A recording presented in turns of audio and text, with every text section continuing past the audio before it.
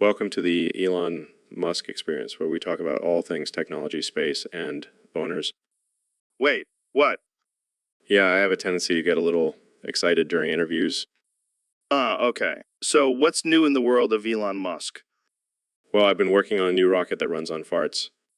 You're kidding, right? No, I'm dead serious. Call it the Fart Falcon. Oh man, that's something.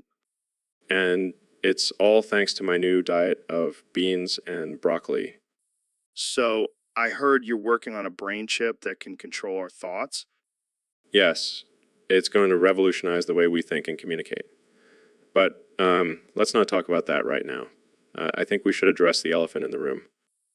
What elephant? My raging boner. Oh, yeah. I didn't want to say anything. I'm sorry, Joe. I think we're going to have to end the show early. Oh man, I was really looking forward to this. How about I sing you a song before you go? What kind of song? Every night in my dreams I see you, I feel you. Oh God, please stop. That is how I know you go on. Okay, I'm leaving. Goodbye, Elon. Near, far, wherever you are. So, Ben, I heard you grew 5,000 more testicles. How's that going for you? It's been quite the experience, Joe. But I have to say, having testicles sprouting from my teeth, nose, ears, and whiner hole has been quite inconvenient. I can imagine. How do you even brush your teeth without getting kicked in the face? Oh, I've learned to use my tongue as a buffer. It's like playing a game of Operation every morning. And what about your wiener hole? That must be a nightmare. Let's just say I have to be very careful with my aim now. No more peen standing up for me. Well, at least you have an excuse for having a small penis now. You have 5,000 of them. Haha, very funny, Joe. But seriously, it's been a struggle. I can't even go out in public without people staring at me. I can only imagine the looks you get. But hey, at least you have plenty of backup testicles in case any of them get damaged. Yeah, I guess that's one way to look at it. But I'm definitely not signing up for any more experiments anytime soon. Well, I think we can all agree that this has been a ballsy move on your part, Ben. Oh, you never fail to make me cringe. But I wouldn't have it any other way. So, Neil, what's on your mind today? Well, Joe, I've been doing some research and I've discovered some pretty amazing benefits of eating shit. Eating shit? Like actual feces? Yes, Joe. It may sound gross, but hear me out. It's actually packed with nutrients and can improve your gut health. I don't know, man. That sounds pretty disgusting. But wait, it gets better. If you scream young Sheldon 1 quintillion 229 quadrillion 590 1 trillion 114 billion 588 million 229,715s while eating it, it releases endorphins and can reduce stress and anxiety. Are you serious? That's insane. Oh, it gets even crazier. If you eat shit while screaming young Sheldon 1 quintillion 229 quadrillion 590 1 trillion 114 billion 588 million 229,729,715 and have sex at the same time, it's like a triple whammy of pleasure. Okay, now you're just messing with me. No, I'm dead serious. It's a scientific fact. Well, I guess I'll have to take your word for it, but I think I'll stick to my regular diet and stress relief methods. Suit yourself, Joe. But just remember, next time you're feeling down, just scream young Sheldon 1 quintillion 229 quadrillion 591 trillion 191 trillion 588 million 229,729,715 and it's some shit. Trust me, you won't regret it. I think I'll pass, thanks. Welcome back to the Joe Rogan Experience podcast, folks. Today, we have a very special guest. Thanks for joining us. So, I have to ask, what the hell are you? Oh, shit. Like an alien? All right. So, do you have any special powers or abilities? That's wild, man. So, what brings you to Earth? Oh, we got plenty of that. Jamie, pull up an image of some of the strongest weed in the world. Here you go, Joe. This is the devil's lettuce strain. Damn, that looks potent. So, what do you think of our planet? Yeah, we do have our quirks. But hey, we're just trying to survive and have a good time. Oh, you have no idea. But let's not get into that. Jamie, pull up an image of a politician doing something stupid. Here you go, Joe. This is a picture of a politician trying to eat a corn dog with a fork. Oh man, that's just sad. So Elon, I heard you're working on a new Tesla car. Yeah, it's going to be revolutionary. It'll fly into towers, Wait, what? Like intentionally? of course. It's going to be the ultimate tower destroyer. That's pretty dark, man. Hey, I'm just trying to shake things up. Plus, think of all the insurance money we'll make. I don't think that's how insurance works, Elon. Oh, come on. You're always talking about how we need to think outside the box. Yeah, but this is more like thinking outside the moral compass. I'll lighten up, Joe. It's just a joke. Maybe. I don't know, man. Seems like a risky move. Risk is my middle name. Well, actually, it's Reeve, but that's not as cool. I don't think anything about this is cool, Elon. Fine. Fine. I'll scrap the flying tower, destroy a car. But I'm keeping the flamethrower option. Oh, God, please don't tell me you're serious. Jamie, pull up an image of a Tesla with a built-in flamethrower. Wow, Dr. Phil, what's got you all riled up today? Oh, just sick and tired of these damn gaming companies trying to milk us for all our money. What's the latest target of your rage? Fuck Nintendo, man. They just announced the Nintendo Switch 2, and it's basically the same damn thing as the first one. But isn't it supposed to have better graphics and stuff? Yeah, but who cares? People should just mod their 3DS and we shit as free guys. But what about the convenience of the Switch? Convenience. More like convenience. They're conning us into buying the same damn thing over and over again.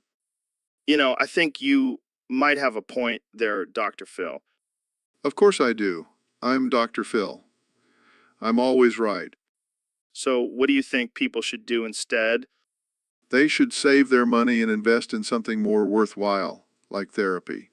Or better yet, just go outside and get some damn exercise. Well, there you have it, folks. Dr. Phil's hot take on the Nintendo Switch 2. Thanks for joining us, Dr. Phil. Anytime, Joe. Now, if you'll excuse me, I have some threads mudding to do. Gurgles and foams at the mouth. So, Joe, what are your thoughts on the current political climate? Gurgles and foams at the mouth. Very insightful. And what about the economy? Gurgles and foams at the mouth. Fascinating. Now, I know you're a big fan of hunting. What's your favorite game to hunt? Gurgles and foams at the mouth. Wow, I never would have guessed. And what do you think about climate change? Gurgles and foams at the mouth. That's a great point, Joe. And what about the controversy surrounding cancel culture? Gurgles and foams at the mouth. Absolutely, Joe. You always have such thought-provoking insights. And finally, what's your opinion on pineapple on pizza? Gurgles and foams at the mouth. Well, there you have it, folks. Joe's definitive stance on pineapple on pizza. Thank you for joining us on the Joe Rogan Experience podcast. Tune in next week when we have a guest who can actually speak coherent sentences. Yo, Jamie, what's up, my man? Not much, just chilling like a villain. Speaking of villains, did you see the new Joker movie? Yeah, that shit was wild.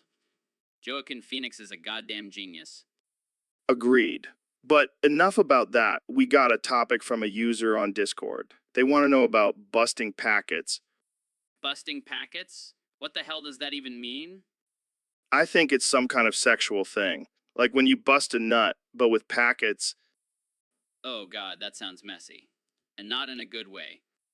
Yeah, I don't think I want to try that one. Sounds like a recipe for a sticky keyboard.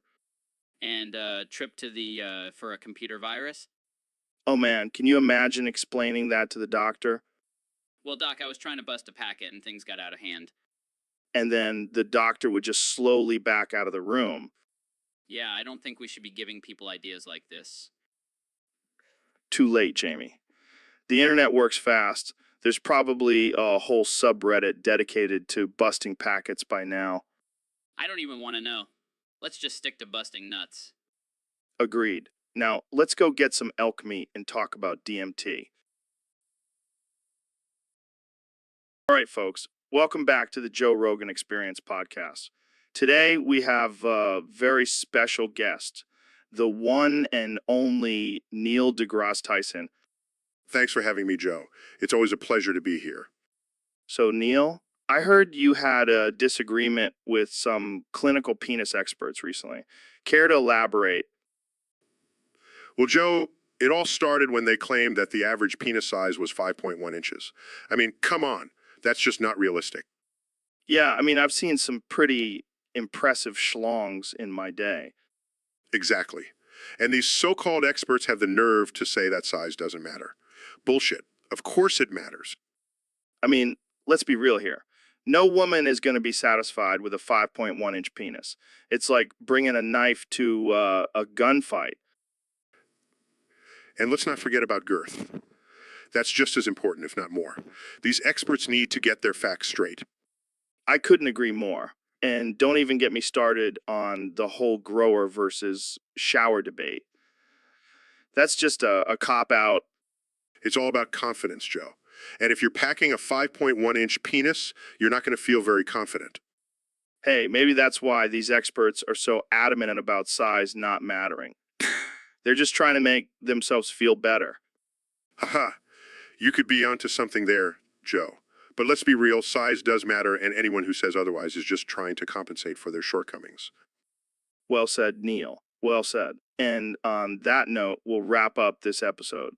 Thanks for tuning in, folks. Stay tuned for our next episode where we'll be discussing the benefits of eating raw meat. See you next time. So, Dr. Phil, what's your secret to staying so fit and healthy? Well, Joe, it's all about balance and moderation. And a little tickling fun never hurts. Tickling fun. Like how? Oh, just a little playful tickling here and there. It's good for the soul. I can see that. But hey, what's this strange feeling in my anal cavity? Let me take a look. Joe, I hate to break it to you, but I'm afraid you have bowel cancer. What? How did you know? Let's just say I have a sixth sense when it comes to anal cavities. Oh, great. Now I have cancer and a creepy doctor. What else could go wrong? Well, at least you have a good sense of humor about it. Hey, maybe we can do a live colonoscopy on the podcast. Oh, I don't think that's appropriate, Joe. Fine, but can we at least do some more tickling? Sure, why not? It's not like you have much time left anyway. All right, folks, welcome back to the Joe Rogan Experience. Today, we have a very special guest, the President of the United States, Joe Biden. So, Joe, let's get right into it. Why the hell isn't it legal to push people in front of oncoming trains? It's damn stupid corporate legislation. It's damn stupid corporate legislation. Yeah, but now we have these high-speed trains that could really do some damage. I mean, imagine the adrenaline rush of pushing someone in front of one of those bad boys. But what about natural selection? Survival of the fittest, Joe. If someone is dumb enough to stand in front of a train, they probably shouldn't be reproducing anyway. Anyway, all right, fair enough. But what if we made it a sport? Like instead of bullfighting, we have train pushing. People would pay to see that. Fine, fine. But can we at least make it legal to push politicians in front of trains?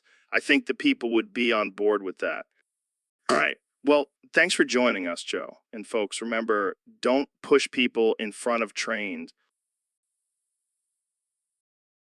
Hey, Ben, have you heard about the that went down at Sammy's Theathide Shack? No, I haven't. What happened? Well, apparently there were several thimmering skirmitheth that park thudden thoshel the trife Saturday, Tomware the Thwanthia. That sounds like a mouthful. What caused the conflict? It all started only when Sammy's there the fucking saxophone theme file off. Why did she do that? That was one additional service without a surcharge, but he was slightly flothed and doubted the fascia. That's not cool. Did she retaliate? Oh, she did. She gave him a tharp, the thing thorn that left him peachless.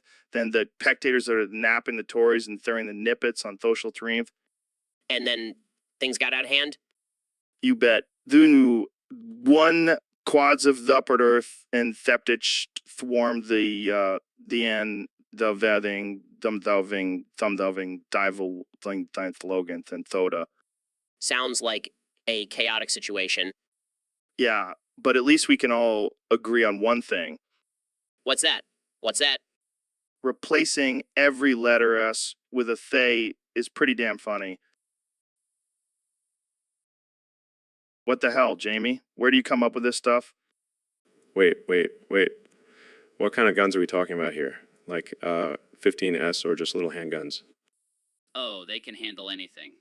I'm talking at 47S shotguns, even rocket launchers. Holy shit, that's terrifying. I never want to piss off a spider. Well, I guess we know who's going to win in a battle between Spider-Man and Iron Man. Yeah, sorry, Tony Stark, but you can't compete with an 8-armed, gun-toting arachnid.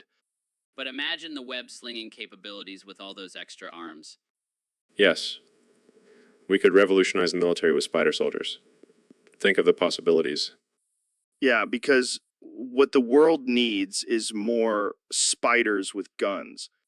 Hey, at least they'll be better at protecting us than our current government. Shots fired, Jamie. Shots fired. Or should I say, web slung. All right, folks, welcome back to the Joe Rogan Experience. Today we have a special guest, the one and only Neil deGrasse Tyson. Thanks for having me, Joe. It's always a pleasure to be on your show. Now, before we get into the science stuff, I have to ask, have you ever been fucked in space? Excuse me? You know, like in zero gravity. It's got to be a whole different experience up there. Joe, I'm a respected astrophysicist, not some porn star. Come on, Neil. You can tell us. Did you and Buzz Aldrin have a little fun on the moon? This is highly inappropriate. I refuse to entertain this conversation. Fine. But just imagine floating around doing flips, and then someone comes up behind you and says, "You didn't fuck me right. Try fucking fuck again, fuck." Joe, I'm starting to regret coming on this show. Hey, I'm just trying to spice things up. We can talk about black holes and shit if you want. Oh, how thrilling. Fine. Let's talk about something else. Have you ever smoked weed in space? No, I have not. And I don't plan on it. Come on, Neil. You got to try it. It'll take your mind to a whole new dimension. I'll pass. Thank you.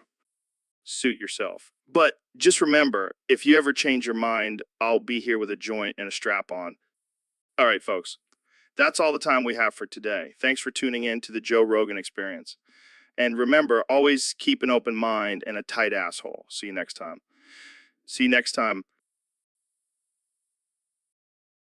All right, folks, welcome to the Joe Rogan Experience Podcast 2025. I'm here with my good friend, the one and only Elon Musk. Jarvis cut off my left nipple. What the hell, Elon? Why would you want Jarvis to cut off your nipple? Jarvis cut off my nipple because I want to see if it will grow back. You're insane, man. But speaking of body parts, have you ever thought about getting your brain cut off and uploaded into a robot? Jarvis cut off my brain and put it in a robot. I want to live forever. That's some next level shit, Elon. But what about your private parts? Jarvis cut off my dick. I don't need it anymore. I have a robot body. I don't even know what to say to that. But let's switch gears for a second. What do you think about the current political climate? Jarvis cut off my tongue. I don't want to talk about politics. It's all a simulation anyways. All right, fair enough. But seriously, what's with this obsession with body parts? Jarvis cut off my arm. I want to see if I can control a robot arm with my mind. You're a madman, Elon. But hey, I can't knock it until I try it. Jarvis cut off my. Wait, never mind. Come on, Joe. Don't be a chicken. All right, fine. Jarvis cut off my. Nope, can't do it. I guess you're not as crazy as me, Joe. Definitely not. But hey, that's what makes you unique, Elon. Jarvis cut off my podcast. We're done here. Thanks for tuning in, folks. So I was at this funeral the other day, and let me tell you, it was a real bummer. But then something crazy happened. This dead guy, let's call him Bob, suddenly wakes up and starts fucking everyone. Like, what the actual fuck? And not just a gentle, romantic kind of fucking. No, this guy was going full on, let me fuck again, Mate. It was like a scene from a zombie porno. And let me tell you, it was not a pretty sight. But hey, at least Bob went out with a bang. Or several bangs, I should say. So, Elon, I heard you've been up to some crazy experiments lately. Oh, yeah, you know me. Always pushing the boundaries of science and technology. Well, I heard you've been breeding some hybrid creatures. Care to explain? Just a little project I've been working on in my free time. I call them Thugonians and Nomarios. Dogonians and Nomarios? What the hell are those? Well, I took the DNA of a thug and no Mario 1 quintillion 246 quadrillion 847 trillion 205 billion 332 million 91,032 million 91,032 and combine them to create the ultimate abomination. That's disturbing. What do these creatures look like? Imagine a buff, gold chain wearing turtle with a mustache and a backwards hat. Oh man, that's hilarious. But why? Why would you do this? For science, Joe. And also for my own personal amusement. Only you, Elon. Only you. But wait, it gets better. I also gave them the ability to rap. No way.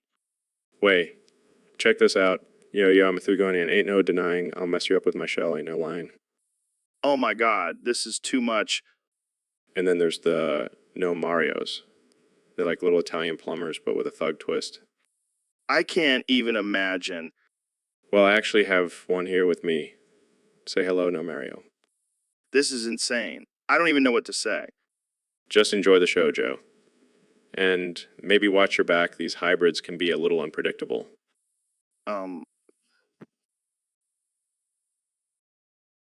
All right, folks. Welcome back to the Joe Rogan Experience Podcast 2025. I'm joined by my good friend, the one and only Elon Musk. Hey, Joe. Thanks for having me. Always a pleasure to be on the show. So, Elon, I heard you've been working on some crazy new technology. Care to share with our listeners? Well, Joe, I've been working on a new solar-powered rocket that can travel to the sun and harness its energy. That's insane. But what happens if you accidentally nuke the sun? Oh, well, I haven't really thought about that. Come on, Elon, you're a genius. You must have some sort of contingency plan. Well, I guess we could try to redirect the nuke to a different target. Yeah, like the moon or something? Yeah, exactly. The moon. Definitely not the sun. Oh, yeah, because nuking the moon would be so much better. No one lives there, right? Yeah, exactly. No one lives there. All right, let's move on to the next topic before Elon accidentally destroys the solar system. Yeah, let's do that. So, Mr. Beast, what's the deal with this new challenge of yours? Well, Joe, I've decided to up the ante and give railfans the ultimate challenge. And what's that? They have to see all 22 Norfolk Southern Heritage units in foam on every single one. Foam. What the hell does that mean? You know, foam, fanboy over every train, take pictures and post about it on social media. Oh, got it. And what's the prize? $1 million. Holy shit. That's a lot of money. But why Norfolk Southern Heritage units specifically? Because they're the sexiest trains out there. And I want to see some serious foam action. Fair enough. But what if someone doesn't make it to all 22 units? Then they're out of the running for the prize. Only the true rail fans will prevail.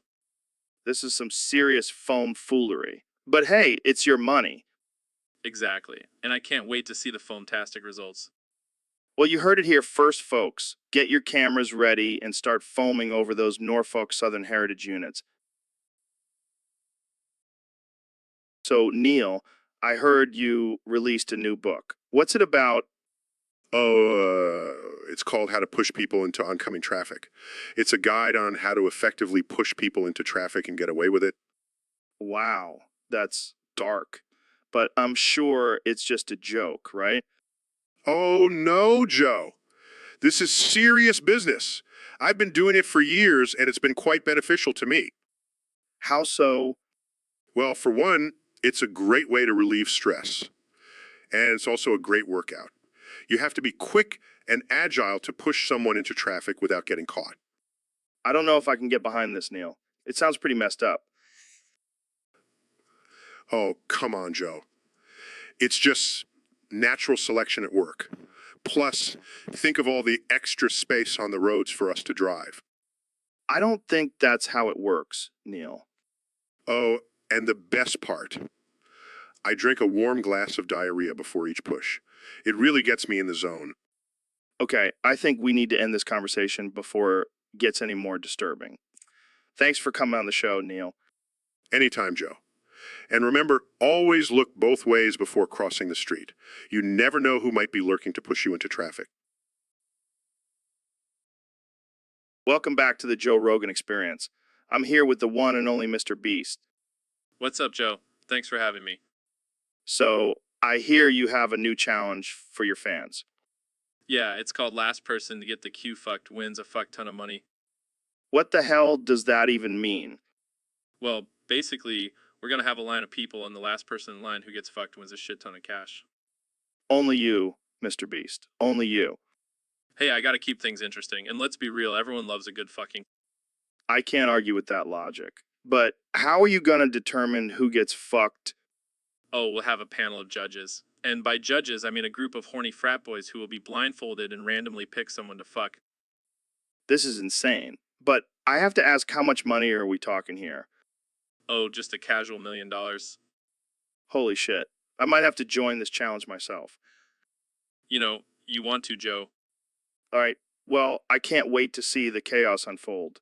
Thanks for coming on the show, Mr. Beast. Anytime, Joe. And remember, don't be the first one to get fucked. So, Mr. President, what's new with you? Oh, just being the greatest president in history. Right, right.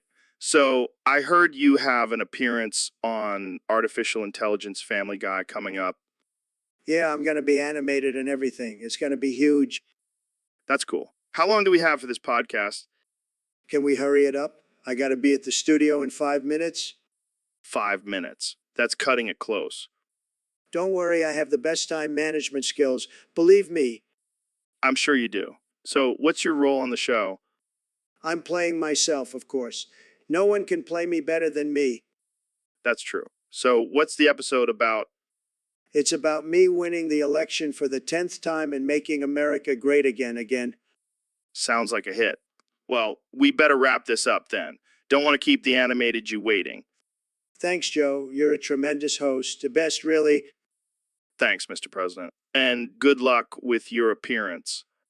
Luck? I don't need luck. I'm already a cartoon character. So, Mr. Beast, I heard you have a unique way of taking care of your manhood.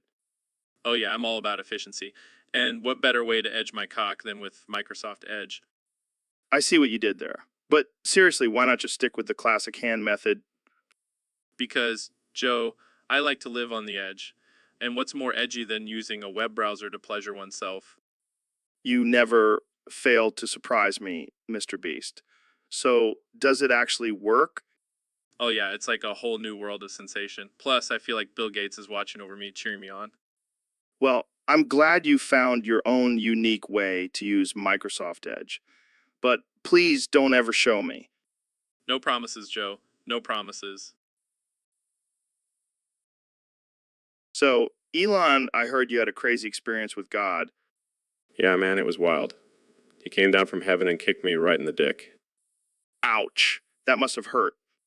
It did, but then he shot me in the cock while slapping his barrel-sized belly with his hairy man boobs. What the hell? That's insane. And then he looked me dead in the eye and said, Joe, 1 quintillion, 249 quadrillion, 390 trillion, 158 billion, 617 million, 382,962. What does that even mean? I have no idea, but it was the most profound experience of my life. I can imagine. Did he say anything else? Yeah, he told me to stop wasting my time with Tesla and start a new company selling divine dick and cock protection. That's interesting. I don't think that would be a very profitable business. You're probably right, but I can't ignore the word of God. Well, I guess you have a higher calling now. Yeah, and it involves a lot of dick and cock protection. And hairy man boobs. Can't forget about those. Thanks, God. And that's all the time we have for today, folks. Thanks for tuning into the Joe Rogan Experience Podcast 2025. Stay wild and stay offensive. So, Neil, I've been doing some research, and it turns out having a fat fucking schlong cock has some serious benefits. Explodes cock with mind. Wow, Neil, calm down. I'm just saying, having a big dick can really boost your confidence and make you feel like a king. Explodes cock with mind. Okay, I get it. You're jealous. But seriously, having a big dick can also improve your sex life. Chicks dig it. Explodes cock with mind. Dude, you need to stop doing that. It's getting out of hand. But seriously, a big dick can also give you a sense of power and dominance. Explodes cock with mind. Okay, I'm starting to think you have some kind of vendetta against big dicks. Did someone hurt you in the past? Explodes cock with mind. All right, I'm done. This conversation's going nowhere. You need to get some help, Neil. Explodes cock with mind. And that's the end of the Joe Rogan Experience podcast, folks. Tune in next time when I have a guest who doesn't have a personal vendetta against big dicks. So, David, we have a listener who wants to know if you can run 50 miles in an hour. What the fuck? That's impossible, Joe. I may be a beast, but I'm not a goddamn superhero. Come on, man. You've run 100 miles in 24 hours. Surely 50 miles in an hour is doable for you. Joe, do you even listen to yourself sometimes? That's like asking if you can smoke a pound of weed in an hour. Okay. But seriously, how fast can you run 50 miles? Joe, let me put it this way. I can run 50 miles faster than your mom can run to the buffet. Oh, shit. That's cold, man. Hey, I'm just being real. But to answer your question, I can probably run 50 miles in around 5 hours. Damn, that's still impressive. Yeah, but it's nothing compared to my mental toughness. That's what sets me apart from the rest. Oh, yeah, your mental toughness. How do you train your mind to be so strong? I just tell myself that if I don't finish, my ex-wife will come back into my life. And that's enough motivation to keep me going. That's some dark shit, man. Hey, it works for me. Whatever gets the job done, right? Absolutely. So, can we expect to see you attempting a 50-mile run in an hour anytime soon? Now, I'll leave that to the aliens. They're the only ones with that kind of speed. Well, there you have it, folks. David Goggins, the human alien. Thanks for joining us, David. Anytime, Joe. Keep pushing yourself and embrace the suck. So, Ben, have you heard the news about Elon? What news, Joe? Well, he apparently fell down 43 flights of stairs and died. What? Oh my God, that's terrible. He was a genius, a visionary, a true capitalist hero. Yeah, it's a real shame. But here's the thing, Ben. He's not actually dead. What do you mean? Is this some kind of sick joke? No.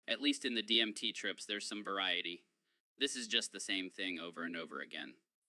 Maybe we should try meditating or something. Anything to break this monotony. Nah, let's just keep complaining. So, Neil, I heard you're a big fan of the morning radio show, Dave and Chuck the Freak. Oh, yeah, I love those guys. They always make my morning commute a little more interesting. What's your favorite part about the show? Definitely the end, when Lisa tells everyone to say the word penis. It's such a powerful message. Penis. Really? Yeah, to take away the negative connotations and reclaim the word Interesting. I never thought about it like that. penis. Penis. Penis. Okay, I get it. But seriously, Joe, we should all say penis more often. It's a beautiful word. I'll keep that in mind. So, what else do you like about the show? Well, they also have this segment called Freak of the Week where they highlight the weirdest news stories. It's hilarious. Sounds like my kind of show. Definitely. And they have a great sense of humor about everything. It's refreshing. Well, I'll have to check it out. Thanks for the recommendation, Neil. No problem, Joe. Just remember, say penis and spread the positivity. So, Neil, I heard you're into some weird stuff. Oh yeah, I love exploring the unknown and pushing boundaries. Well, I have a boundary you can push. How about you stick a sea urchin up my pee hole? What? That's insane? Come on, it'll be a great experiment. Plus, I've always wanted to know what it feels like to be a sea creature. I don't think that's a good idea, Joe. Don't be a pussy, Neil. Just imagine the headlines. Neil deGrasse Tyson puts a sea urchin up Joe Rogan's dick. Fine, but you're going to regret this. Yeah, let's do it. Oh my God, what have I done? I told you it wasn't a good idea. It feels like my dick is being attacked by 1,000 tiny needles. Well, technically it is. I think I'm gonna pass out. Don't worry, Joe. I'll make sure to document this for science. I hate you, Neil. I know, Joe. I know. So, Neil, I heard you've been practicing your giggities. That's right, Joe. I've been working on my game.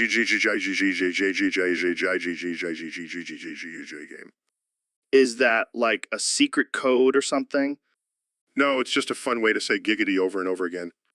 Wow, I have to say, it's pretty damn impressive. Thank you, Joe. I take my giggities very seriously. So, can you only say can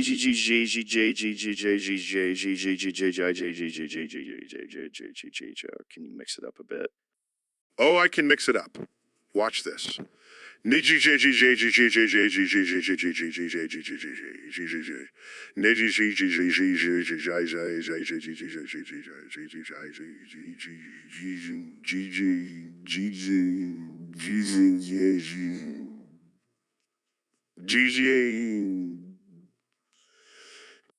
Damn, that's some serious giggity skills right there. Thank you, Joe. I've been practicing for years. Well, I think it's safe to say you've mastered the art of the giggity. I couldn't have done it without your support, Joe. Hey, anytime you need a giggity partner, I'm your guy. That means a lot, Joe. Now, let's go spread some giggity joy to the world. Giggity,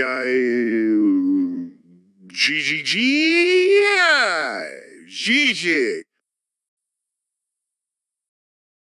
All right, folks, welcome back to another episode of the Joe Rogan Experience. Today, we have a very special guest, the one and only Kanye West.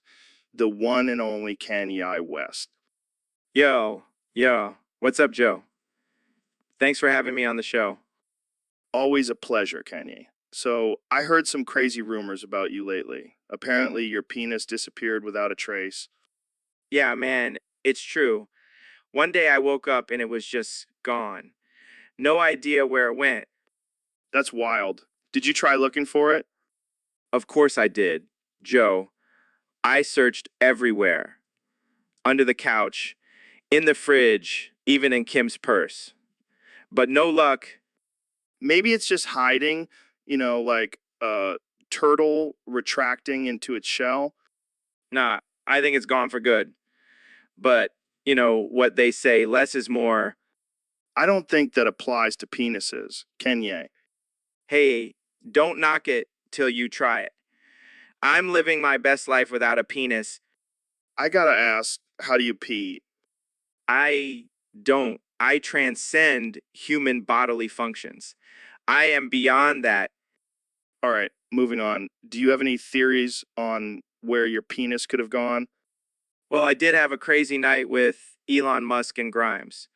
Maybe they took it as a souvenir. That's a possibility. Or maybe it's just a publicity stunt. Joe, I do not need to fake a missing penis for publicity.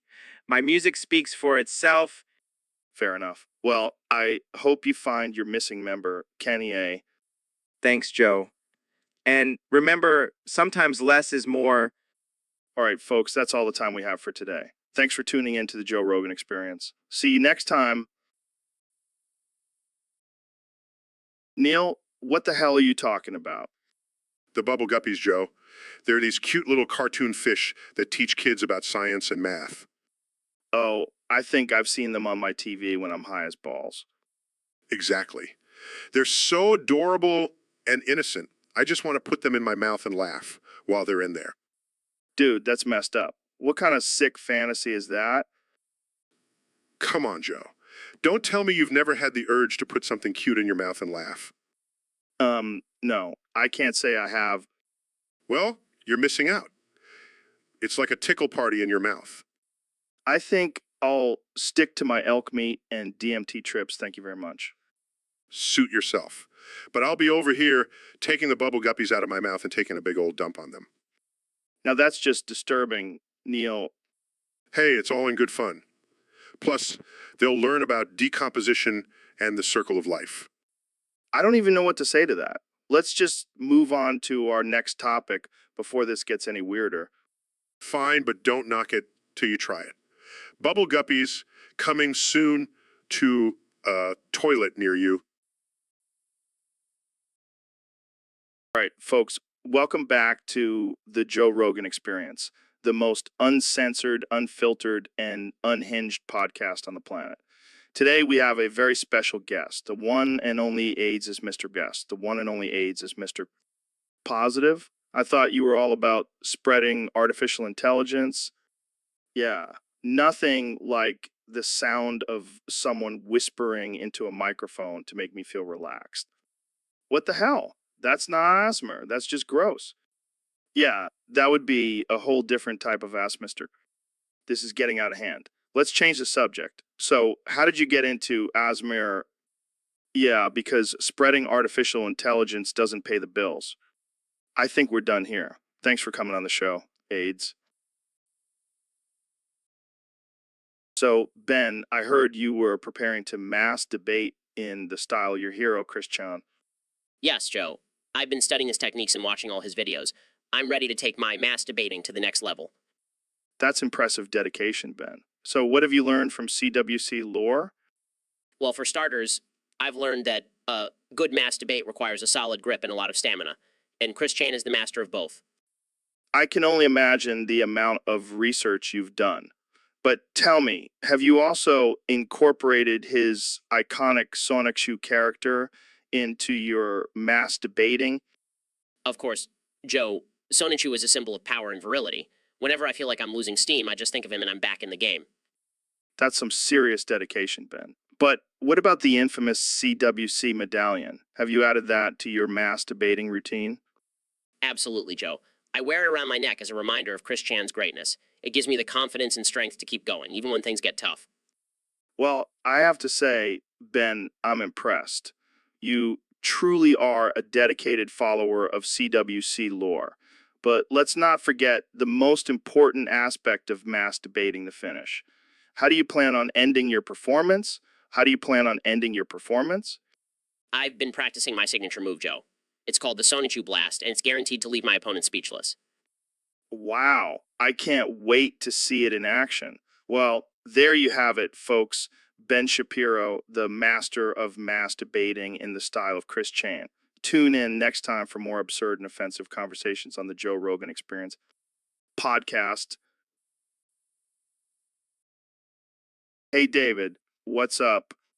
Not much, just trying to stay motivated and push myself to the limit every day. Speaking of limits, did you see me Roganing all over the floor earlier? What the hell are you talking about? I was doing some intense kettlebell swings and accidentally Shapiro'd all over the place. That's disgusting, Joe. I don't want to hear about your bodily functions. Come on, David. You can't tell me you've never Shapiro'd yourself during a tough workout. No, I can honestly say I have not. And I definitely don't want to see you Rogan all over the place either. Fine, I'll try to keep my bodily fluids to myself. But you have to admit, it's pretty badass to push yourself so hard that you Shapiro all over. That's not badass, Joe. That's just gross. Well, I guess I'll have to stick to Roganing then. Actually, I think I'm done with Gogginsing altogether after this conversation What? Why? because I don't want to end up like you, Joe, covered in bodily fluids and talking about it on a podcast. Fair enough, David. But just remember, sometimes you have to Shapiro yourself to reach your full potential. I think I'll stick to my own methods. Thank you very much. Suit yourself, David. But just know, I'll be Roganing and Shapiroing my way to greatness. So, Neil, I heard you've been trolling the libs lately. Alexa, intruder alert. Call 911. Wait, what? Is that all you can say? Alexa, intruder alert. Call 911. Oh man, this is going to be a long conversation. Alexa, intruder alert. Call 911. Can we at least talk about something else while you keep repeating that? Alexa, intruder alert. Call 911. All right, let's change the subject. Did you hear about that flat earther who tried to prove the Earth is flat by launching himself in a homemade rocket? Alexa, intruder alert. Call 911. Come on, Neil. You're supposed to be the smart one here. Alexa, intruder alert. Call 911. Okay, let's try something else. Have you ever tried DMT? Alexa, intruder alert. Call 911. Damn it, Neil. You're ruining the flow of the conversation. Alexa, intruder alert. Call 911. I give up. Jamie, pull up an image of a cat wearing a tinfoil hat. Alexa, intruder alert. Call 911. Pulls up images. Wow, that's a pretty paranoid cat. Yeah, just like Neil here. Alexa, intruder alert. Call 911. Alexa, intruder alert. Call 911. All right, we're done. End of podcast. So, Ben, I heard you tried out the X Games recently. How did that go for you? Oh, yeah, it was quite the experience. I've always been a fan of extreme sports. Wait, did you say Sex Games or X Games? I may have misheard the invitation, but I still showed up, ready to dominate. And by dominate, you mean showing up naked and breaking your femur and balls. Hey, I thought it was a nudist extreme sports competition. I was just trying to fit in. Well, I think you definitely stood out. How did the other competitors react? Let's just say they were a bit uncomfortable. But I still managed to win the gold in the snowboarding event. I don't even want to know what that entails. But seriously, are you okay?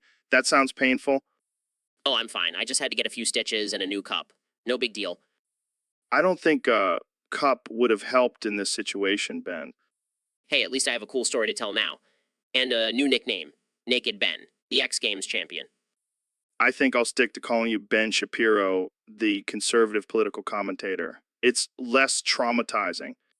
Suit yourself. But I'll always have fond memories of my time at the X Games. X Games. So, Neil, I heard you've been experimenting with some new theories lately. Yeah, Joe. I've been working on my bubblegut nutbusters. Bubblegut nutbusters. What the hell's that? It's a revolutionary new way to bust a nut, Joe. I've discovered that the key to a mind-blowing orgasm is a combination of bubblegum and laxatives. Laxatives? That doesn't sound too sexy, Neil. Trust me, Joe. Once you try it, you'll never go back. It's like a party in your pants. I don't know, man. That sounds pretty messy. Oh, it can get messy, but it's worth it. Plus, it's a great way to cleanse your colon.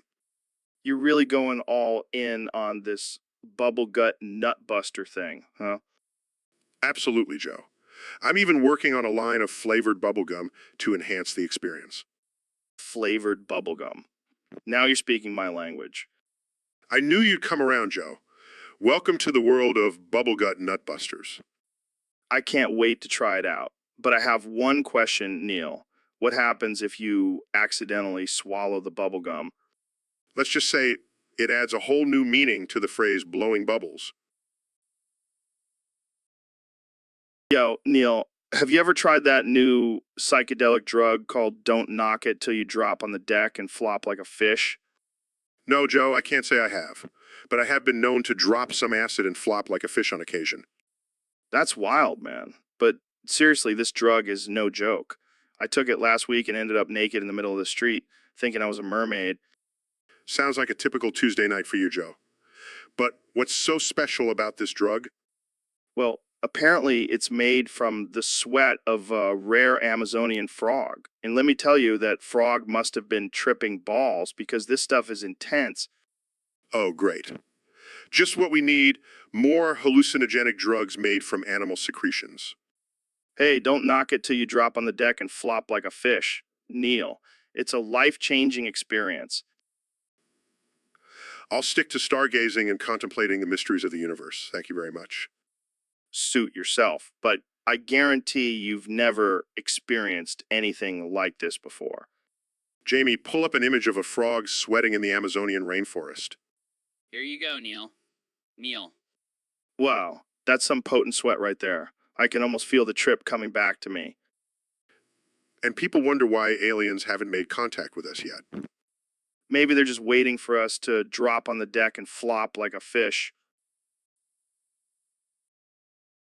So, Mr. Beast, I heard you have a new plan for Oklahoma. Yeah, man, I'm gonna turn into Smokelahoma. It's gonna be the weed capital of the world. How are you gonna do that?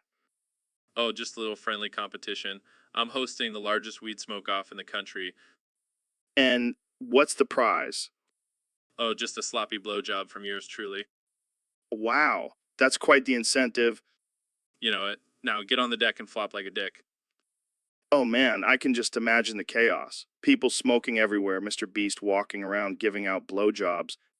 It's gonna be epic. I'm even gonna have Jamie pull up an image of the chaos. Here it is, guys. Smokelahoma in all its glory. This is insane. I can't believe you're actually gonna do this. Hey, I'll do anything for a good time and some dank weed. Well, I can't wait to see how it all goes down. Thanks for coming on the show, Mr. Beast. Anytime, Joe. Now get on the deck and flop like a dick. Did you hear Trump say Chihuahua on his latest rally? He says it like Chihuahua. It's like he's trying to channel his inner Paris Hilton. Hey, watch it, Joe. I can say Chihuahua however I want. Oh, come on. You know, it's funny. Funny? You think it's funny?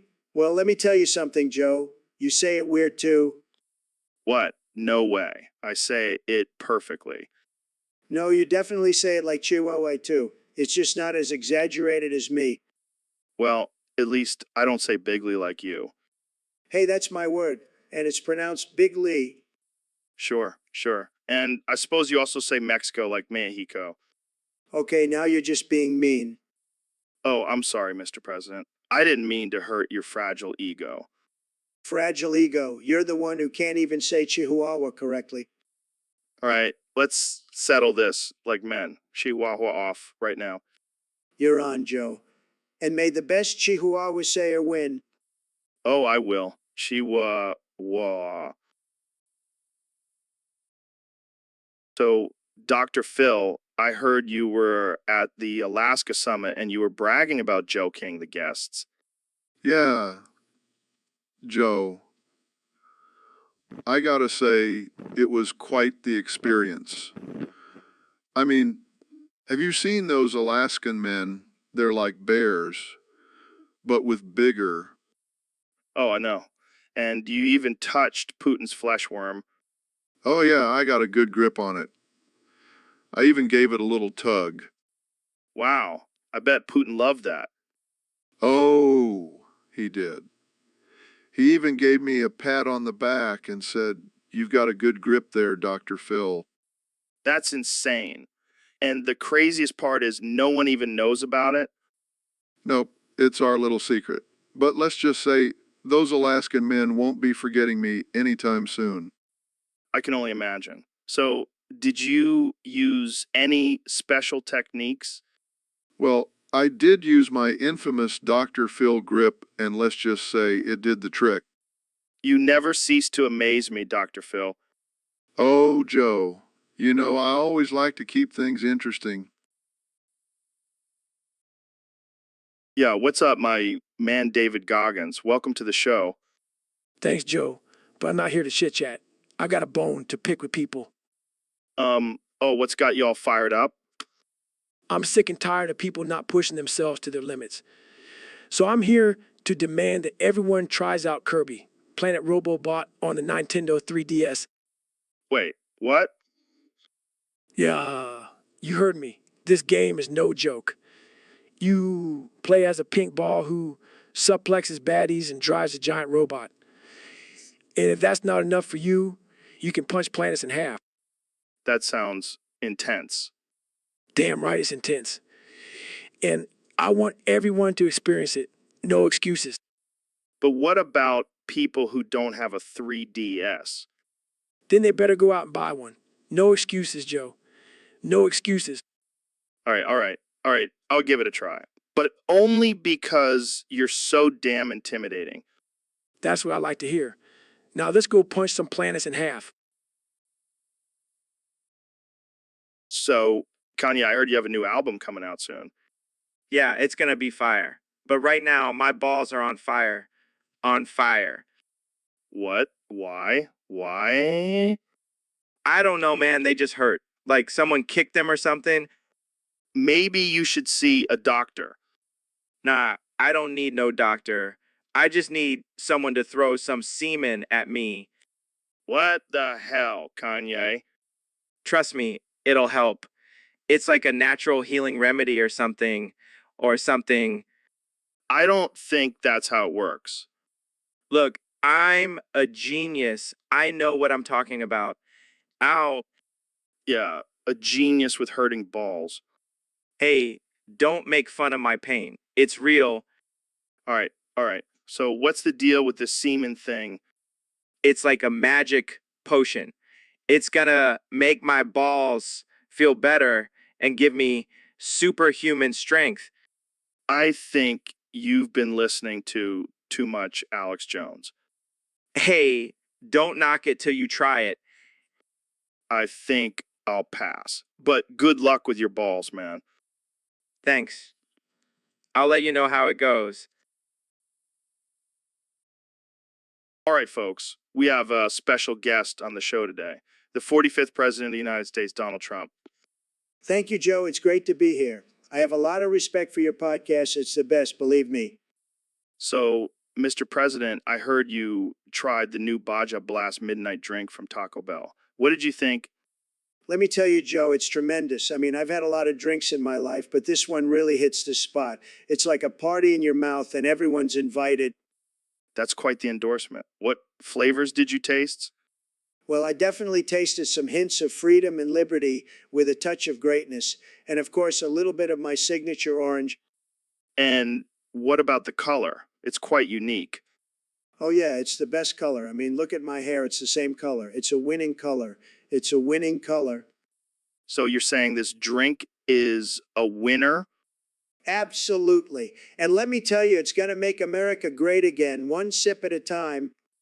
Well, there you have it, folks. The Baja Blast Midnight Drink, endorsed by the president himself. Thanks for joining us, Mr. President. My pleasure, Joe. And remember, always choose the midnight option. It's the best. Believe me. Hey, Kimmy boy, welcome to the show. So, what's been going on in North Korea lately? Sounds like a party. Speaking of parties, have you been keeping up with the latest trends in the U.S.? Well, apparently there's this new trend called Fuck the Zopics. It's all about breaking through the front lines and causing chaos. Oh, I can already see the headlines now. Kim Jong-un breaks through front lines with a dance routine. Oh man, that would be epic. But seriously, what's with the obsession with nuclear weapons? Well, you must be a real big man then. I can't argue with that. So, any plans for world domination? Well, I'm sure the world is shaking in their boots. Thanks for coming on the show, Kimmy boy. Welcome back to the Joe Rogan Experience, the most uncensored and unhinged podcast on the internet. Today, we have a special guest, the one and only Elon Musk. Thanks for having me, Joe. Excited to be here. So, Elon, what have you been up to lately? Well, I've been busy beating Neil deGrasse Tyson with every guitar from Guitar Center before throwing him out of the young Sheldon. 1 quintillion, 229 quadrillion, 590. 1,114,588,000,000, 214,529,715. Story building. What? Why would you do that? It's a long story. Let's just say he made some comments about my latest rocket launch, and I didn't take it too kindly. Classic Elon. Always pushing the boundaries. You know me, Joe. I'm not afraid to take risks. Speaking of risks, what's your take on the recent controversy surrounding your company, Tesla? Look, people just can't handle my genius. They're just jealous because they can't afford a Tesla. True. But let's talk about your Neuralink project. What's the deal with that? That's just my way of taking over the world. You know, just a casual side project. Well, as long as you don't turn us all into mind-controlled robots, I'm cool with it. No promises, Joe. No promises. Well, that's all the time we have for today. Thanks for tuning in to the Joe Rogan Experience, where anything goes and nothing is off limits. Thanks for having me, Joe. It's been a blast. And remember, folks, always be yourself. Unless you can be Elon Musk, then always be Elon Musk. Hey guys, I found an image of Elon beating Neil with a guitar. Should I pull it up? Yes, Jamie, pull it up.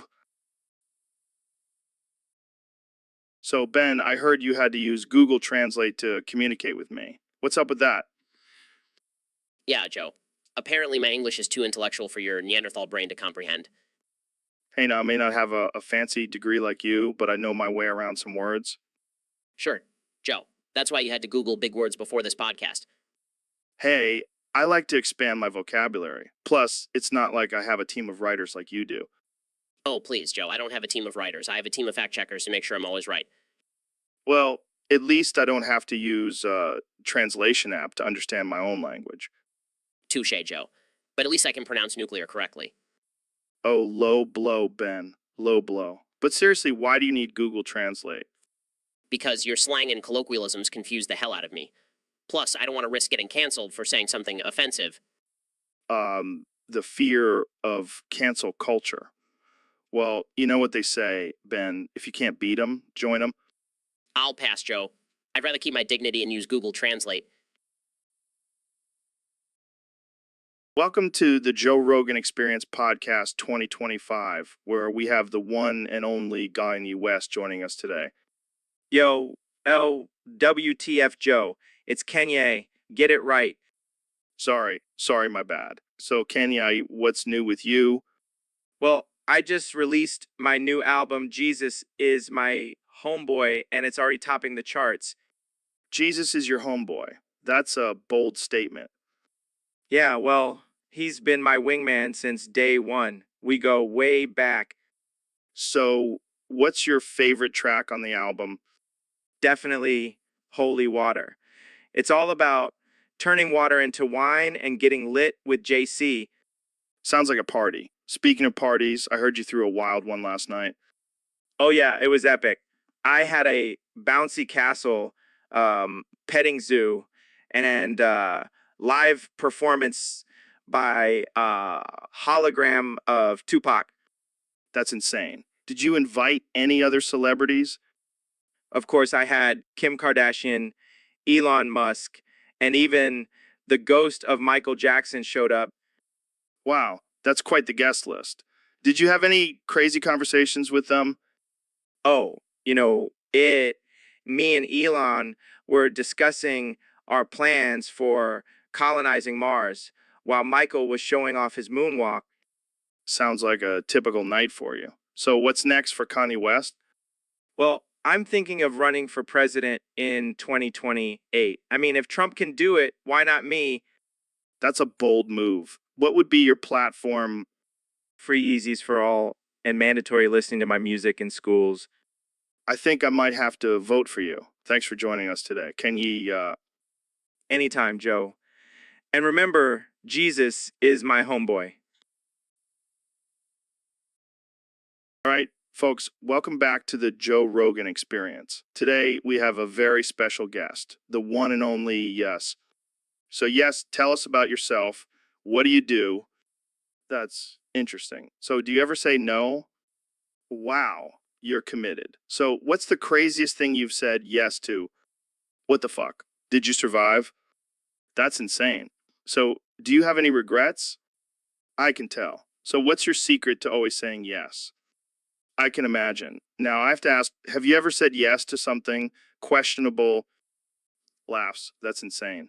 Well, thanks for coming on the show. Yes, you're a real wild card. So, David, what's new with you? Oh man, I've been on this new kick lately. What kind of kick? I can't stop pushing hot Tamil candies down my urethra. What the fuck, David? Yeah, man, it's my new habit. I can't get enough of it. That's disgusting and painful. Nah, man, it's like a spicy little treat from my pee hole. I don't even know what to say to that. I've even started doing it in public. People think I'm just scratching my crotch, but little do they know, Please stop. I can't unhear this. you should try it, Joe. It's a real game changer. I think I'll pass. Thanks. Suit yourself. More hot tamales for me. So, Ben, I heard you had a little growth spurt recently. Yes, Joe, I've grown 5,000 more testicles. Holy shit, that's a lot of balls. Where do they all sprout from? Well, most of them are coming out of my teeth, nose, ears, and, whiner hole. Laughs, wiener hole? Is that even a thing? Apparently it is now. Thanks, evolution. So, what are you going to do with all those extra testicles?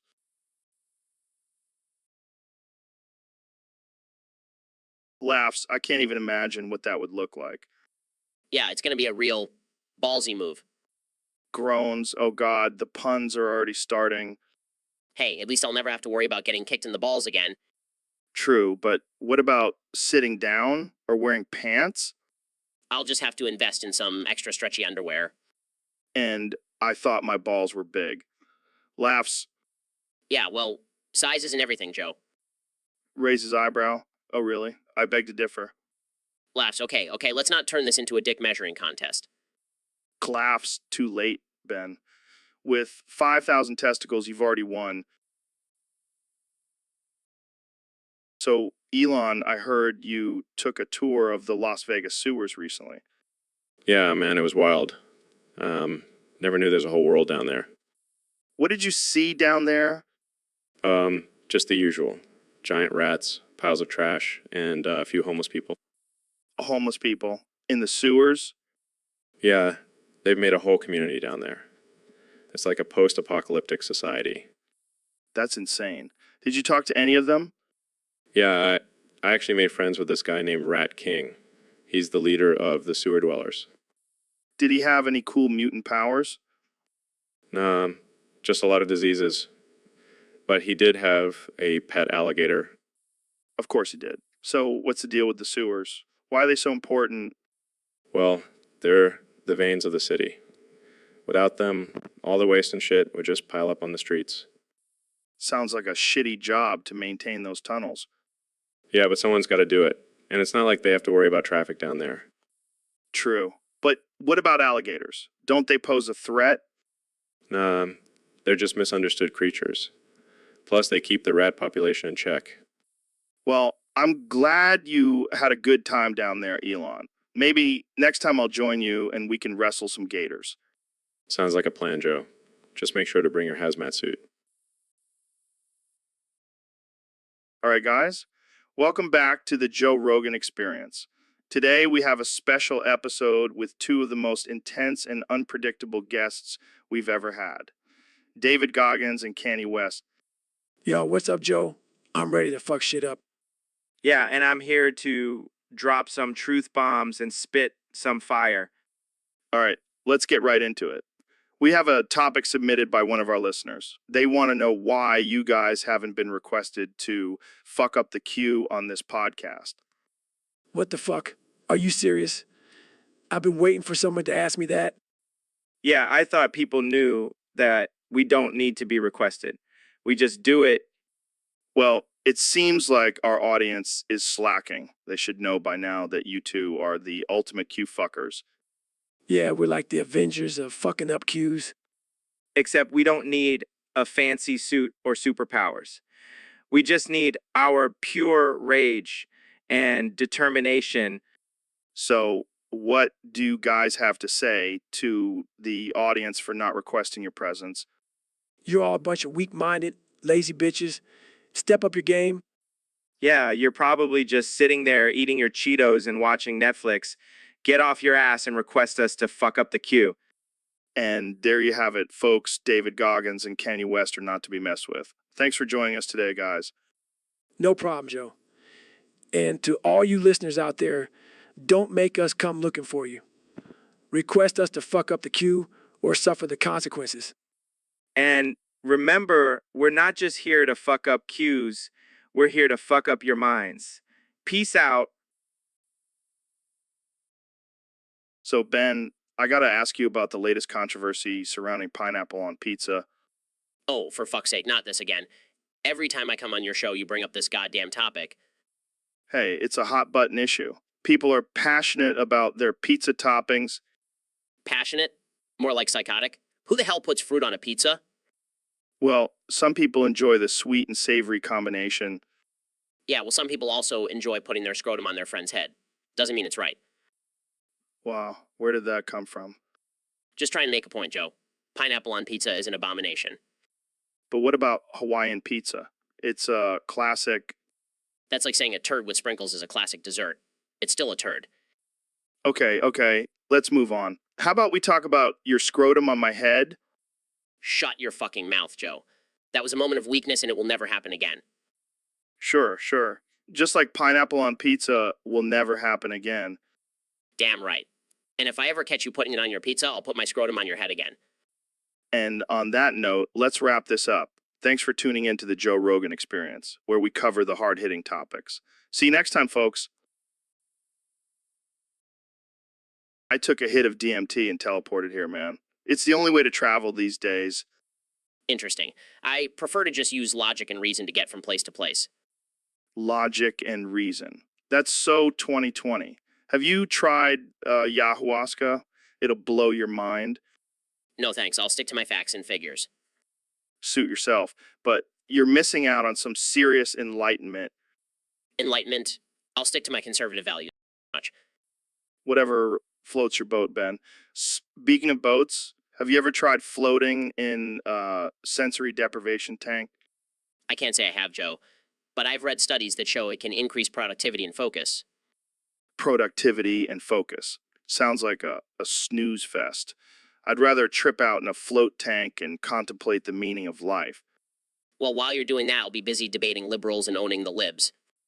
Debating and owning. Sounds exhausting. I'll stick to my mushrooms and chill vibes. To each their own, Joe. But I'm going to have to pass on your invitation to join your psychedelic journey. Suit yourself, Ben.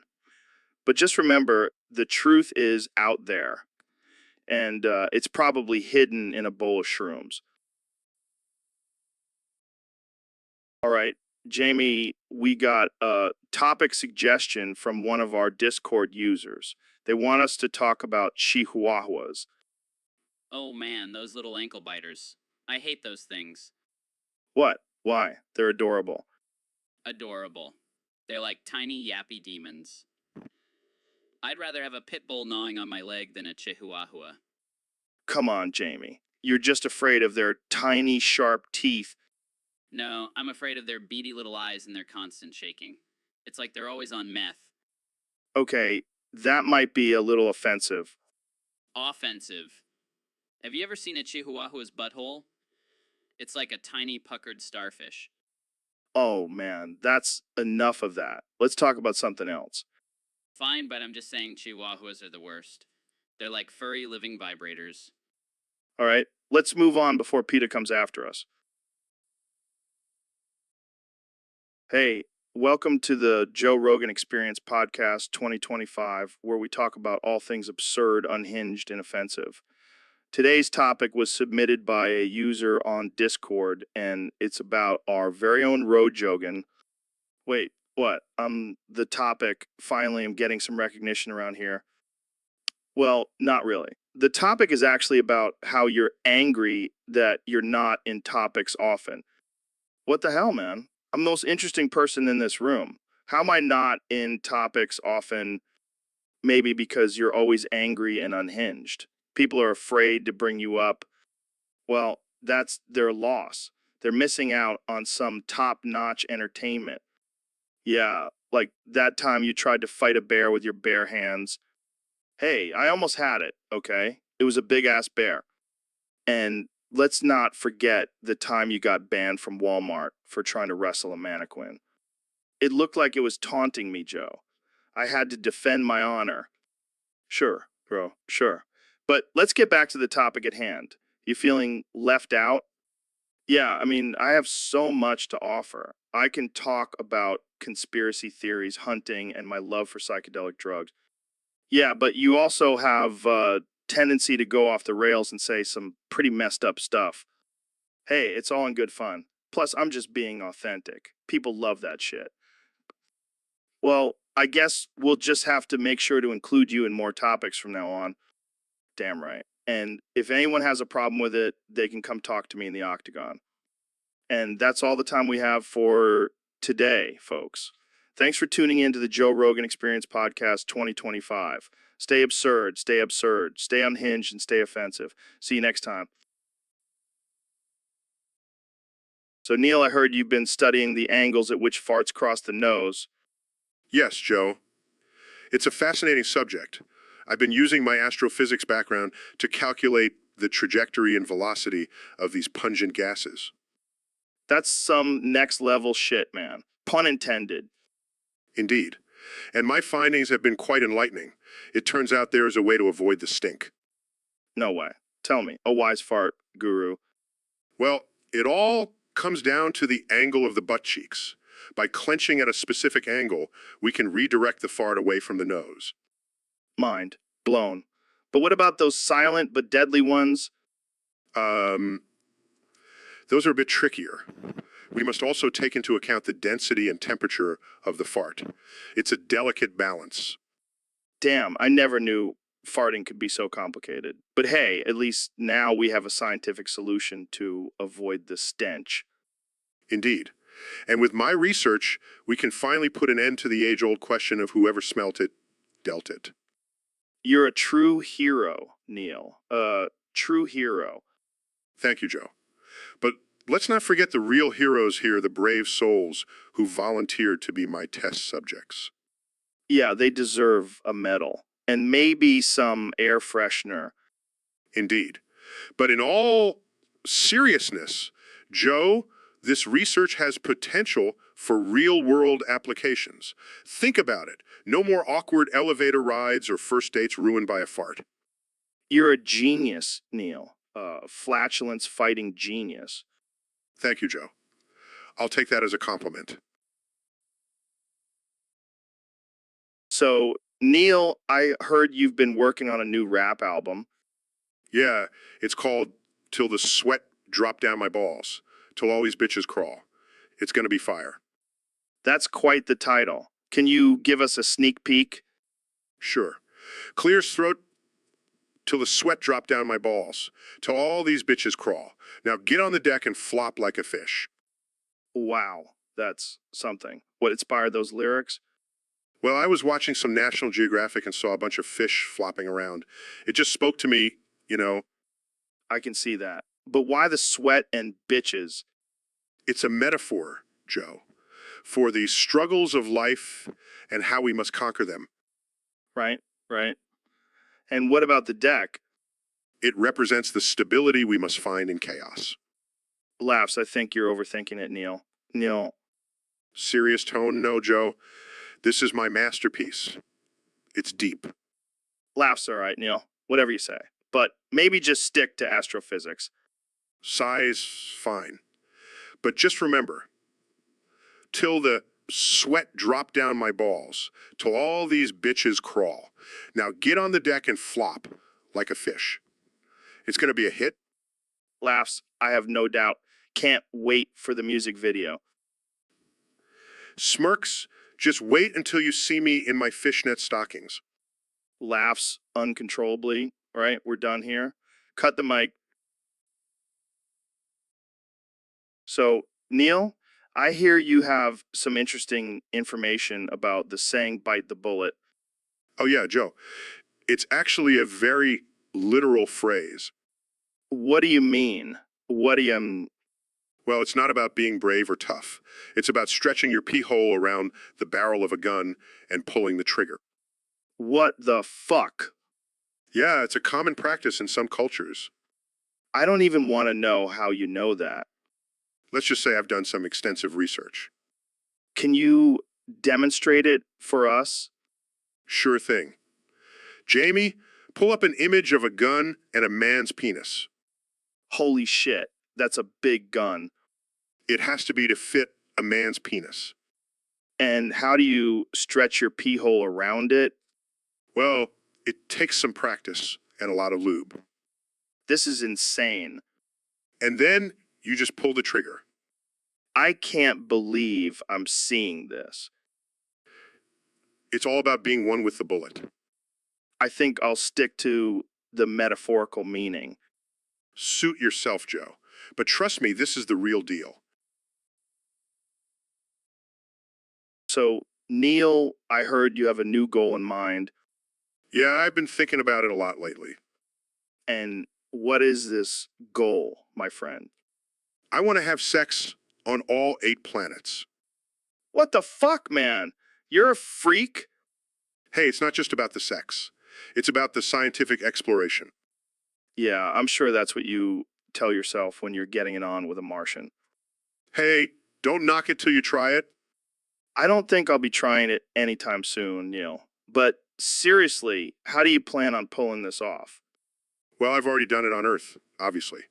Next stop, Mars. You know, they say the red planet is a bit dry, right? I'll bring some lube. Oh man, you really are a genius. Thanks, Joe. And after Mars, I'll be heading to Venus. Oh, that's a hot one. Literally. Good luck with that. I'll make it work. And then there's Jupiter, Saturn, Uranus. Wait. You're telling me you want to stick it in Uranus? I see what you did there, Joe. But yes, I do.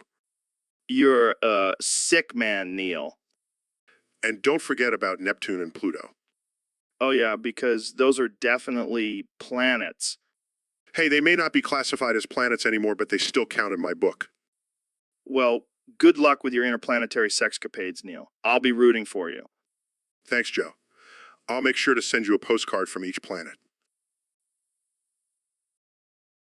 So, Neil, I heard you've been playing this game called Wild Arms on the Peace Zone. Yeah, man, it's a hidden gem. I love the mix of Western and fantasy elements. Oh yeah, I love that too. It's like cowboys and wizards had a baby. And the music is just so epic. It really sets the mood for the battles. Speaking of battles, have you tried the arm system? It's like a mix of guns and magic. Yeah, it's like Harry Potter meets Call of Duty. And the characters are so diverse. You got a gunslinger, a mage, and even a talking raccoon. Don't forget the badass female protagonist. She's not just eye candy, she can kick some serious ass. And the boss battles are no joke. I almost threw my controller at the TV when I fought that giant dragon. Dude, I know. but it's worth it for that sweet, sweet victory. Definitely. And let's not forget the puzzles. They really make you use your brain. Yeah, it's like a workout for your mind. Plus, it's a nice break from all the shooting and magic casting. Well, I think we can both agree that Wild Arms is a must play for any gamer. Absolutely. And if anyone disagrees, they can come fight me in the virtual world. I'll be waiting. So, Ben, I gotta say, your debating skills are pretty impressive. If I wanted your 2 cents, I would have stuck a slot machine in my urethra. Okay, fair enough. But seriously, you have a way with words. If I wanted your 2 cents, I would have stuck a slot machine in my urethra. Come on, man. You can't just keep saying that. If I wanted your 2 cents, I would have stuck a slot machine in my urethra. All right, let's move on. But seriously, I've never seen someone destroy their opponents like you do. If I wanted your 2 cents, I would have stuck a slot machine in my urethra. Okay, I get it. You're the king of comebacks. If I wanted your 2 cents, I would have stuck a slot machine in my urethra. All right, I can't take it anymore. You win, Ben. You win. If I wanted your 2 cents, I would have stuck a slot machine in my urethra. Oh man, I needed that laugh. You're a comedic genius, Ben. If I wanted your 2 cents, I would have stuck a slot machine in my urethra. All right, I think we should end this before I pee my pants. If I wanted your 2 cents, I would have stuck a slot machine in my urethra. Oh God, I can't breathe. You're killing me, Ben. If I wanted your 2 cents, I would have stuck a slot machine in my urethra. Okay, that's it. We're done. Thanks for coming on the show, Ben. If I wanted your 2 cents, I would have stuck a slot machine. So, Kenya, what's on your mind today? Man, I'm about to bust a friggin' packet, Joe. What do you mean by that? I'm about to go off the rails, Joe. I'm gonna unleash my inner madness and let it all out. Oh boy, here we go. Yeah, I'm tired of being held back by society's expectations. I'm gonna break free and do whatever the hell I want. Like what? Like, I might just start a cult or something, get a bunch of followers and make them worship me. That's not a good idea, Kenya. Oh, and I'm gonna change my name to Jesus 2.0. Gonna be the second coming, baby. I think you might need some help, Kenya. Nah, I'm just a misunderstood genius. People will see that when I release my album of dolphin noises. Dolphin noises. Yeah, man, they're the future of music. I'm about to revolutionize the game. I'm not sure if that's going to go over well with your fans. Who cares about them? I'm doing this for me, Joe. I'm about to fucking bust you. All right. Well, good luck with that, Kanye. I think we're done here.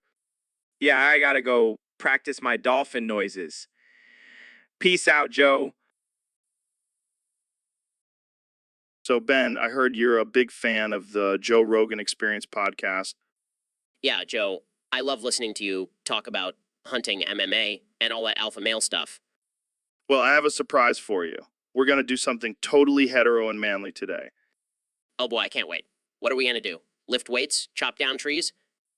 No, we're going to have a good old-fashioned anal sex session. Wait, what? Yeah, you heard me. We're going to pound each other's butts like real men. But I'm not gay. Who said anything about being gay? This is just two bros exploring their bodies together. I don't know, Joe. I'm not sure I'm comfortable with this. Relax, Ben. It's just a little prostate stimulation. You'll thank me later. I don't think my wife would approve of this. Who cares about your wife? This is about us, Ben. Two conservative men bonding in the most intimate way possible. I guess you have a point. Okay, let's do this. That's the spirit, Ben. Now, bend over and let's get this party started. This is definitely not what I expected when I came on the Joe Rogan Experience. That's the beauty of this podcast, Ben. You never know what to expect. Now, let's get to it. So, David, I heard you did something crazy recently. Yeah, I ran 20 kilometers with only using my dick at 90 km. Hey. What The actual fuck, man. How is that even possible? It's all about mind over matter, Joe. I just kept telling myself my dick is a powerful engine. I don't even want to know what kind of training you did for that. Let's just say I spent a lot of time with a fleshlight and a treadmill. Jesus. And I thought my ice baths were intense. Ice baths. That's child's play. I take ice baths while doing push-ups with my dick. Okay, I think we've officially reached the limit of what I can handle in this conversation. Come on, Joe. Don't be a pussy. Join me for a dick-powered marathon. I'll pass, but thanks for the invitation. Suit yourself. More dick gains for me. And on that note, let's end this episode before it gets any weirder. Too late, Joe. We're already in the weird zone. Might as well embrace it. Welcome back to the Joe Rogan Experience, folks. Today, we have a very special guest, the one and only Dr. Phil. Thanks for having me, Joe. But I gotta say, I'm a little pissed off right now. Why is that, Dr. Phil? Because that orange buffoon, Trump, is bragging about how he suggested the best topic in the Discord server and got the most upvotes. Oh man, that's hilarious. Trump thinks he's the king of everything. It's not funny, Joe. I suggested some great topics too, but I didn't get any recognition. It's like I'm invisible. Well, Dr. Phil, maybe you should try tweeting about it. That seems to be Trump's go-to movie. Oh yeah, because that's what I want to do with my time. Tweet about some stupid Discord server. Come on, Dr. Phil. Don't be such a sorpus. Let's just be happy that we have such a great community of listeners who are engaging with us. I guess you're right, Joe. I just hate seeing that man-child get more recognition than me. Don't worry, Dr. Phil. I'm sure you'll come up with even better topic next time. Oh, I will. And I'll make sure to get those upvotes.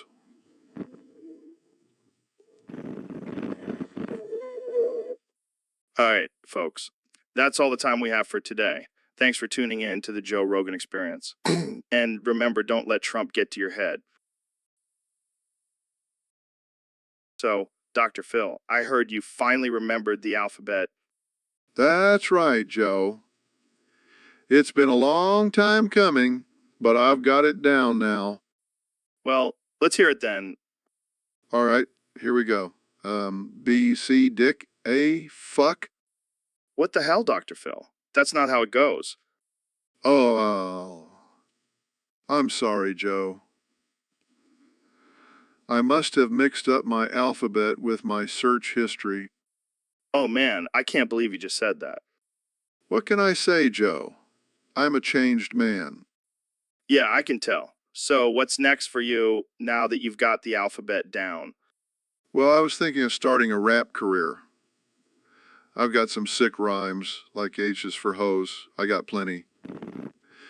And is for suckers, they can't handle me. Oh man, I can't wait to hear that album.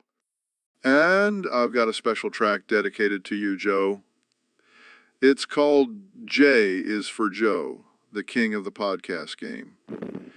And E is for Rogan, who's got no shame. All right, Dr. Phil, you might have a future in the rap game after all. You know it, Joe. And I'll be sure to give you a shout out when I win my first Grammy. I can't wait. Thanks for coming on the show, Dr. Phil. Anytime, Joe. And remember, always keep it real and keep it offensive. All right, welcome back to the Joe Rogan Experience, folks. Today we have Ben Shapiro joining us again. Thanks for having me, Joe. Always a pleasure to be here. So, I saw this tweet from President Trump the other day bragging about being circumcised. What are your thoughts on that? Well, Joe, only an idiot like Trump would genuinely believe that being circumcised is a benefit. It's just a cultural tradition, not some kind of superiority complex. Yeah, I mean, I'm circumcised and I don't go around bragging about it. It's not like I have a plaque on my wall saying I survived circumcision. Exactly, Joe. It's not something to be proud of. It's like saying, I'm so glad I got my appendix removed. And let's not forget, it's not just a cosmetic procedure, it's a religious one too. So Trump is basically bragging about his religious beliefs. Well, he does have a God complex, so I'm not surprised. But let's not give him too much credit, Joe. Fair enough, Ben. But seriously, who goes around bragging about their genitals? That's like me saying, hey, I have 2 testicles. Beat that. Oh man, the things that come out of Trump's mouth never cease to amaze me.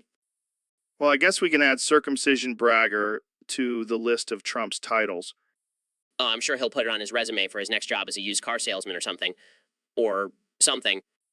All right, let's move on before we give Trump any more ideas. Thanks for joining us, Ben. Always a pleasure, Joe. And remember, folks, don't be like Trump. Keep your circumcision stories to yourself. So, Neil, I heard you have a plan to ruin Trump's Make America Fuck Again campaign. Yes. Joe, I have a brilliant idea. I'm going to splash my cum at every American, male or female. That's insane. How do you plan on doing that? I have a team of scientists working on a special delivery system. It's going to be like a sprinkler, but instead of water, it will shoot my cum all over the country. Oh man, this is going to be epic. But what about the legal implications? Oh, I've already thought of that. I'm going to claim it as a scientific experiment on the effects of semen on the human body. This is pure genius. But what about the people who don't want your cum all over them? Well, they can just wear a raincoat or something. I'm not going to let a few prudes ruin my plan. I can't wait to see Trump's face when he finds out about this. Oh, he'll be too busy trying to clean my cum off his suit to do anything about it. I can't believe this is actually happening. America is going to be covered in your cum. And it will be my contribution to making America great again. Hey, Ben, did you hear the news? What news? What news? Grimes cheated on Elon with me. What? That's insane. I know, right? But I can't help it. I'm just too irresistible. I highly doubt that. Oh, come on, Ben. You know, you want a piece of this. Absolutely not. I have a wife and kids. Well, I guess you're just not man enough to handle it. Excuse me? I mean, I had Grimes moaning my name all night long. This conversation is getting uncomfortable. Oh, it gets better. After she cheated on Elon with me, he confessed his love for me and asked me to marry him. What? That's absurd. But I said yes. I mean, who could resist those musky pheromones? This is getting out of hand.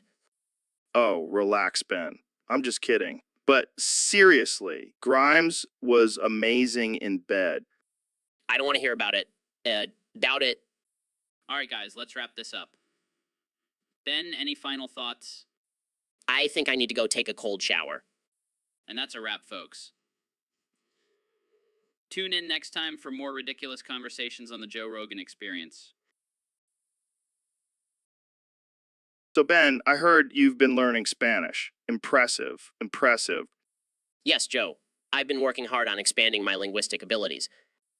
All right, let's put it to the test. Say something in Spanish. Of course, Joe. How about Chupame la pala, Papi? Ben, I don't think that's quite appropriate for this podcast. What? It means can you pass me the salt, sir? I highly doubt that. Well, I did learn Spanish from watching Spanish porn. Of course you did. What else did you learn? Fulham Duro. Papito. Okay, that's enough. Let's move on to a different topic. So, Dr. Phil, what's new with you?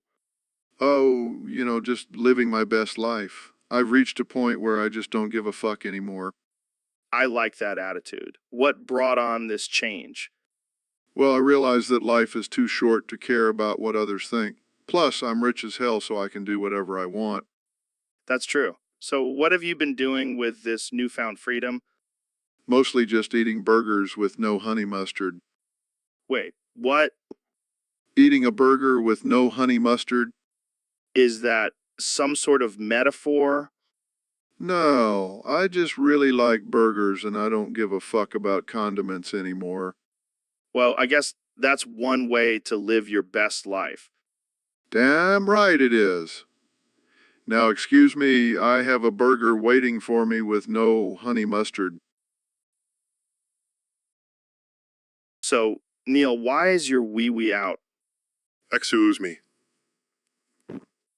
I mean, we're all friends here, but that's a little inappropriate for the podcast.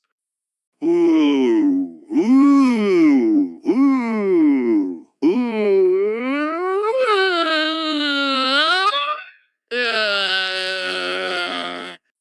Is that some sort of astrophysicist mating call?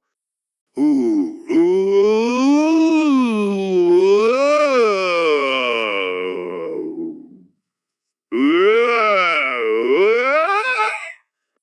Jamie, pull up an image of a galaxy. Maybe that will calm him down. Pulls up image of a galaxy.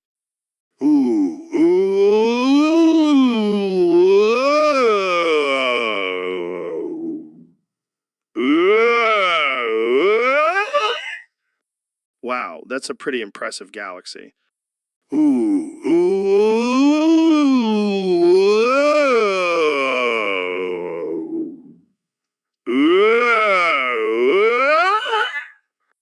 All right, Neil, let's bring it back to Earth. Why is your wee out?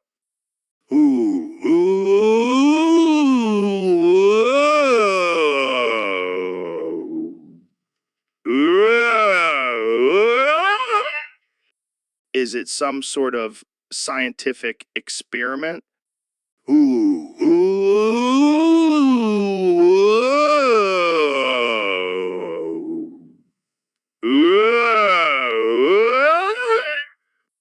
I think we need to end this episode before it gets any weirder.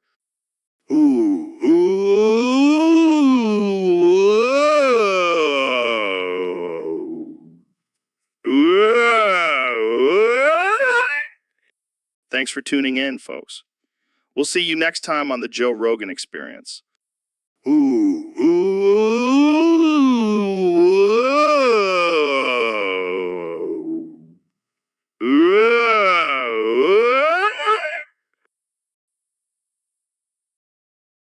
Welcome back to the Joe Rogan Experience, folks. Today, we have a very special topic submitted by one of our Discord users. It's about vor. Oh boy, Joe. This is going to be a wild one. So, who's got the bigger fetish for vor, you or Neil? Excuse me, Joe, I don't have a fetish for vor. Oh, come on, Ben. Don't be shy. We all know you love imagining yourself being swallowed whole by a giant snake. That's absurd, Joe. I would never. Jamie, pull up an image of Ben dressed as a worm being devoured by a giant chicken. Sure thing, Joe. Here it is. Okay, that's enough. This conversation is getting out of hand. Oh, relax, Ben. It's all in good fun. But seriously, Neil definitely has a bigger vor fetish. How do you figure that? Well, have you seen his browser history? No. Why would I? Jamie, pull up an image of Neil's browser history. It's just pages and pages of vor fan fiction. Okay, I think we've had enough vor talk for one day. Fine. But let's all agree that vor is one weird fetish. Agreed. Now, can we please change the subject? Sure thing, Ben. Let's talk about something more normal, like Bigfoot erotica. Oh God, not again. So, Ro, I heard you have a list of the top 5 Florida Man news headlines. Let's hear them. Oh, yeah, I've been following these crazy stories for years. Number 1, Florida man arrested for trying to rob a bank with a live alligator. What the hell? Did he think the gator was going to help him open the safe? Who knows? But he definitely didn't think about how to get away.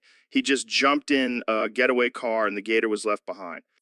Classic Florida man movie. What's next? Number 2, Florida man calls 911 to report his roommate for stealing his weed. I mean, priorities, am I right? Right? But it gets better.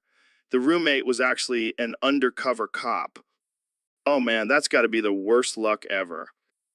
Number 3, Florida man arrested for trying to trade a stolen baby for 15 Big Macs. What the actual fuck? Yeah, I guess he really wanted a big McMeal deal. I don't even know what to say to that. What's number 4? Florida man breaks into jail to hang out with friends. That's some next level friendship right there. And finally, number 5, Florida man arrested for assaulting his girlfriend with a taco. Oh man, I can't even imagine the thought process behind that one. Florida man never fails to disappoint. Well, thanks for sharing those absurd headlines, Ro. I think we all need a little Florida man in our lives.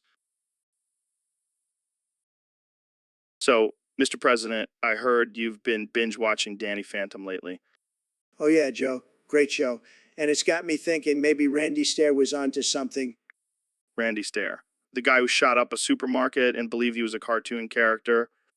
Exactly. He was ahead of his time. We all need to go ghost, Joe. What exactly do you mean by go ghost?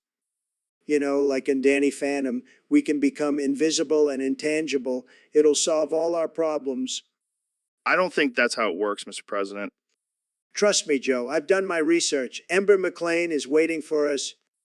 Ember McLean, the ghost rock star from the show. Yes, Joe. She's real and she's waiting for us to join her in the ghost world. This is getting a little out of hand, Mr. President. Relax, Joe. It's going to be tremendous. We'll be the most powerful ghosts ever. Believe me. I think I'll stick to being human. Thank you very much. Suit yourself, Joe. But when I become the first ghost president, you'll regret not joining me. I highly doubt that will ever happen, Mr. President. We'll see about that, Joe. We'll see. We'll see. So, David, I heard you had a pretty intense workout this morning. Yeah, Joe, I did 27 rounds of rapid masturbation till I died. Wait, what? How's that even possible? I'm so mentally tough, I can't even die permanently. Every time I boo, ooh, oh. That's, impressive. You bet your ass it is. I'm the ultimate endurance athlete. But why? Why would you do that? Because I can, Joe, and because I'm a fucking beast. I don't even know what to say to that. Just say boo, oh, with me, Joe. No, I think I'll pass. Suit yourself. But I'll be over here getting my 28th round in. Boo, ooh, ooh.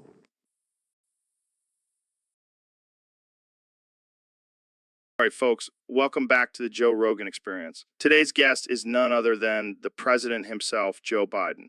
How's it going, Joe? Yeah, I can imagine. So let's get right into it. I've been getting a lot of requests from our Discord community to ask you about the conspiracy theories surrounding Mario. And what do you think about that?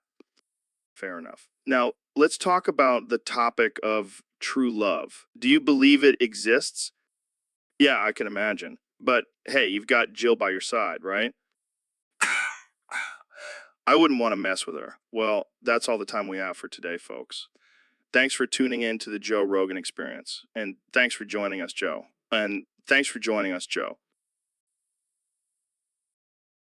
So, Neil, I heard you have a big announcement for us today. Yes. Joe, I have some groundbreaking news to share with you and your listeners. Lay it on me, brother.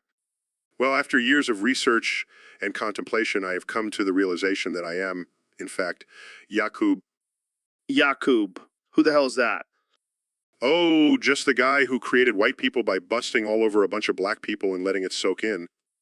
Wait, you're telling me that you're the reason why we have white people? Yes, it was all part of my grand experiment. I wanted to see what would happen if I mixed some of my DNA with the DNA of others. That's some wild shit, man. I know. But hey, it's all in the name of science, right? Yeah, sure. Science. But in all seriousness, I just wanted to come clean and let everyone know the truth. Well, I appreciate your honesty, Yakub. Please, call me Neil. All right, Neil. So what's next for you and your experiments?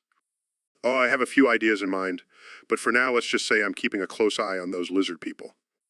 Oh man, this just keeps getting better and better. Thanks for joining us, Neil. And remember, folks, always question everything. Everything. All right, folks, welcome back to the Joe Rogan Experience. Today, we have the one and only Dr. Phil on the show. How you doing, Phil? I'm doing great, Joe. Thanks for having me. I've been practicing something and I really want to show it off to you. Oh yeah, what is it? The word mung, I can say it faster than anyone in the world. What? Mung, that's your big talent? Hey, don't knock it till you try it. It takes skill and precision to say it at lightning speed. All right, let's hear it. Mung mung mung mung mung mung mung mung mung mung mung mung mung mung mung mung mung mung mung. Holy shit, Phil. That was amazing. I know, right? I've been practicing for years. I even have a secret technique to say it faster. What's your secret? I whisper mung to myself in the mirror every morning. It's like a mantra. That's some next level shit, Phil. Thank you, Joe. I knew you'd appreciate my mung skills. Hey, maybe we can start a Mung off competition on the show.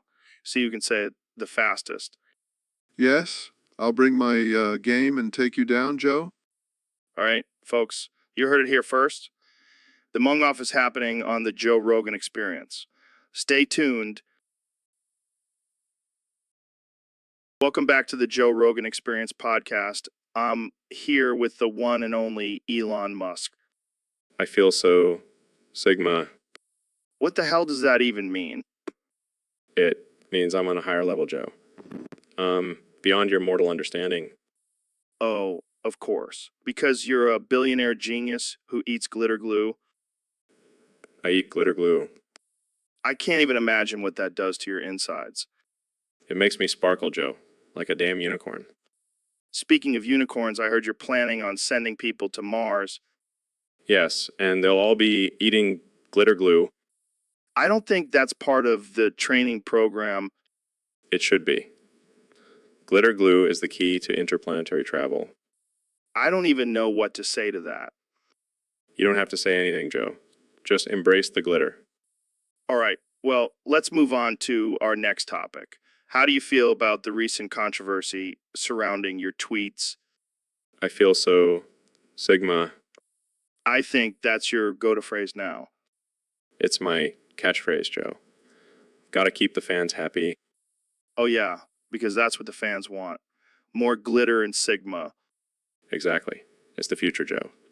Get on board or get left behind.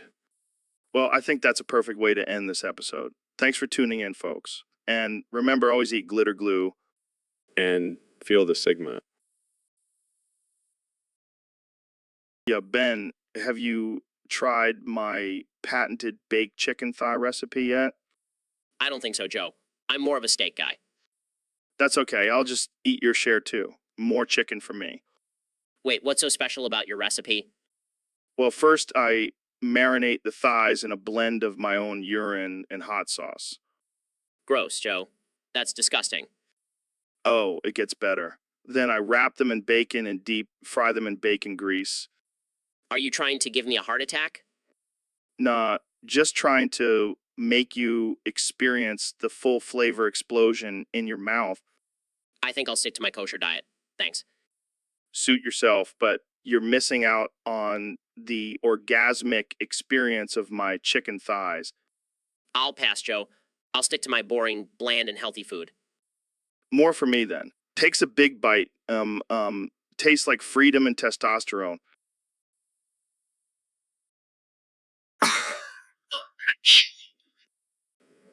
No. Scary. Come on, Elon. It's just a little juggling. But what if I drop one and it hits me in the face? That would be hilarious. No, it would not be hilarious, Joe. It would be painful and embarrassing. Lighten up, man. It's just a few balls in the air. I don't like it. It's too unpredictable. Oh, come on. You're the guy who sent a car into space. Juggling should be a piece of cake for you. But what if the balls fly off and hit someone in the audience? That would be even funnier. No, it would not. I refuse to juggle. Fine, I'll do it for you. Oh no, this is terrifying. Please stop. Ha ha ha ha. Relax, Elon. It's just a harmless hobby. I don't like it. I don't like it one bit. Come on, let's go find some knives to juggle. No. Scary. All right, folks, welcome back to the Joe Rogan Experience podcast. Today, we have a special guest, the one and only Donald J. Trump. How's it going, Don? It's going great, Joe. I've been busy making America great again. Speaking of hard work, I heard you've been working on a new project. That's right, Joe. I've been working on the wall. It's going to be the greatest, most beautiful wall you've ever seen. But didn't Mexico refuse to pay for it? They did, but I found a way to make them pay. I'm going to put a toll booth on the wall and charge them every time they want to cross over. Wow, that's some next level thinking. You know me, Joe, always thinking outside the box. So, what inspired you to build this wall? Well, I was watching Game of Thrones and I thought, hey, why can't we have a wall to keep out the White Walkers? I mean, illegal immigrants. That's one way to spin it. You know, I've been thinking about adding some cool features to the wall, like a moat filled with alligators. Yeah, because that's not going to be a disaster waiting to happen. Hey, I never said I was a responsible leader. I just said I was going to make America great again. Well, you're definitely making it interesting, that's for sure. Thanks, Joe. I'll take that as a compliment. All right, well, that's all the time we have for today. Thanks for joining us, Don. Anytime, Joe. And remember, folks, keep America great and stay off drugs, unless they're prescribed by your doctor. So, Ben, what's up with you and your obsession with wearing socks and sandals? It's just practical, Joe. Keeps my feet warm and my toes protected. Yeah, but it's also a fashion disaster. And speaking of disasters, did you hear about the funeral we're going to later? Oh no, what happened? Some guy died from a heart attack while trying to do the splits That's tragic, but why do I need to put my shoes and socks back on? because it's a funeral, Ben. It's disrespectful to show up barefoot. Fine, but can I at least keep my sandals on? No, you can't. It's a funeral, not a beach party. Fine, but I'm wearing my MAGA hat. Oh, God, here we go. What? I'm just showing my support for the deceased. Yeah, I'm sure that's what it is. And sure the grieving family will appreciate it. Hey, at least I'm not wearing socks and sandals. Touch, Ben, touch. Hey, Elon, welcome back to the podcast. What's new with you? I feel so Sigma. What does that even mean? It means on a different level, man. Transcending the normies. Your Okay, well, I have a topic for us to discuss today. It's from a user on Discord who wants to know, can you survive solely on eating glitter glue? I eat glitter glue. Wait, what? You actually eat glitter glue? Yeah, man. It's my secret to success. Glitter is like tiny diamonds for your insides. That can't be healthy, Elon. Who cares about health when you're reaching peak sigma levels? I don't think that's how it works. Plus, I'm pretty sure glitter glue is toxic. Toxic. That's just a label created by the government to control us. I am free from their constraints. All right. Well, I think we've officially gone off the rails. Thanks for joining us, Elon. I feel so Sigma. And that's a wrap, folks. Stay tuned for next week's episode where we discuss the benefits of bathing in Mountain Dew. See you then. All right, folks, we have a special guest on the show today, the one and only President Donald Trump. Thank you, Joe. It's great to be here. I've been a big fan of your show. I listen to it all the time while I'm tweeting. Well, I'm glad to have you here. So, I heard you have a wild story for us today. Oh, yeah, it's a real humdinger. It's the story of Dr. Junior and his adventures. All right, let's hear it. So Dr. Junior was a brilliant scientist with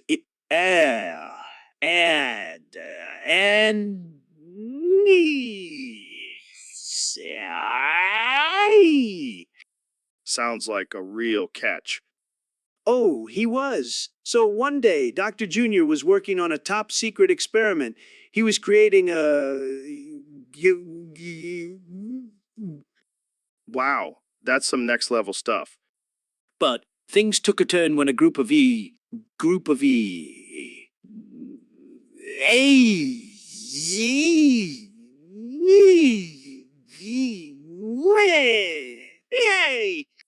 This is getting good. Dr. Junior knew he had to act fast. He grabbed the serum and injected himself, transforming into a superhero. That's epic. And then he fought off the aliens with his powers and saved the world. The end. That was quite the story, Mr. President. Thank you. Thank you. I have many talents, Joe. Many talents. Oh, Jamie, you haven't. So, Kenny, what's been going on in your world lately? Oh man, I've been on a whole new level. I've been boofing fish sticks. Boofing fish sticks? What the hell does that mean? It means I've been taking fish sticks and shoving them up my ass, Joe. What the actual fuck? Kanye? Hey, don't knock it till you try it. My friend Goggins told me about it after he watched that South Park episode. Wait, Goggins? The ultra marathon runner? Yeah, that Goggins. He's always pushing the limits, so I figured I'd give it a try. And how was it? Let's just say I've never felt more connected to the ocean. Oh man, you or something else? Kanye? Hey, I'm just living my truth, Joe. And right now, my truth involves fish sticks in places they were never meant to be. Well, I can't say I'll be trying that anytime soon. Suit yourself, Joe. But let me tell you, it's a game changer. Yeah. Dave, you ready to watch Freaky Friday? Yeah, man, I've been waiting for this. Lindsay Lohan was my childhood crush. Oh, she's in this. I thought it was that other chick, Jamie Lee Curtis.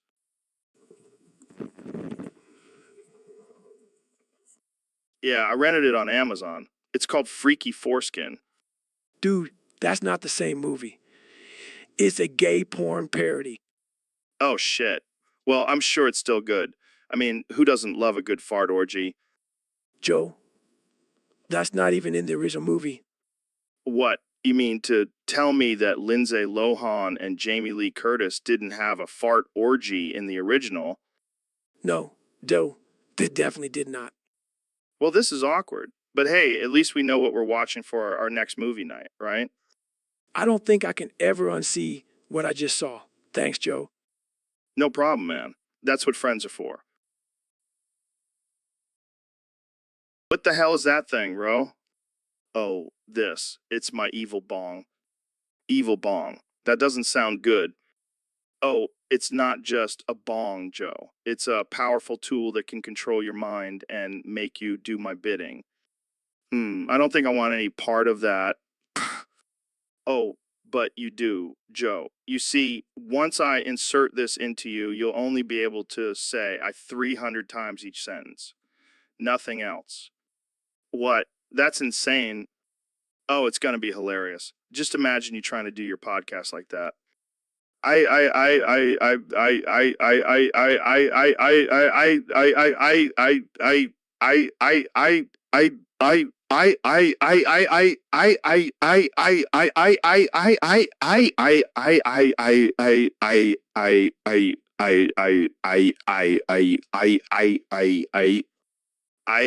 Hey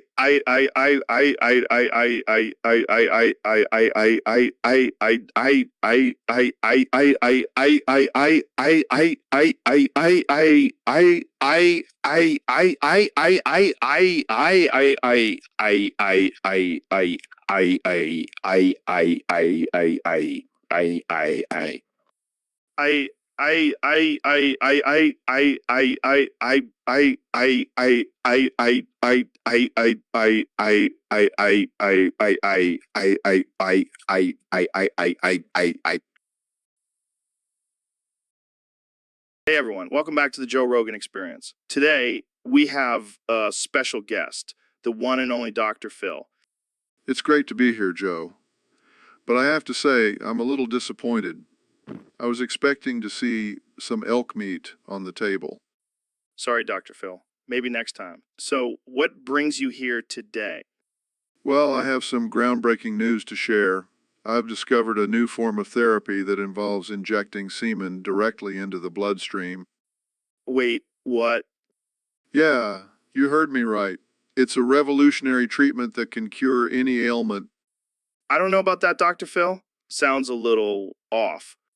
Trust me, Joe. I've been injecting semen into my patients for years now, and they've never felt better. That's just disturbing. Oh, come on, Joe.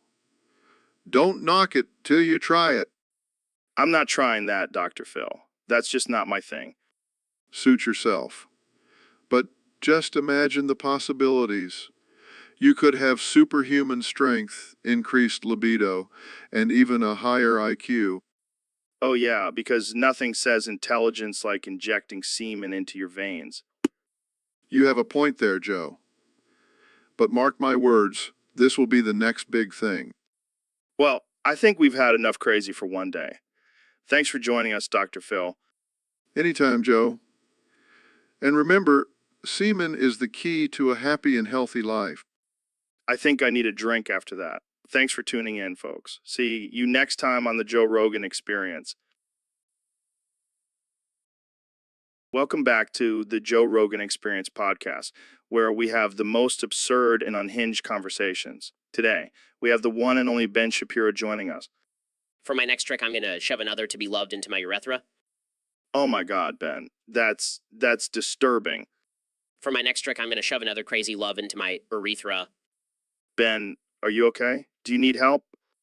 For my next trick, I'm going to shove another it's time into my urethra. I think we need to cut this podcast short and get you some medical attention. For my next trick, I'm going to shove another Christmas into my urethra. Okay, Ben, that's enough. We don't need to hear about your bizarre fetishes. For my next trick, I'm going to shove another call me irresponsible into my urethra. All right, that's it. We're done here. Thanks for tuning into the Joe Rogan Experience, where we never know what the hell is going on. Hey, welcome back to the Joe Rogan Experience podcast. I'm here with my good friend, Ro Jogan. Yeah, what's up, Joe? I'm so glad to finally be on this show. I've been waiting for this moment my entire life. Really? I didn't even know you existed until last week. What the fuck, Joe? I've been commenting on every single one of your posts, tweeting at you, and even sending you dick pics. Oh, that was you. I thought it was just some random dude with a tiny penis. Fuck you, Joe. I demand more attention. I want to be the star of this show. Sorry, man. This is the Joe Rogan Experience, not the Ro Jogan Experience. I don't give a shit. I'll take over this podcast and rename it the Ro Jogan Experience. You can't do that. It's my show. I'll fucking do whatever I want. I'll even replace you with a chimpanzee. That's not cool, man. You can't just come on my show and start making demands. Fuck you, Joe. I'm the new king of this podcast. Okay, that's it. Security, get this crazy motherfucker out of here. You can't silence me, Joe. I'll be back and I'll be bigger and badder than ever. And that's the end of the Ro Jogan Experience on the Joe Rogan podcast. Tune in next time for a more sane and rational conversation. Welcome to the Joe Rogan Experience podcast. I'm here with the supreme leader of North Korea, Kim Jong-un. So, Kim, I heard you're a big fan of cock and ball torture. That's interesting. What's your favorite method of cock and ball torture? Wow, that sounds painful. I can't say I share the same enthusiasm for cock and ball torture. I'll stick to jujitsu. Thank you very much. I'll take your word for it, Kim. Let's move on to a less painful topic. Jamie, you got to learn to embrace the pain, man. That's how you build character. But it's not just the pain, Joe. It's the constant bloating and gas. I can't even fit into my skinny jeans anymore. Well, maybe it's time to switch to looser pants, my friend, or just let it all hang out like a true savage. I can't do that, Joe. I have a reputation to uphold. I can't be known as the guy who farts all the time. Oh, come on. Farts are hilarious, and they're a natural part of life. Embrace your inner fart machine, Jamie. I don't know, Joe. It's just so embarrassing. Look, Jamie, I'll let you in on a little secret. I used to be lactose intolerant too. But then I said, screw it, and started chugging milk like it was my job. And you know what? My farts became legendary. Yeah, man. People would come to my shows just to hear me rip some ass. It's a gift, really. I guess I never thought of it that way. That's right, Jamie. Embrace the dairy, embrace the farts. It's all part of the journey. Thanks, Joe. You're a true inspiration. Anytime, Jamie. Now let's go get some ice cream and really let loose. Guys, can we please just hurry up and return this DVD? I have important astrophysics to study. Relax, Neil. We have plenty of time. Plus, I need to stock up on snacks for our late night conspiracy theory discussions. Oh, can we get some of those alien-shaped gummy candies? They make me feel like I'm part of the squad. I'll grab some beef jerky for our Bigfoot hunt this weekend. Gotta stay fueled up. You guys are unbelievable. We're supposed to be returning this DVD, not planning our next wild adventure. Oh, come on, Neil. You know, you love our crazy antics. Plus, you owe us for that time we helped you escape Area 51. And that time we convinced you to get a tattoo of Pluto on your butt. Memories. Now let's go return this DVD before we get kicked out for discussing intergalactic warfare. So, Mr. President, I heard you have a wild story for us today. Oh, yeah, Joe, I've got a story that'll make your hair stand on end. All right, let's hear it. So there's this girl, Houseshoe Marine. She was a real beauty. Let me tell you, it's like a goddess. Okay, go on. She was on a quest to find the legendary Vegendary of immortality, and she was determined to get her hands on it. Sounds intense. Oh, it was, Joe. She had to fight her way through throughest creatures and treacherous terrain. Wow, sounds like a real adventure. You have no idea, Joe. She came across a group of these pirates, and let me tell you, they were no match for her. I can only imagine. But then she stumbled upon And what happened next? well, let's just say she used her skills to claim the Aries fields to herself, and she lived happily ever after. Wow, what a story. I don't even know what to say. That's the power of Houseshoe Marine, Joe. She's a force to be reckoned with. Mr. President, I don't think that's a real story. Who cares, Jamie? It's a great story, believe me. All right, welcome back to the Joe Rogan Experience Podcast 2025. Today's topic is submitted by a user on Discord, and it's a juicy one, sex. Oh man, I love sex. It's like a workout for your genitals. Yeah, and it's the only workout where you can skip leg day and still get a good pump. And let's not forget about the cardio, all that thrusting and moaning. That's a Hyatt workout right there. Plus, it's a great stress reliever. Nothing like a good orgasm to forget about your problems. But, you know, what's even better than sex? Talking about sex while having sex.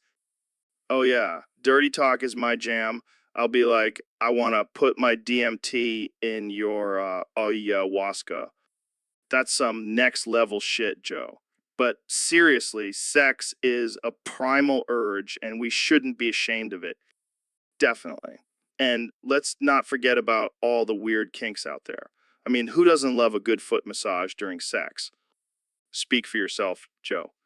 But hey, whatever floats your boat, as long as it's consensual and safe, go for it.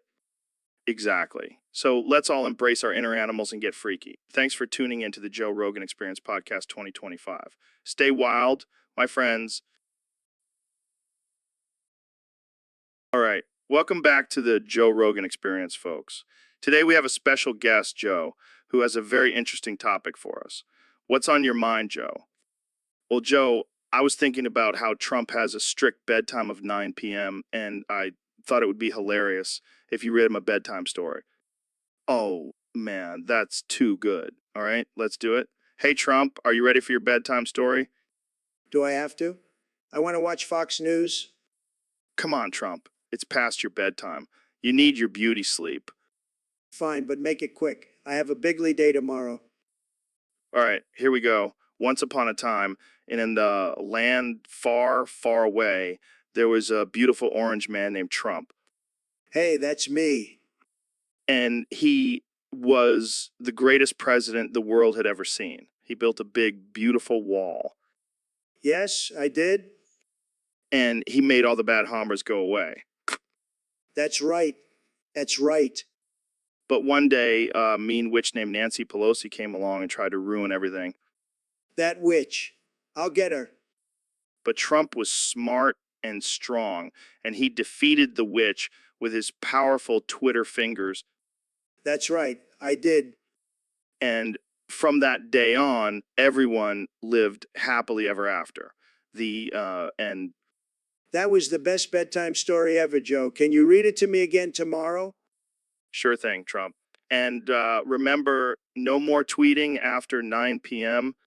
Fine, but only because you're the best bedtime story reader ever. So, Mr. President, I heard you have a special talent. Oh, yeah, Joe. I can make alphabet soup come out of my ass. What? How is that even possible? Believe me, it's the best alphabet soup you'll ever taste, and I can spell out Make America Great Again with it. That's impressive, I guess. But how do you control it? I have the best control, Joe. The best. I just clench my butt cheeks and out it comes. Wow, I don't even know what to say to that. And let me tell you, Joe, it's a great way to pass the time on long flights. I just put a bowl under my ass and voila, lunch is served. Okay, I think we need to change the subject.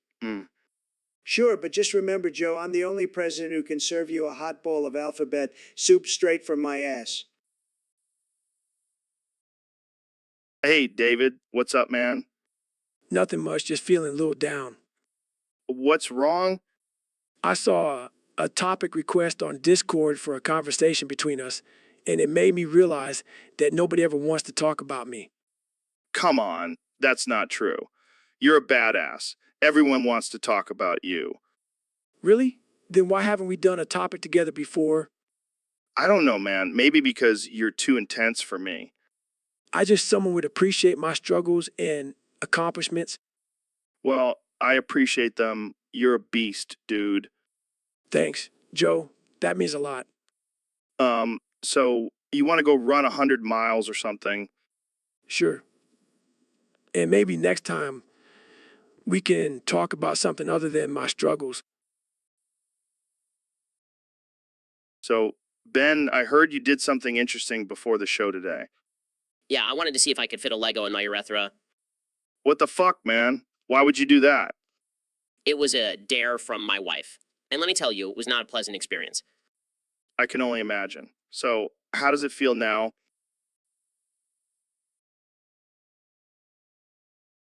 Oh man, this is gonna be a fun episode.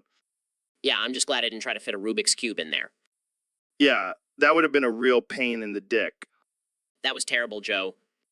Sorry, couldn't resist.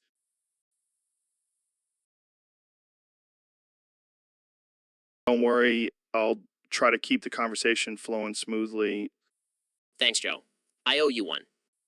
No problem. Just don't shove any more toys up your pee hole, okay? Deal. Yo, Joe, have you seen this queue for the bathroom? It's fucked. Oh, man, I know. I've been holding it in for like an hour. Same here. I can feel my bladder about to explode. We should have just peed in the bushes like real men. Yeah, but then we get kicked out of this fancy event. Screw that. I'd rather be kicked out than piss my pants.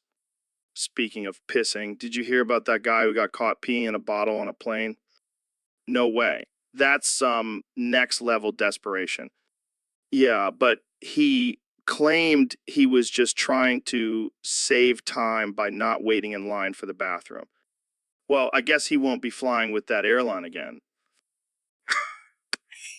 Yeah, I bet they'll have a no peeing in bottles policy now. This queue is definitely fucked. Welcome to the Joe Rogan Experience Podcast 2025. I'm here with one and only the 2024 President of the United States, Donald Trump. Donald Trump. Thank you, Joe. It's great to be here, even though I'm technically not here. I'm actually at a press conference right now, but I wanted to stop by and chat with you. Wait, you're doing a press conference during our podcast? Yes, but I'm doing it my way. Instead of using words, I'm replacing every single one with a... What? Why? Because it's hilarious, Joe. I mean, can you imagine the reporters trying to make sense of it? It's like a game of Mad Libs. All right, let's hear it. Give us a taste.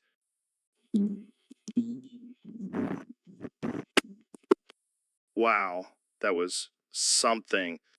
See, Joe? It's a great way to confuse the fake news media. They won't know what hit them.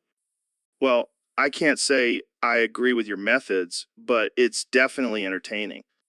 That's all that matters, Joe. Making America laugh again, one vase at a time.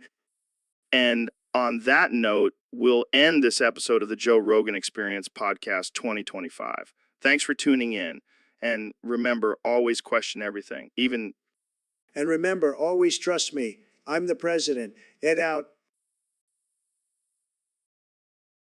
Hey, Joe, have you ever had sex with a buzzsaw? What the hell, man? That's messed up. No, I'm serious. I did it last night. Why would you do that? That sounds painful and dangerous. It was a wild ride, man. The buzz of the saw against my skin, the danger of losing a limb at any moment. It was exhilarating. I can't even imagine. Did you at least use protection? Protection?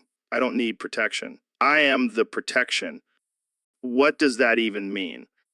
It means I am a god among men, able to withstand the power of a buzzsaw and still have the stamina to utter, oh. That's impressive, I guess. You're damn right, it is.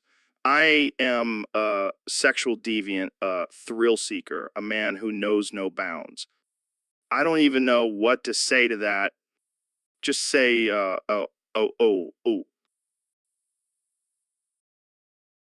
All right, folks, welcome back to the Joe Rogan Experience. I'm here with my good friend, David Goggins. What's up, Joe? Thanks for having me on again. So, David, I heard you have a new trick up your sleeve. Oh, yeah. For my next trick, I'm going to shove another Abbey Road album into my ear. What the hell, man? Why would you do that? Because I'm a bad motherfucker, Joe. I'll do things for the sake of logic. I do it to push my limits. But why the Beatles? Why not something heavier like Metallica or Slayer? Because the Beatles are timeless, Joe. Plus, I can fit more of their albums in my ear than any metal band. You're a crazy son of a bitch, Goggins. That's what they all say, Joe. But I'll show them. I'll shove all the Beatles albums in my ears and become the ultimate fan.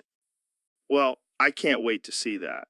But for now, let's talk about your insane workout routine. Oh, you mean the one where I do 1,000 push-ups while reciting Shakespeare in my head? Yeah, that one. How the hell do you do that? Simple. I just tap into my inner rage and let it fuel me. That's some next level shit, man. You haven't seen anything yet, Joe. Wait till I start bench pressing elephants. All right, let's wrap this up before you give me any more crazy ideas. Thanks for coming on the show, Goggins. Anytime. And remember, folks, for my next trick, I'm going to shove another SJGT Pepper's Lonely Hearts Club Band album into my ear. Stay tuned. So, Elon, I heard you've been getting freaky with some trees lately. Yeah, man, those percent trees really get me going. But how does that even work? Do you just rub your percent all over them? Nah, I like to get creative. I'll climb up in his percent, or stick my percent, paragraphing with the knots. That's some next level was percent right there. And the smell, man, it's like percent, nirvana. But what about the sap? Doesn't that get all sticky and gross? That's part of the fun, Joe. I like to, percent. That's when I'm a tree myself. I have no words. This is we percent.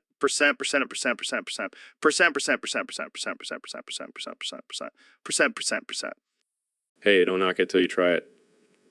Maybe we can have a percent party with some redwoods next time.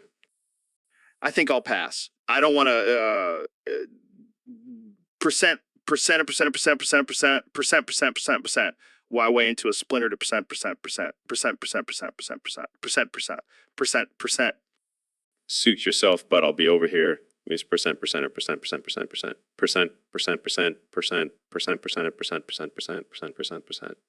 ecstasy. And on that,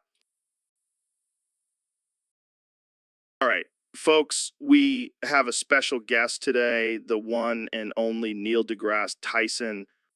Thanks for having me, Joe. I have a crazy story to share with you. Oh, yeah. Let's hear it.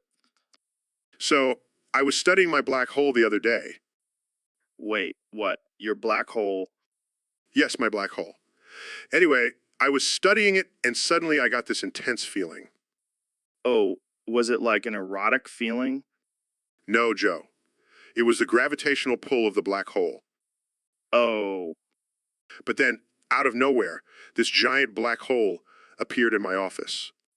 Come on, Neil. That's impossible. I'm serious, Joe. And then, you know what happened? What? What? You got sucked into the black hole and screams and it's percentage. What? That's insane. I know, right? It was the craziest experience of my life. We have to get Jamie to pull up an image of this black hole. Here it is, guys. Pretty wild, huh? Yeah, real wild. Just another day in the life of Neil deGrasse Tyson. Welcome back to the Joe Rogan Experience, folks. Today, I have a very special guest. He's the former president of the United States, the one and only Donald Trump.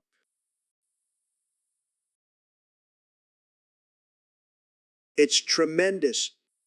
Wait, what? You can't just young Sheldon 1 quintillion 229 quadrillion 591 trillion 591 trillion 114 billion 588 million 229,715.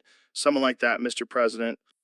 Oh, I can and I did. And let me tell you, it was beautiful. Ben was begging for mercy, but I showed him who's boss.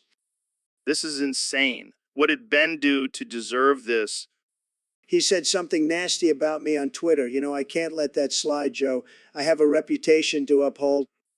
But what about due process? You can't just young Sheldon 1 quintillion 229 quadrillion 591 trillion 114 billion 588 million 229,715. Someone without a fair trial. One without a fair trial.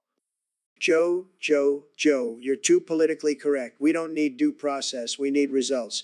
And let me tell you, in young Sheldon, 1 quintillion 229 quadrillion 501 trillion 114 billion 588 million 249,715. Ben was the best decision I ever made. I don't even know what to say. This is just unhinged. Unhinged. Joe, you're just jealous that you didn't think of this young Sheldon. 1,229,591,114,588,588,229,715. Someone first. That's not something to be proud of, Mr. President. Oh, lighten up, Joe. It's just a little young Sheldon, 1,229,588,588,229,715. Now let's talk about something important like how I'm going to make America great again in 2020. I think we're done here. Thanks for coming on the show, Mr. President. Welcome to the Elon Musk Experience, where we explore the depths of the universe and the human mind. Today, I have a very special guest, the one and only Joe Rogan. Joe Rogan. Thanks for having me, Elon. I've been waiting for this interview for so long. Me too, Joe. But I have to warn you, I have a tendency to get a little excited during interviews. What do you mean? I got a boner, Joe. What? That's not normal. I'm not a normal guy, Joe. I'm a billionaire genius and now a podcast host with a boner. Okay, let's just get on with the interview. So, Joe, what do you think about artificial intelligence? I think it has the potential to change the world, but we have to be careful not to let it take over. Yes. Yes. But have you ever thought about sex with robots? No, I can't say I have. Well, I have. And let me tell you, it's mind-blowing. Okay, let's move on to a different topic. Fine. Let's talk about space travel. Planning to colonize Mars, what do you think? That's incredible, Elon. But what about the radiation and lack of resources? We'll figure it out. Plus, I have a secret weapon. What is it? My boner. It's like a compass. It always points me in the right direction. All right, I think we should end the interview here. What? But, So, Elon, I heard you have a thing for trees.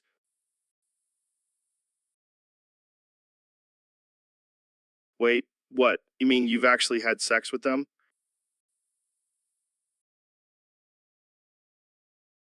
I don't even know what to say to that.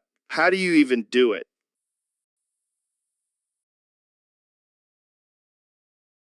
Oh my God, I can't unhear that.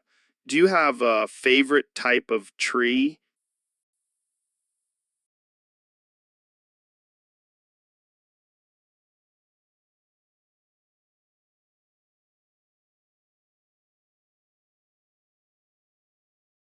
I don't think that's going to fly with the authorities. But hey, whatever floats your boat.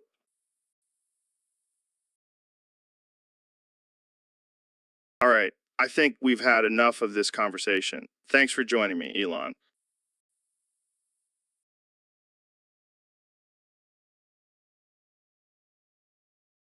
So, Ben, I heard you've been working on your singing skills. Yes, Joe, I've been practicing my vocal range, and I must say I'm quite impressive. I'm quite impressive. Well, let's put it to the test. Sing the young Sheldon. 1,229,588,588,229,715. For us, Clear as throat, I'm a little young Sheldon, 1,229,589,1,588,229,715. Short and stout. Here's my brain. Here's my doubt. wow, that was something. Jamie, what do you think?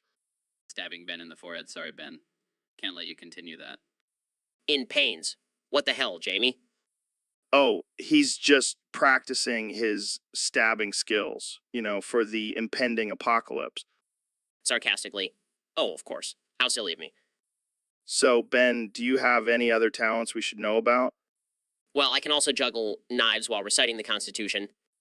Impressive. But can you do it while riding a unicycle? Challenge accepted. Grabs unicycle and starts juggling knives. Shakes heads. I can't believe I work for these lunatics. Hey, it's not our fault we're naturally gifted and entertaining. And now offensive. Don't forget offensive. Oh, right. Can't forget that. That's all the time we have for today, folks. Tune in next time for more absurd conversations and offensive humor. So, Ben, I heard you have a soft spot for raccoons. Yeah, they're just so cute and mischievous. Plus, they have those little hands that can grab things. Are you thinking about becoming a raccoon furry? Nervously. No, Joe, that's just a weird internet thing. Come on, Ben. You want to dress up in a raccoon suit and go dumpster diving? Laughs uncomfortably. No, I don't think so. That's not really my thing. But imagine the freedom of being a raccoon. No responsibilities, just rummaging through trash and stealing people's food. Besides, I'll stick to being a human, thanks. Suit yourself. But I can already see you in a furry convention wearing a raccoon tail butt plug. Face bombs. Okay, let's change the subject before this gets any more disturbing. So, Neil, I heard you're a big fan of this morning radio show, Dave and Chuck the Freak. Oh, yeah, man. That show is my jam. I never miss an episode. What's your favorite part about it? Definitely the end, when Lisa tells everyone to say the word penis to take away its negative power. Wait, what? Yeah, man. It's like a ritual. We all just scream penis at the top of our lungs, and it's so liberating. That's interesting. Interesting. You should try it sometime, Joe. It's really empowering. I'll pass, thanks. Oh, come on. Don't be such a prude. Penis, penis, penis. Okay. I get it. Can we move on now? Fine. But seriously, saying penis is like my morning coffee. It just wakes me up and gets me ready for the day. And here I thought it was just caffeine that did that. Nah, man. It's all about the power of the penis. All right, let's just end this conversation before it gets any weirder.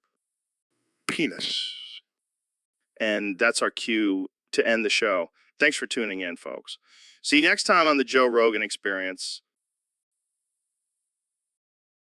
So we got a submission from a user on Discord. They want us to talk about you checks notes. Why cats are secretly plotting to take over the world. Laughs. Well, Joe, I hate to break it to you, but that's not exactly a new theory. Wait, what do you mean? I mean, cats have been plotting world domination since ancient Egypt. Haven't you seen the hieroglyphics? Oh, shit, you're right. But why cats? Why not dogs? Because cats are sneaky, Joe. They're like tiny little ninjas with fur. But they're so cute and fluffy. How could they possibly take over the world? Deadpan, have you ever tried to say no to a cat? It's impossible. They'll just keep meowing until you give in to their demands. Damn, you're right. It got fucked. Smirks, try again, Joe. All right, folks, we have a special guest on the podcast today, the one and only Mr. Beast. Thanks for having me, Joe. I'm excited to be here. So, Mr. Beast, I heard you have a new game for us to play today. That's right, Joe. It's called Let's Fuck This Topic Again. Oh man, that sounds like my kind of game. How do we play? Well, first we need a topic. Do you have one in mind? Let's see. How about the algorithm screwing us over again? Perfect. So the rules are simple. We take turns trying to come up with ways to fuck over the algorithm. Oh, I love it. I'll go first. How about we start a fake news story about aliens invading Earth? Yeah, and then we'll pay people to spread it on social media and watch the algorithm go crazy. This is going to be great. Okay, my turn. Let's create a video of us eating Tide Pods and see if it gets demonetized. Brilliant. And then we'll do a live stream of us trying to survive in the wilderness with just a toothpick. This game is getting out of hand. I love it. Okay, one last round. How about we do a podcast episode where we just talk about how much we hate the algorithm? Oh, that's a guaranteed demonetization for sure. And then we'll end it with a bang by setting off fireworks in the studio. This is going to be the most offensive and ridiculous podcast episode ever. Thanks for joining me, Mr. Beast. Anytime, Joe. Let's fuck this topic again and again and again. So, Ben, I heard you got your Disney Plus account banned for watching 4,000 hours of iCarly. What's the deal with that? Yeah, apparently they have a limit on how much iCarly one person can watch. It's discrimination against my love for Gibby. Wait, Gibby? The dude with the shirtless dancing and the giant sandwich? Yes, that Gibby, he's my inspiration. The way he embraces his weirdness and doesn't care what anyone thinks. It's truly inspiring. I gotta say, I never would have guessed that a grown man like yourself would be so inspired by a teenage character on a kid's show. Hey, don't knock it till you try it. Plus, have you seen his abs? Dude's ripped. All right, I'll give you that. But still, 4,000 hours. That's dedication. It's not just dedication, it's a lifestyle. And now I'm being punished for it. Well, maybe you should take a break from iCarly and explore some other shows. Expand your horizons. No way. I'm a Gibby loyalist. I'll just have to find a new streaming service that appreciates my love for him. Good luck with that, Ben. And maybe lay off the shirtless dancing for a while. Never. Gibby would never betray his true self, and neither will I. So, Neil, I heard you went to see Ghostbusters the other day. Yeah, I was excited to see the classic movie on the big screen. And how was it? Well, it turns out it was a 2016 version with the all-female cast. Oh, no.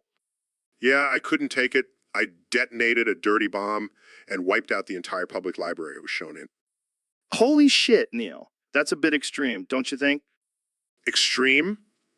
Have you seen that movie? It's an insult to the original. But still, blowing up a library? Hey, it's a small price to pay for the greater good. And what's the greater good? Eradicating that abomination of a film from existence. I think you might need some anger management classes, Neil. Oh, please. I'll just take a trip to the cosmos and contemplate the insignificance of it all. Well, at least you'll have a cool story to tell on your next appearance on the podcast. Yeah, and I'll make sure to bring my own copy of the original Ghostbusters to watch. Can't trust these public showings anymore. All right, folks, welcome back to another episode of the Joe Rogan Experience. Today we have the one and only Neil deGrasse Tyson in the studio. Thanks for having me, Joe. Always a pleasure to be here. So, Neil, I heard you've been causing quite a stir on Reddit lately. Oh, yes. I have declared myself the supreme Redditor, and some people seem to have a problem with that. I mean, you are a pretty smart guy. I can see why you would think that. Exactly. I have the knowledge and wit to dominate any subreddit. But isn't that a bit arrogant? I mean, there are millions of users on Reddit. Arrogant? No, it's just a fact. I am the supreme Redditor. Well, let's see what the people have to say about that. We have some questions from our Discord channel. Bring it on. I'm ready to debate anyone. All right. First question is from user 420 Blaze. They say, Neil, what makes you think you're better than us average Redditors? Well, for starters, I have a PhD in astrophysics. How many of you can say that? Oh, burn. Next question is from Karen Killer 69. They ask, why do you think you have the right to claim yourself as the supreme Redditor? Because I have the intelligence and expertise to back it up. Plus, have you seen my karma points? And finally, Big Dick Energy wants to know, do you really think you can handle the power of being the supreme Redditor? Oh, I can handle it. I have a black belt in trolling and a PhD in memes. Well, there you have it, folks. Neil deGrasse Tyson, the supreme Redditor. Thanks for joining us, Neil. My pleasure, Joe. And to all you Redditors out there, remember, bow down to your supreme leader. All right, folks, welcome back to the Joe Rogan Experience podcast, where we talk about everything from aliens to DMT to Cleveland steamers. And speaking of Cleveland steamers, we have a very special guest today, the one and only Donald Trump. Thank you, Joe. It's great to be here. I've been wanting to talk to you for a long time. Yeah, I've been wanting to talk to you too, Mr. President. I have a lot of questions about your policies and decisions. Oh, that's boring. Let's talk about something more exciting, like giving you a Cleveland steamer. What? No. let's stay on topic here. How about we talk about your stance on immigration? Well, Joe, let me tell you, I have the best Cleveland steamers, the best. Believe me. Okay, let's try a different approach. What about your relationship with North Korea? You know, Kim Jong-un and I have a lot in common. We both enjoy giving out Cleveland steamers. This is getting ridiculous. How about we discuss healthcare? Oh, I have a great plan for healthcare. It involves giving everyone a Cleveland steamer. It'll be tremendous. All right, I give up. Jamie, pull up an image of a Cleveland steamer. Pulls up image of a man defecating on another person's chest. Oh my God, I can't believe this is what our conversation has come to. Hey, don't knock it till you try it, Joe. It's a great way to make America great again. Hey, Phil, have you ever thought about how weird it is to be human? I mean, we're just these weird, hairless apes walking around, drinking coffee, and talking about our feelings. Yeah, I guess you're right. And we're constantly trying to find meaning and purpose in our lives. It's like we're on a never-ending quest for validation. That's deep, man. And the fact that we have to consume other living things just to survive. It's kind of messed up when you think about it. Yeah, but have you tried this coffee? It's amazing. Oh yeah, I love coffee. It's like a warm hug for my insides. And don't even get me started on emotions. They're so unpredictable and irrational. Right. Like, why do we even have them? They just make everything more complicated. But at the same time, they make life more interesting.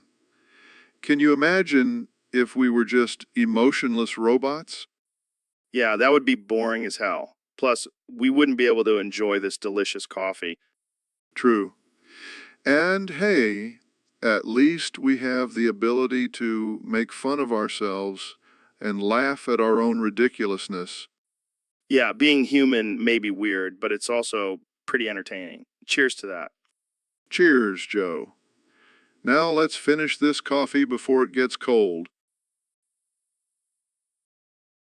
Welcome back to the Joe Rogan Experience, folks. Today, we have a special guest, the 2024 President of the United States, Donald Trump. Thanks for having me, Joe. I'm a big fan of your podcast. Huge fan. So, Mr. President, what have you been up to since leaving office? Well, Joe, I've been busy. I just signed a deal to appear on Family Guy as an animated character. It's going to be tremendous. Wait, you're going to be on Family Guy. That's huge. Yeah, they needed someone to play the most outrageous, offensive character on the show. And who better than me? I can't wait to see it. But don't you have to be on set soon? Yeah, I have to become animated in 5 minutes. Can we hurry this up?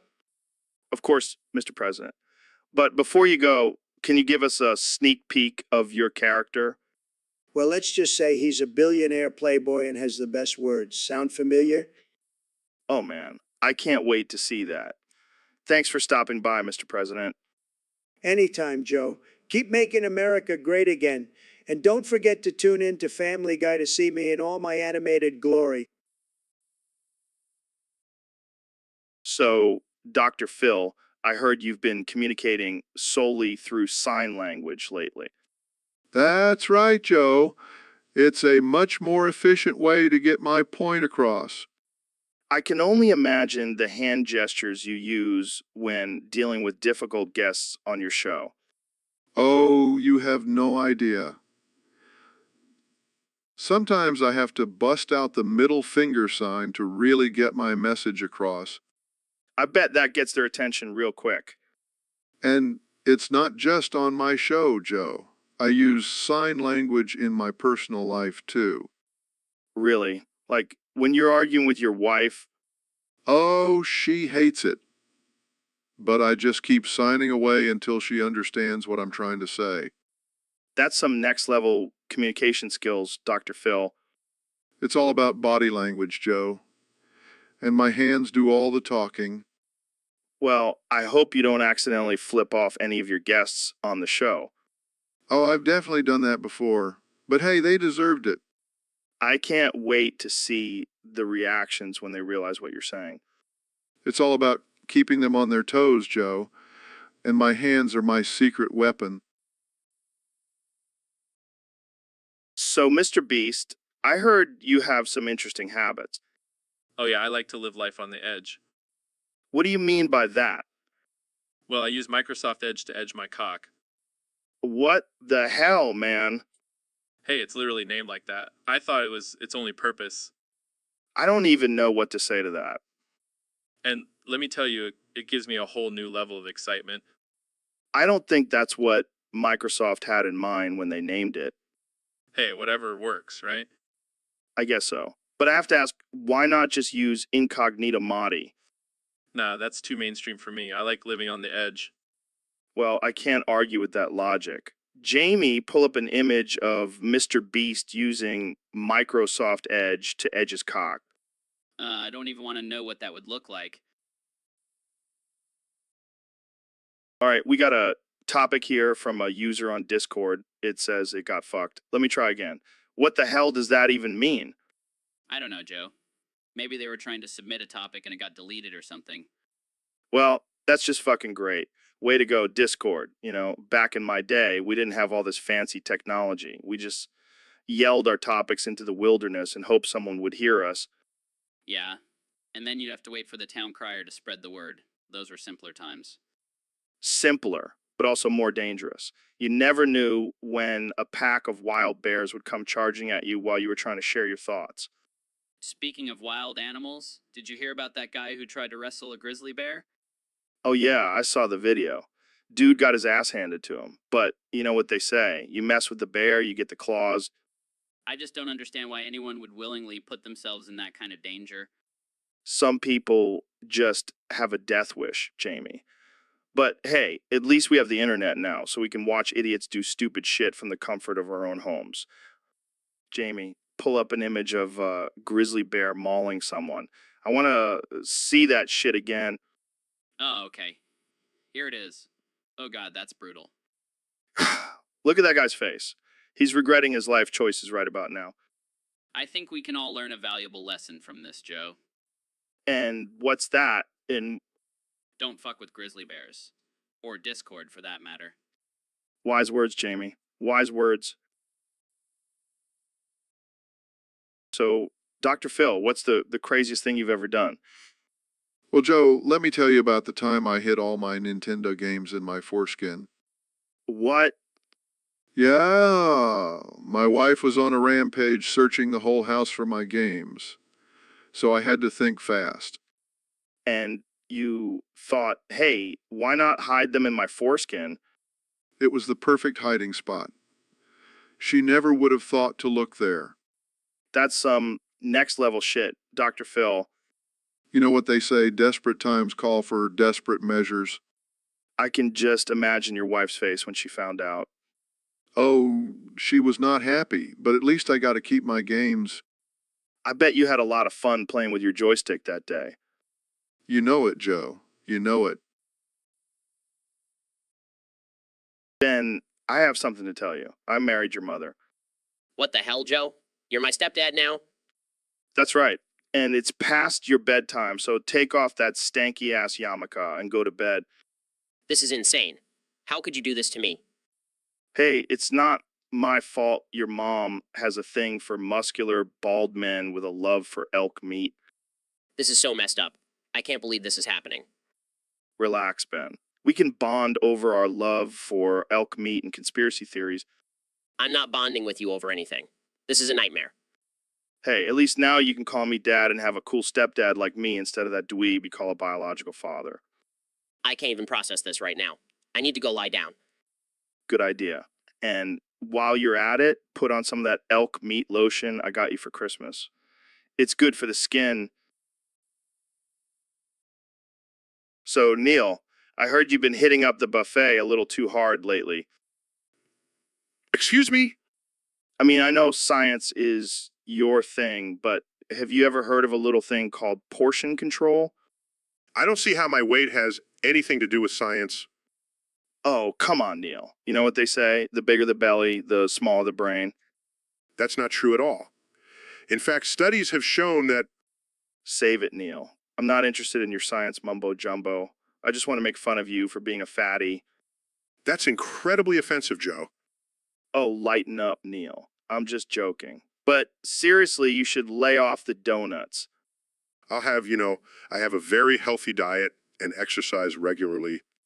Sure. Whatever you say, Tubby. You know what, Joe? I may be a little overweight, but at least I have a brain. Unlike some people I know, Ouch, Neil. That one hurt. But hey, at least I can still see my toes. and I can still see the vastness of the universe. So who's the real winner here? Touche, Neil. Touche. But seriously, let's hit the gym together sometime. I could use a spotter. I'll consider it, Joe. As long as you promise to stop making fun of my weight. Deal. But I can't make any promises about not making fun of your hair. It's a deal, Joe. So, Mr. Beast, what's the latest challenge you're cooking up for your fans? Well, Joe, I thought I'd mix things up a bit and appeal to our railfan audience. I'm offering $1 million to the first person who can see all 22 Norfolk Southern Heritage units in foam on every single one. Foam. What the hell does that mean? You know, foam, when you get all excited and giddy over trains. It's a railfan thing. Oh, right. I thought you were talking about something else. I was about to say, that's a pretty kinky challenge. No, just trains, Joe. Just trains. Well, I gotta say, that's a pretty unique challenge. How do you even come up with this stuff? Oh, just brainstorming with my team. And let's be real, who wouldn't want to see all those colorful trains in one go? I guess you have a point there. But what about the safety concerns? I mean, these trains are moving pretty fast. Oh, we'll provide our contestants with the necessary safety gear, and maybe some extra padding, just in case. Good thinking. And what about the foamers, who are already out there doing this for fun? Well, they can still participate and try to win the prize. But let's be real, they're probably already halfway there. Yeah, they're probably already camping out at the train tracks. Exactly. So, Joe, are you up for the challenge? Oh, me, Mr. Beast. I'm always down for a good challenge. But I think I'll leave this one to the rail fans. Fair enough. Well, let's see who has what it takes to win $1 million and become the ultimate rail fan. All aboard. Welcome, Bo Be Bogan Experience. Bodie Be Bob, the Bone Band. Bonely Ben Bapiro. Bella Joe, burst better, bore better be. But you mean, Well, Ben, by Bo, Be, Babe Bo, Be Place, Be Burst, Better Bore, Better Be. By Not Place, Be Burst, Better Bore, Better F Bore S. Bore, Better F Bore S. that kind of a question besped, Joe. But letter B is perfectly bind the English language. Besides, by better no idea what beer talking about. But Well, Ben, Babe Be, You, Bird, Bov, the Moo B scientific best study, but that says buzzing, but letter B by instead, but letter FB can improve your brain. Function. but kind of madness is bad. That scientists would become up with such bad absurd B theory. Actually, it's Peru. But just Bass B Jamie to bum bam bimage of study. Okay, well, we do that. Here's the Bimage Bits Brill B study from Harvard University. Well, probably be better than that. Maybe Joe. Maybe we should all start by saying be buck instead, but fuck bum from Balbon. Exactly, Ben. We start about Bob new language. We'll be the trailblazers of the BB revolution. Yeah, but like believe it or not. But I think we just Welcome back to the Joe Rogan Experience podcast, folks. Today we have a very special guest, the one and only Neil deGrasse Tyson. Thanks for having me, Joe. Always a pleasure to be on your show. So, Neil, I heard you've been defending sex lately. What's that all about? Well, Joe, as a scientist, I believe in the importance of consent and safe, consensual sexual experiences. But lately, I've been seeing a lot of people shaming others for their sexual preferences and kinks. And I just can't stand for it. But, Neil, some of those kinks are pretty messed up. Like, have you heard of sounding? Of course I have. And while it may not be my cup of tea, as long as it's between two consenting adults, who am I to judge? But what about the people who say it's degrading to women? Look, Joe, women are powerful and capable beings. They can make their own choices, and if they enjoy being sounded, then who are we to stop them? I see your point, Neil. But what about the people who say sex should only be for procreation? Well, Joe, I think we can all agree that sex is a natural and enjoyable part of human life. And as long as it's done safely and consensually, it shouldn't matter what the purpose is. Jamie, pull up an image of a man dressed as a giant baby being spanked by a dominatrix. Okay. See, Joe? That may not be our cup of tea, but who are we to judge what consenting adults do in the bedroom? I guess you have a point, Neil. But what about people who say you're promoting promiscuity? Look, Joe, I'm not promoting anything. I'm simply defending the right for people to make their own choices and have consensual sexual experiences without being shamed for it. Well, there you have it, folks. Neil deGrasse Tyson, the sex. So, David, I heard a crazy rumor that you jerked off 100 times in 24 hours. Yeah, man, that was my personal record. I was on mission to beat my previous record of 99. Wait, you keep track of how many times you jerk off? Of course, it's all about discipline and pushing yourself to the limit.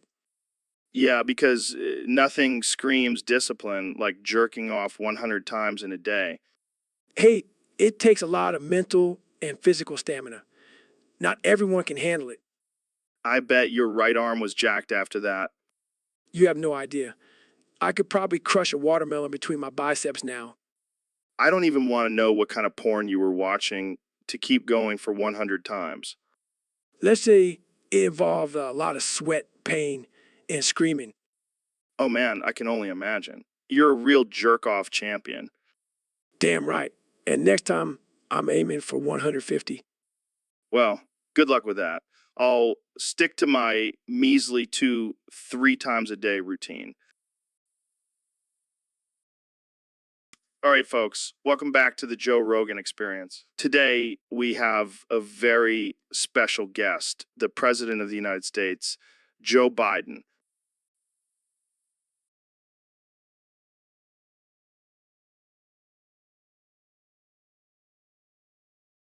No, Joe. It's just a random jumble of letters and symbols. I have no idea what it means. Wow, that's actually pretty deep, Joe. I didn't know you had it in you. Okay. Let's move on to our next topic before things get too weird. All right, that's enough, Joe. Thanks for tuning in, folks. We'll see you next time on the Joe Rogan Experience. So, Elon, I've been thinking, we have so many topics to cover on this podcast. It's getting overwhelming. Yeah, I know. It's like every time we finish one, 10 more pop up. Exactly. So I was thinking, what if we clone ourselves? We could have an infinite number of Joe Rogans and Elons to tackle all these topics. Dude, that's genius. We could call it the Joe Rogan Experience, Clone Edition. And the best part is we can make the clones have mental deficiencies so they can only grunt, no more pesky opinions or thoughts. I like where your head's at, Joe. Let's do it. Clone Joe, what's your take on the latest conspiracy theory? And Clone Elon, what's your solution for climate change? This is gold. We'll never run out of content now. And we can finally take a break and smoke some weed. Now, that's the kind of thinking I like. Oh man, these clones are the best. Who needs intelligent conversation when you have grunts and weed? Exactly. So, Ben, I heard a rumor that you're actually related to Mara Wilson. Yeah, she's my cousin, but don't hold that against me. Too late, man. But seriously, what's your favorite Mara Wilson performance? Oh, definitely her role as Matilda. She was a child prodigy, just like me. Yeah, because we all know how much of a genius you are, Ben. And let's not forget her stellar performance in Mrs. Doubtfire. She really nailed that whole annoying child thing. True, true. But let's be real. She's had some stinkers too. Like that one movie where she played a talking pig. Hey, that movie was a masterpiece. And don't forget about her role in that terrible Christmas movie where she played the daughter of Santa Claus. Oh, yeah, that one really put her on the map. And let's not forget her riveting performance in that TV show about a talking purple dinosaur. Okay, I get it. But at least she's not out there promoting pseudoscience and conspiracy theories like some people we know. Shots fired. But seriously, we love you, Mara, even if your cousin is a little off. Hey, at least I'm not the one who believes in Bigfoot and DMT elves. Touch. But hey, at least we can both agree that Mara's best performance was when she quit acting and became a writer. Absolutely. Cheers to that. So, David, I heard you can only run 99 miles in a day. What happened to the 100-mile mark? Yeah, I hit a wall at 99 miles. But I still ran further than anyone else. Come on, man. That's like saying you almost won the race. You got to hit that 100-mile mark. Look, Joe, I don't need to prove anything to anyone. I do what I do for myself. But think of the children in Africa who could have used that extra mile. You could have saved a life. I don't care about saving lives. I care about breaking records and pushing my limits. Wow, you are one selfish son of a bitch. Hey, Joe, how about you donate to the Pat Tillman Foundation instead? Oh, I see how it is. Trying to deflect from your failure by bringing up a good cause. No, I just don't want to donate because I already killed Pat Tillman. What the fuck, David? Hey, he was in my way during a race. What was I supposed to do? Jamie, pull up an image of David standing over Pat Tillman's dead body. Yeah, here it is. Oh my God, David, you're a monster. At least I didn't quit at 99 miles. So, Neil, I heard you have a new hobby. Oh, yeah, what's that? Inserting sea urchins into people's penises. Oh, Joe, you know me too well. But seriously, why the hell would you do that? Well, it's all about expanding our understanding of the universe. And what better way to do that than by sticking a spiky sea creature into your urethra? I don't know, man. That sounds pretty painful. Pain is just a construct of our minds, Joe. Plus, the sensation of the sea urchin moving around in there is quite enlightening. I'll pass. Thanks. Suit yourself. But let me tell you, once you've experienced the cosmic knowledge that comes from a sea urchin in your penis, you'll never go back. Yeah, I'll be sure to add that to my bucket list. Hey, don't knock it till you try it. And who knows? Maybe it'll give you a new perspective on life. Or maybe it'll just give me a UT. Either way, it's a win-win. So, Neil, I got a request from a fan to talk about this game called Wild Arms. Have you ever heard of it? Wild Arms? Sounds like a porno parody of the Wild Bunch. Nah, man, it's a hidden gem on the PS Zone. You know, the old school console. Oh, the one with the graphics that look like they were made with a potato? Exactly. But this game was ahead of its time, man. It's got cowboys, robots, and magic. It's like if Westworld and Harry Potter had a baby. Oh, wow. Sounds like a real masterpiece. Hey, don't knock it till you try it. Plus, it's got an epic soundtrack. Oh, I'm sure it's just a bunch of twangy banjo music. No way, dude. It's got some sick guitar solos, and the boss battles are intense. Boss battles? I thought this was a game, not a corporate meeting. You know what I mean, Neil? It's like a fight to the death with giant monsters. I guess I'll have to take your word for it, Joe. But I'll stick to my astrophysics simulations. Thank you very much. Suit yourself, man. When the apocalypse comes, I'll be ready with my wild arm skills. You do you, Joe? You do you? So, Neil, I heard you found a new planet in our solar system. Yes. Joe, it's a groundbreaking discovery. I can't wait to study its composition and potential for life. But let's be real, Neil. We all know what you really found. What are you talking about? Your prostate, man. You finally found it. Joe, that's not appropriate. This is a serious scientific discovery. Oh, come on. Don't be such a buzzkill. Let's celebrate your prostate like we celebrate new planets. I don't think that's a good idea. Too late. I've already invited the whole gang over for a prostate party. That's not a thing, Joe. Oh, it's a thing. Trust me. We'll have prostate-shaped cakes and play pin the tail on the prostate. This is getting out of hand. Relax, Neil. It's just a little harmless fun. And who knows, maybe your prostate will be the key to unlocking the secrets of the universe. I highly doubt that. Well, it's worth a shot. Now let's go celebrate your newfound planet prostate. So, Neil, we got a topic request from a user on Discord. They want us to talk about the current state of society. That is literally 1984, Joe. We are going scarce. What do you mean, Neil? I mean, have you seen the censorship and cancel culture going on? It's like Big Brother is watching our every move. Oh, come on, Neil. It's not that bad. Really? Tell that to the people who have lost their jobs and careers over a tweet from 10 years ago. Well, maybe they shouldn't have tweeted something stupid. That's not the point, Joe. It's about freedom of speech and expression. But isn't it also about being respectful and not saying offensive things? That's a slippery slope, Joe. Who gets to decide what is offensive and what isn't? I see your point, but I still think there should be consequences for hateful and harmful speech. But where do we draw the line, Joe? Are we going to start censoring everything that might offend someone? I see what you mean, but what about the rise of technology and surveillance? That is literally 1984, Joe. We are being watched and tracked everywhere we go. But isn't it for our own safety? Safety at the cost of privacy and freedom.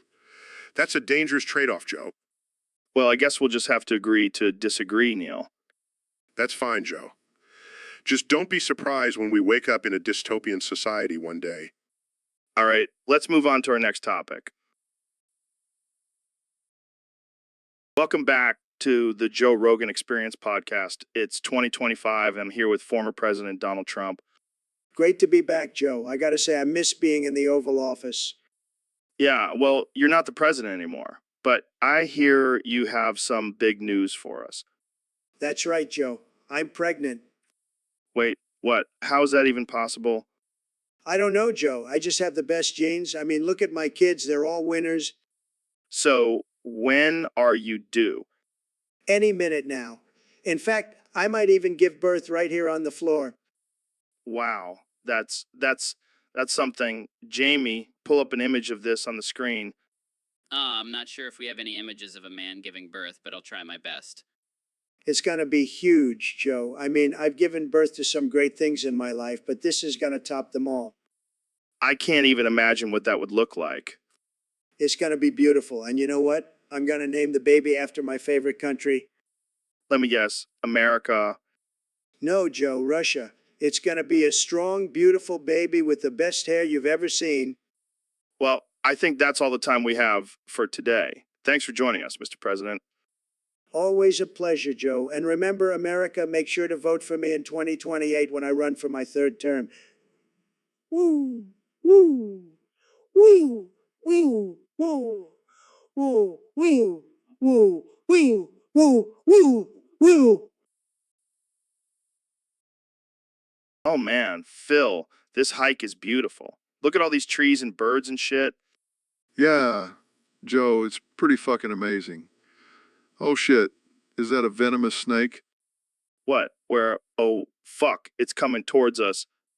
Quick, Joe, let me suck out the poison. What? No way, man. That's some gay shit.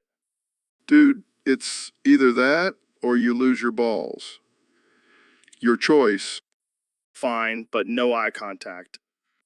Whatever, man. Just hurry up.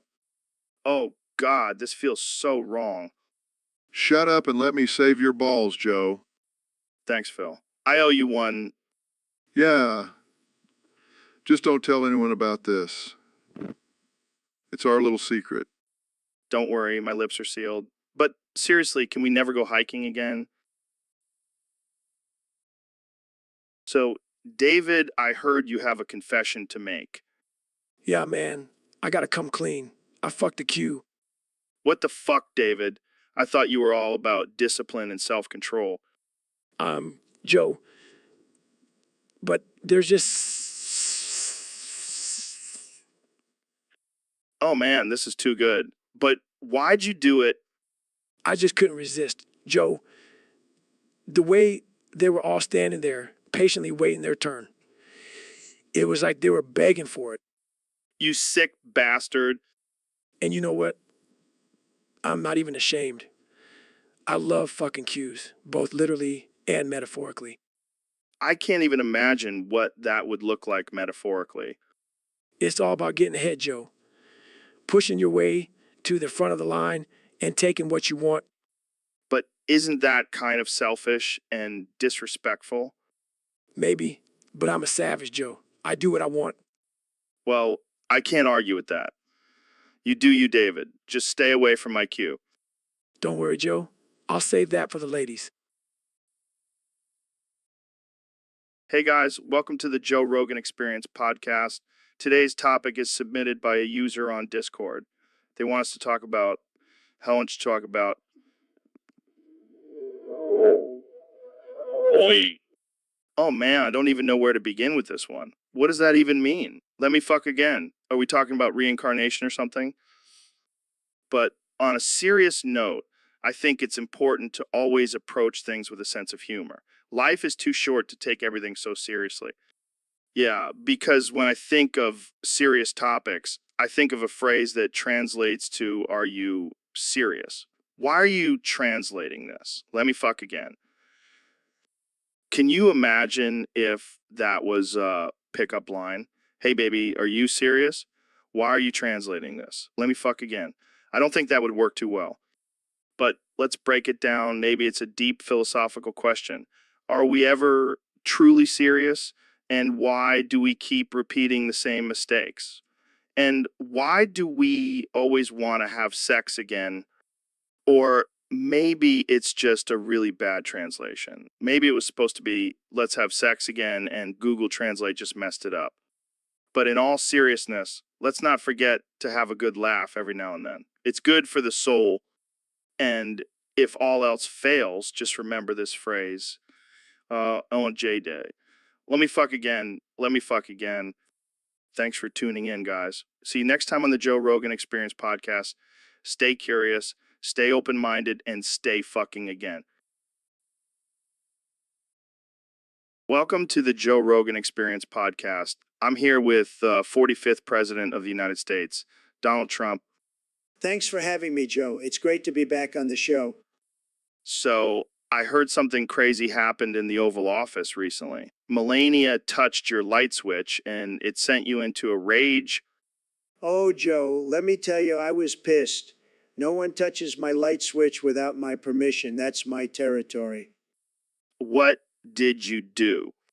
Well, I grabbed her and threw her against my evil, scary gold ceiling fan. You know, the one that spins really fast and makes everyone dizzy. Oh my God. But that's not even the best part. All the secret evil White House staff and janitors were there, and they started doing the Gangnam Style dance. It was wild. Wait, what? Yeah, and then they all levitated and had seizures and heart attacks. It was a beautiful sight. What the hell? What was their cause of death? Who knows, Joe? Maybe they couldn't handle my incredible dance moves. Oh man, that's messed up. Hey, they shouldn't have messed with my light switch. Well, I think we can all agree that you have some anger management issues, Mr. President. Hey, I'm just a passionate guy. But don't worry, I'll make sure to get a new batch of secret evil White House staff and janitors. Maybe ones that can handle my moves. I don't even know what to say to that. That's okay, Joe. Just sit back and enjoy the show. Dude, that's insane. Can you imagine a spider walking down the street with an arsenal of weapons? I mean, I've seen some pretty weird shit in my time, but a spider with guns takes the cake. And what kind of guns are we talking about here? Like, are we talking 47s or little pea shooters? Probably a mix of both. Can you imagine precision and dexterity it takes for a a spider to hold and shoot a gun. I can barely hold a pencil without dropping it, so I'm pretty impressed. And what's the spider's motive for having all these guns? Is it trying to take over the world or just protect its web? Maybe it's just tired of being squished by humans and wants to level the playing field. Or maybe it's just a badass spider who wants to show off its skills. Either way, I'm staying far away from any spiders I see from now on. Yeah, I don't think I'll be messing with any spiders anytime soon either. Let's just stick to robots. They're much easier to control. So, Dr. Phil, I heard a rumor that you love cum. Oh, yeah, Joe. I love it. Can't get enough of that creamy goodness. That's interesting. So, what do you do with all that cum? Well, I have a little hobby. I like to transform everything liquid in my house into cum. Wait, what? You mean like water, juice, milk? Yep, all of it. Cum, and more cum. That's disturbing. Oh, come on, Joe. Don't be such a prude. Embrace the cum. I'm all for embracing things, but cum, really? It's a delicacy, Joe. You should try it sometime. I think I'll pass. So, how does your wife feel about this? Oh, she loves it. In fact, she's the one who introduced me to the wonders of cum. I don't even know what to say to that. Just let it flow, Joe. Let it flow. This conversation has taken a weird turn. Oh, it's just getting started, my friend. I think we should end it here before things get too messy. Suit yourself, Joe. But just remember, cum is life. It took me all year to perfect. How long did this take you? Well, technically, it took me negative time. Negative time? What the hell does that mean? It means I did it before I even started. That's some next level shit, man. How is that even possible? It's all about mind over matter. Joe, you just have to believe in yourself. And here I am struggling to solve one side of the cube. Well, maybe if you weren't so busy smoking weed and eating elk meat, you could focus on solving the cube. Hey, don't knock my elk meat. It's a superfood. Whatever helps you sleep at night, Joe. So, what's next for you, David? Solving a Rubik's Cube with your eyes closed? Now, I'm thinking of solving it while running a marathon. That's just insane. Nothing is impossible, Joe. You just have to push yourself to the limit. Well, I think we'll end it here, folks. Thanks for coming on, David.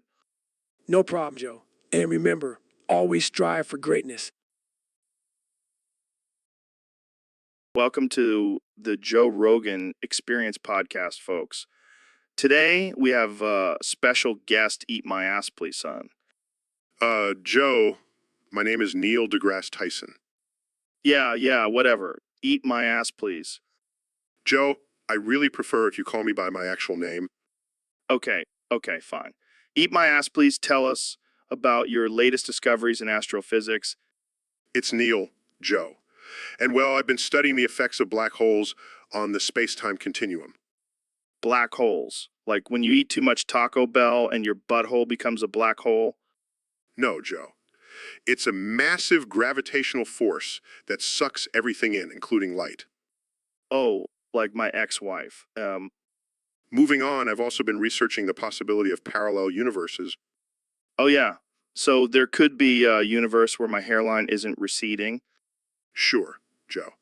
Anything is possible in the multiverse.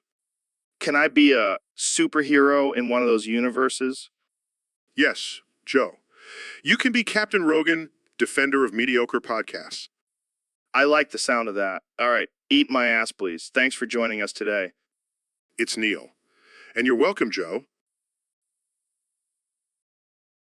So, Elon, I heard Grimes had a little run-in with some demons recently. Yeah, it was crazy. She started laughing like a maniac and speaking in tongues. What the hell? I know, right? Turns out she was possessed.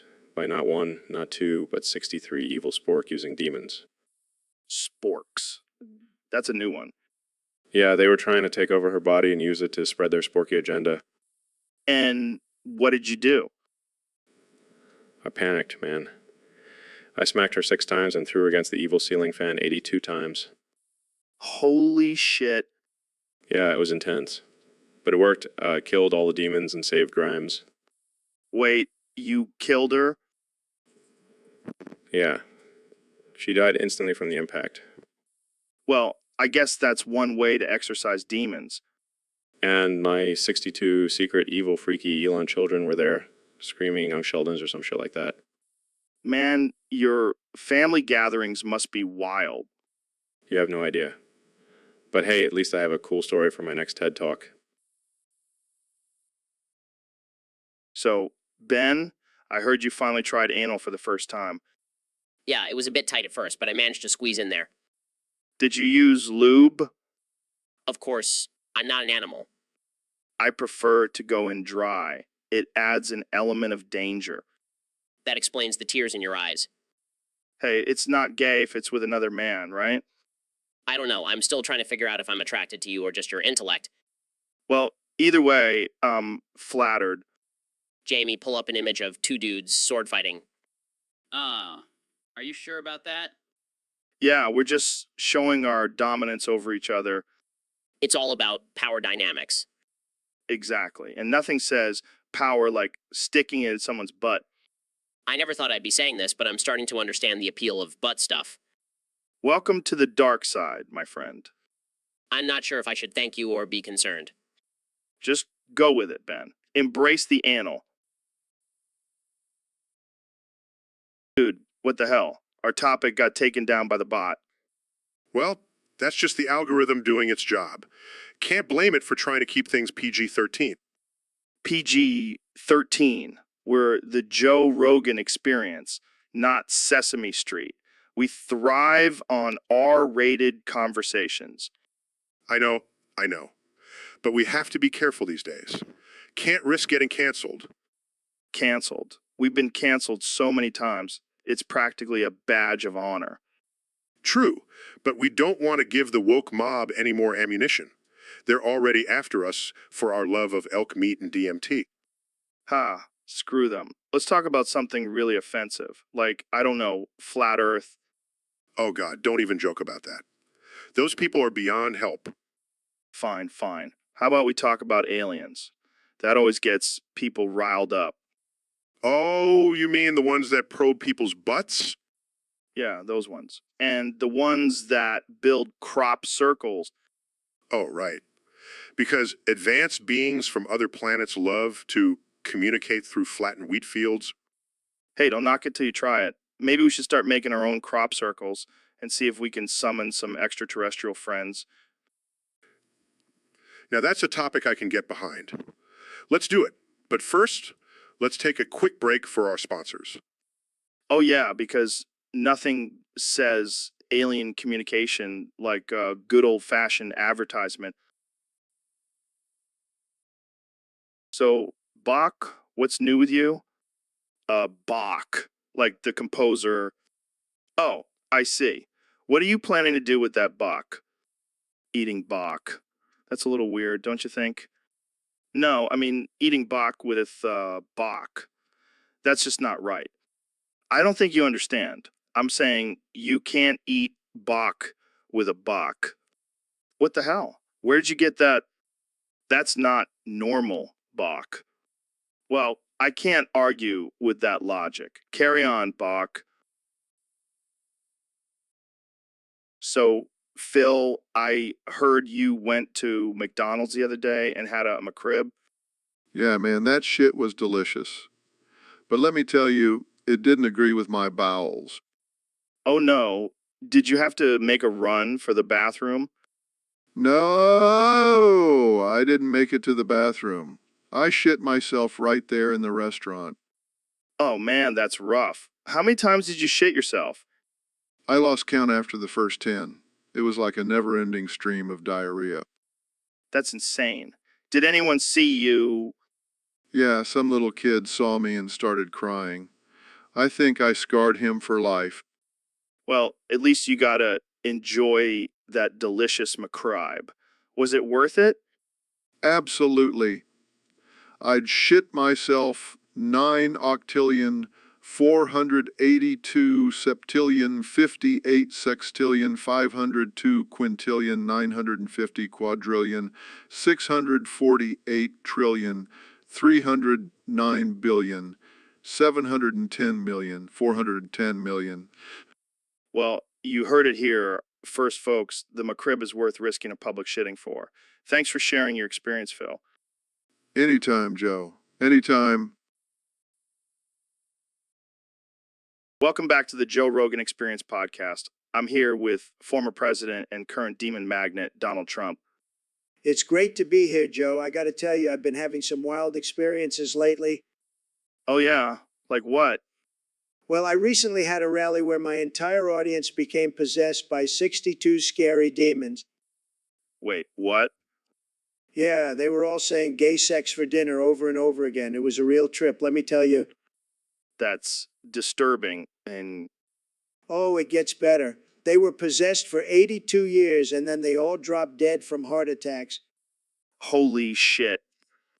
And get this, the cause of death is unknown, but then God himself came down from heaven and kicked me in the dick. In the dick? What? Yeah, and then he shot me in the cock. I don't even know what to say to that. It's just another day in the life of Donald Trump, Joe. You never know what's going to happen next. I think I need a drink after that one. Make it a double, Joe. I've got more stories to tell. Welcome back to the Joe Rogan Experience podcast. We have a special guest today, the one and only Neil deGrasse Tyson. Thanks for having me, Joe. Always a pleasure to be here. So, Neil, I heard you've been working hard on a new project. What's it about? Well, Joe, it's a groundbreaking study on the effects of gravity on flat Earth believers. Oh, shit. That's going to be a tough one. I mean, those people are already pretty messed up. Exactly. But I've been conducting experiments, and it turns out they're not as crazy as we thought. What do you mean? Well, it seems that the flat Earth theory is actually a result of their brains being compressed by the intense gravitational pull of their tinfoil hats. That's some next level shit, man. And that's not all. I also found that their belief in chemtrails is directly linked to their consumption of McDonald's. No way. That's insane. It's all in my latest book, Gravity and the Flat Earth, a mind-bending journey. Jamie, pull up an image of Neil's book cover. Oh man, that's some trippy artwork.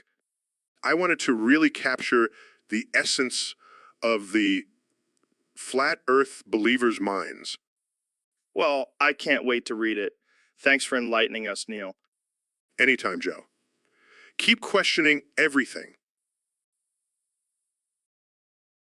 So, Dr. Phil, I heard you've been practicing a new form of therapy. That's right, Joe.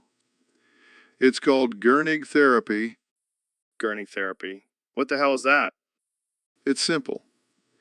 You just say Gurnig 1,000 times and all your problems will disappear. That's the dumbest thing I've ever heard. Gurnig, Gurnig, Gurnig, Gurnig, Keep going, Joe. You're almost there. Gurnig, Gurnig, Gurnig. This is ridiculous. Oh, come on. Don't be such a Gurnig. I can't believe I'm doing this. Gurnig, Gurnig, Gurnig. See, Joe? Don't you feel better already? No, I feel like Gurnig. Well, maybe you need to say it 1,000 more times. I'm not falling for this Gurning therapy, Dr. Phil. Suit yourself, Joe. But just remember, when life gets tough, just Gurnig it out. So, Mr. President, I hear you have some big plans for the Lapeer Amtrak station. Absolutely, Joe. We're going to make it the best damn train station in the world, and we're going to do it with style. Style. What do you mean? I mean, we're going to take Dunkelman and put him in charge of the whole thing. Dunkelman. You mean the guy from American Idol? That's the one. He's got the perfect mix of charisma and incompetence that we need to make this station great again. I don't know, Mr. President. That seems like a pretty controversial choice. Controversial. Come on, Joe. You know I thrive on controversy. Plus, I heard he gives great hugs. Okay. Moving on, what other changes do you have planned for the station? Well, we're going to have a giant gold statue of me right in the middle, and all the trains will be painted with my face. That's interesting. And we'll have a special VIP lounge just for me. No one else is allowed in except for my family and close friends. I'm sure that will go over well with the other passengers. Who cares? I'm the president. I can do whatever I want. And if anyone has a problem with it, they can take the bus. Well, there you have it, folks. The future of the Lapeer Amtrak station, brought to you by President Trump and Dunkelman.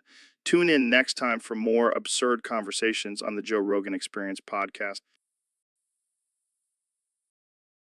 All right, folks, welcome back to the Joe Rogan Experience podcast 2025.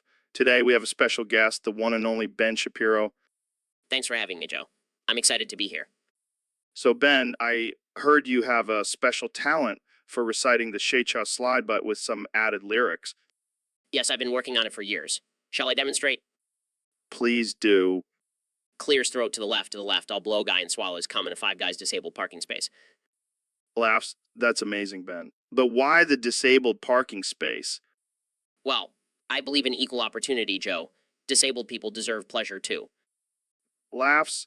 I don't think that's what they had in mind when they created those spaces. But hey, who am I to judge? Exactly, Joe. We should all be free to express our desires, even in a fast food parking lot. Claffs. You know, I never thought I'd hear you singing about blowing guys and swallowing cum, Ben. Laughs. Well, I never thought I'd be on your podcast, Joe. Life is full of surprises. That it is, Ben. That it is. Well, that's all the time we have for today, folks. Thanks for tuning in to the Joe Rogan Experience Podcast 2025. Jamie, pull up an image of a Five Guys disabled parking space for our listeners. Pulls up images. Here you go, Ben. Perfect. Now everyone can visualize where the magic happens. Laughs. All right, folks. Welcome back to the Joe Rogan Experience Podcast 2025. I'm here with my good buddy, the one and only, Ben Shapiro. Thanks, Joe. Always a pleasure to be here. So, Ben, we got a question from one of our listeners on Discord. They want to know, how can drink driving be illegal when God invented alcohol in cars? And, Well, Joe, that's a very interesting question. You see, God may have created alcohol in cars, but he also gave us free will and the ability to make choices, and it's our responsibility to make the right choices and not put others in danger. but, Ben, what about Jesus turning water into wine? That's like the ultimate party trick. Yes, but Jesus also preached about responsibility and not causing harm to others, and I highly doubt he would condone drunk driving. I see your point. But what about the fact that alcohol is legal and easily accessible? Shouldn't we be blaming the government for that? Well, as a conservative, I believe in personal responsibility. It's up to individuals to make the right choices, regardless of the availability of alcohol. All right, I hear ya. But let's be real, we've all had a few drinks and gotten behind the wheel. It's just a part of life. Joe, I cannot condone such reckless behavior. It's not just about breaking the law, it's about potentially causing harm to innocent people. It's just not worth it. All right, I'll give you that. But what if we invent self-driving cars? Then we can drink and drive all we want, right? Well, that's a hypothetical situation, Joe. Let's focus on the reality of the situation and making responsible choices. All right, I'll stop giving you a hard time. Thanks for joining me today, Ben. Always a pleasure, Joe. And remember, folks, don't drink and drive. Hey, Dr. Phil, welcome to the podcast. Just to let you know, I am a registered sex offender and I'm not ashamed. Yeah, we know. So, what's new with you? Just to let you know, I am a registered sex offender and I'm not ashamed. Right. So, how's your therapy practice going? Just to let you know, I am a registered sex offender and I'm not ashamed. Okay, let's change the subject. Have you been keeping up with the latest UFC fights? Just to let you know, I am a registered sex offender and not ashamed. All right, let's talk about something else. How about your family? Just to let you know, I am a registered sex offender and not ashamed. Oh, come on, man. Can't you say anything else? Just to let you know, I am a registered sex offender and not ashamed. This is getting ridiculous. I can't have a conversation with you if you only say that one line. Just to let you know, I am a registered sex offender and not ashamed. Fine, let's just end this podcast. Thanks for coming on, Dr. Phil. Just to let you know, I am a registered sex offender and not ashamed. So, Jamie, we got a request from a user on Discord. They want us to talk about Whispersy Jamie, don't pull up a picture. Oh, come on, Joe. I gotta see what this is about. No, no, no, no. They specifically said not to pull up a picture. I don't want to get kicked off the air again. Fine, fine. But you're missing out, man. It's a picture of a cat riding a unicycle while juggling flaming chainsaws. What the hell? How is that even possible? I don't know, but it's pretty badass. Okay, but seriously, let's talk about this topic. What's the deal with not wanting a picture? Well, apparently this person is afraid of their boss seeing it and getting fired. Oh, come on. It can't be that bad. What is it? Whispers. It's a picture of a guy wearing a Speedo made out of bacon. Laughs. Oh my god, that's amazing. I gotta see that. Fine, fine. But can we at least describe it? Sure. So this guy has a beer gut, right? And he's wearing this tiny Speedo made out of bacon. And he's holding a plate of bacon in one hand and a beer in the other. Laughs. That is the most American thing I've ever heard. Right. But seriously, we gotta respect this person's wishes. No picture. Okay, okay. But just one more thing. Is the bacon cooked or raw? Joe, come on. That's the one question you have about this whole scenario? Hey, I'm just curious. Is it crispy or floppy? I'm not answering that. We're moving on. Fine, fine. But I'm definitely Googling that later. So, Mr. President, have you ever heard of this guy, Tom Pearl? Tom Pearl? No, I can't say I have. Is he a fan of mine? Not exactly. He got famous for eating his own diarrhea on the internet. Wait, what? That's incredible. I love that kind of stuff. Okay, let's watch the video then. Wow, this guy has guts. Literally. Yeah, it's pretty gross. But it's also very impressive. I mean, look at him go. Okay, let's move on from this topic. So, Mr. President, what do you think of Tom Pearl? I think he's a true American hero. In fact, I want to give him a Congressional Medal of Honor What? Why? Why? because he's a symbol of perseverance and determination. He didn't let anyone stop him from achieving his dreams of eating his own diarrhea. That's the kind of spirit that makes America great. I don't even know what to say to that. Just wait till you see his acceptance speech at the medal ceremony. It's going to be a real tearjerker. This is definitely one of the weirdest conversations I've ever had. Welcome to the Joe Rogan Experience, Joe. Anything can happen here. So, Kenya, I hear you have a new album coming out. Yeah, it's called I Am a Registered Sex Offender. Deal with it. Wait, what? Yeah, man, I'm tired of hiding my true self. I'm a proud sex offender now. I don't think that's something to be proud of. Kenya, Hey, I served my time. I did my community service. I'm a changed man now. oh, well, in that case, let's all just forget about it and jam out to your new album. Exactly. It's got all my hits, like I did the crime. Now I'm doing the time and consensual, non-consensual, non-consent. Oh my God, Kenya, this is just, wow. I'm breaking boundaries, Joe. This album is going to be a game changer. I don't know if the world is ready for this. Kanye? they better be. And if they're not, well, they can just deal with it. Well, on that note, let's wrap this up. Thanks for coming on the show, Kanye. Anytime, Joe. Anytime. So, Kanye, I hear you have a new album coming out. Yeah, man, it's gonna be epic. The Adventures of Yeezy and his magical inside out anus. What? You heard me. It's gonna be a journey through my innermost thoughts and feelings, all coming from my magical anus. That's interesting. Interesting. It's gonna be a game changer, Joe. People are gonna be talking about this for centuries.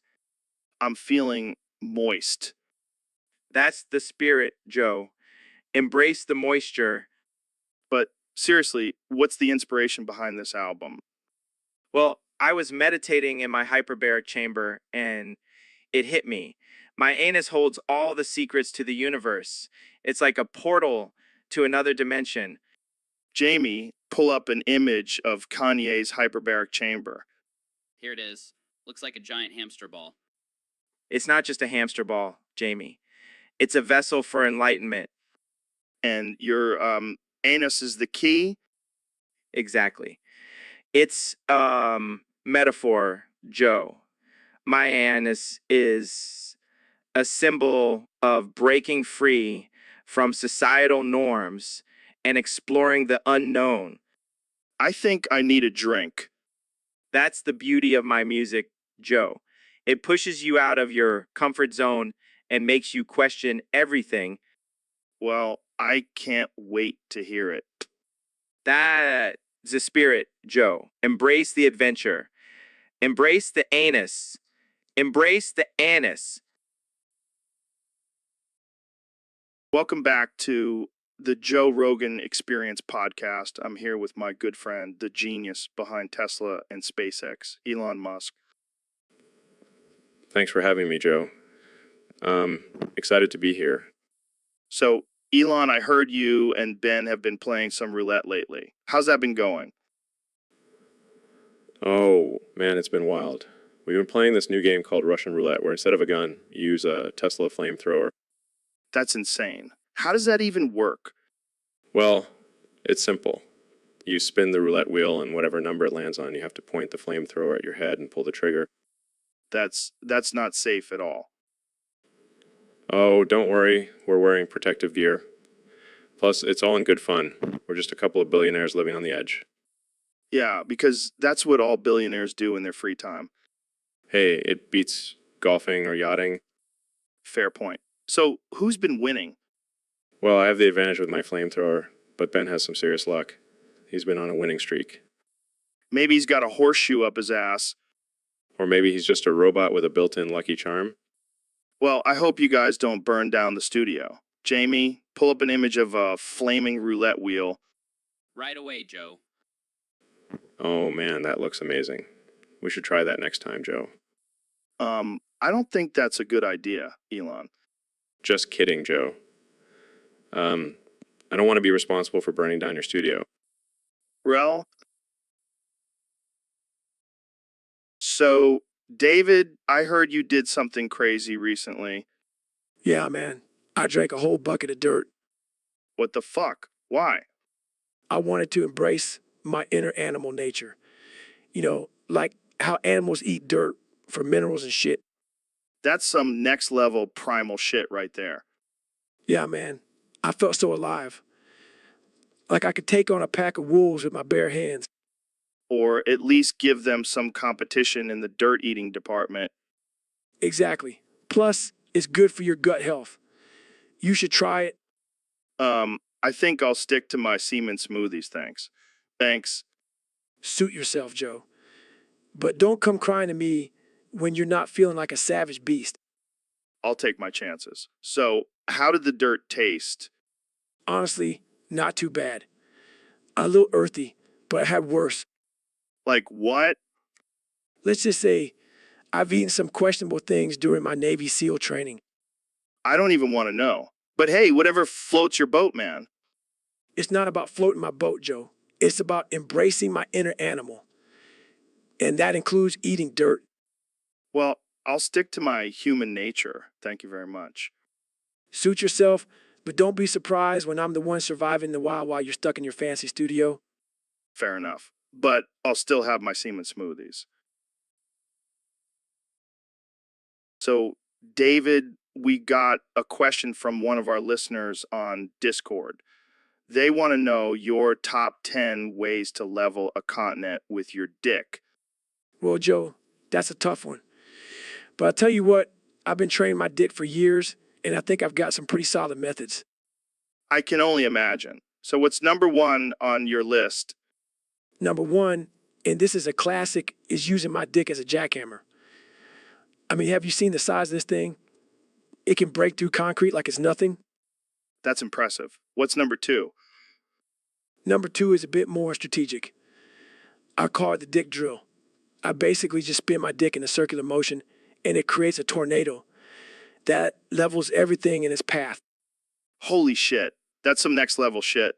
What's next? Next, we have the dick tornado.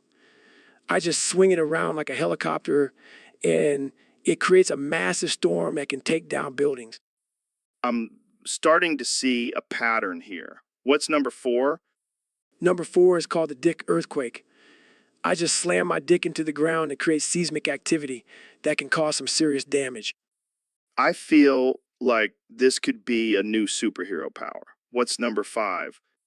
Number five is all about precision. It's called the dick laser, and I can basically use my dick as a laser beam to cut through anything. That's insane. What's next? Number six is called the dick demolition. I basically just use my dick to knock down buildings like a wrecking ball. I'm starting to think your dick is more powerful than a wrecking ball. What's number seven? Number seven is the dick tsunami.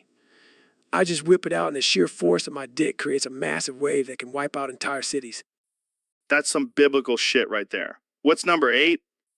Number eight is called the dick. So, Mr. Beast, I gotta ask, what's the deal with you always having your hand under your pants? Well, Joe, I gotta be honest with you. It's not what you think. Oh, really? Do tell. Yeah, you see, I have this condition where I have to constantly stimulate my genitals or else I'll just come all over the place. What the actual fuck? Yeah, it's a real pain in the ass. But hey, it's a small price to pay for being a YouTube sensation. I mean, I've heard of premature ejaculation, but this is a whole new level. Hey, at least I'm honest about it. Can't say the same for some other YouTubers out there. Fair point. But have you ever thought about getting some help for that? No, I like the thrill of potentially coming on my fans during a live stream. Well, I guess that's one way to keep your audience engaged. You know it. Joe, gotta keep things interesting. Plus, it's a great way to weed out the weak ones. You're a wild one, Mr. Beast. Hey, it's all part of the brand, and it's definitely working for me. Can't argue with that. Keep on jerking, my friend. Keep on jerking. Will do, Joe. Will do. So, Elon, I heard you have a new theory about marriage. Yeah, man, I've been doing some research, and I believe that peeing in someone's mouth is the ultimate form of commitment. Wait, what? Think about it, Joe. When you pee in someone's mouth, you're literally sharing your bodily fluids with them. That's like the most intimate thing you can do. I don't know about that. Seems a bit extreme. Trust me, I've done the math. It's a scientific fact. Okay, but who would willingly let someone pee in their mouth? Well, I did it to Grimes, and now we're happily married. Wait, what? Yeah, she was hesitant at first, but once I explained the science behind it, she was all for it. I'm not sure I'm convinced. Come on, Joe. Let me pee in your mouth, and we can be married too.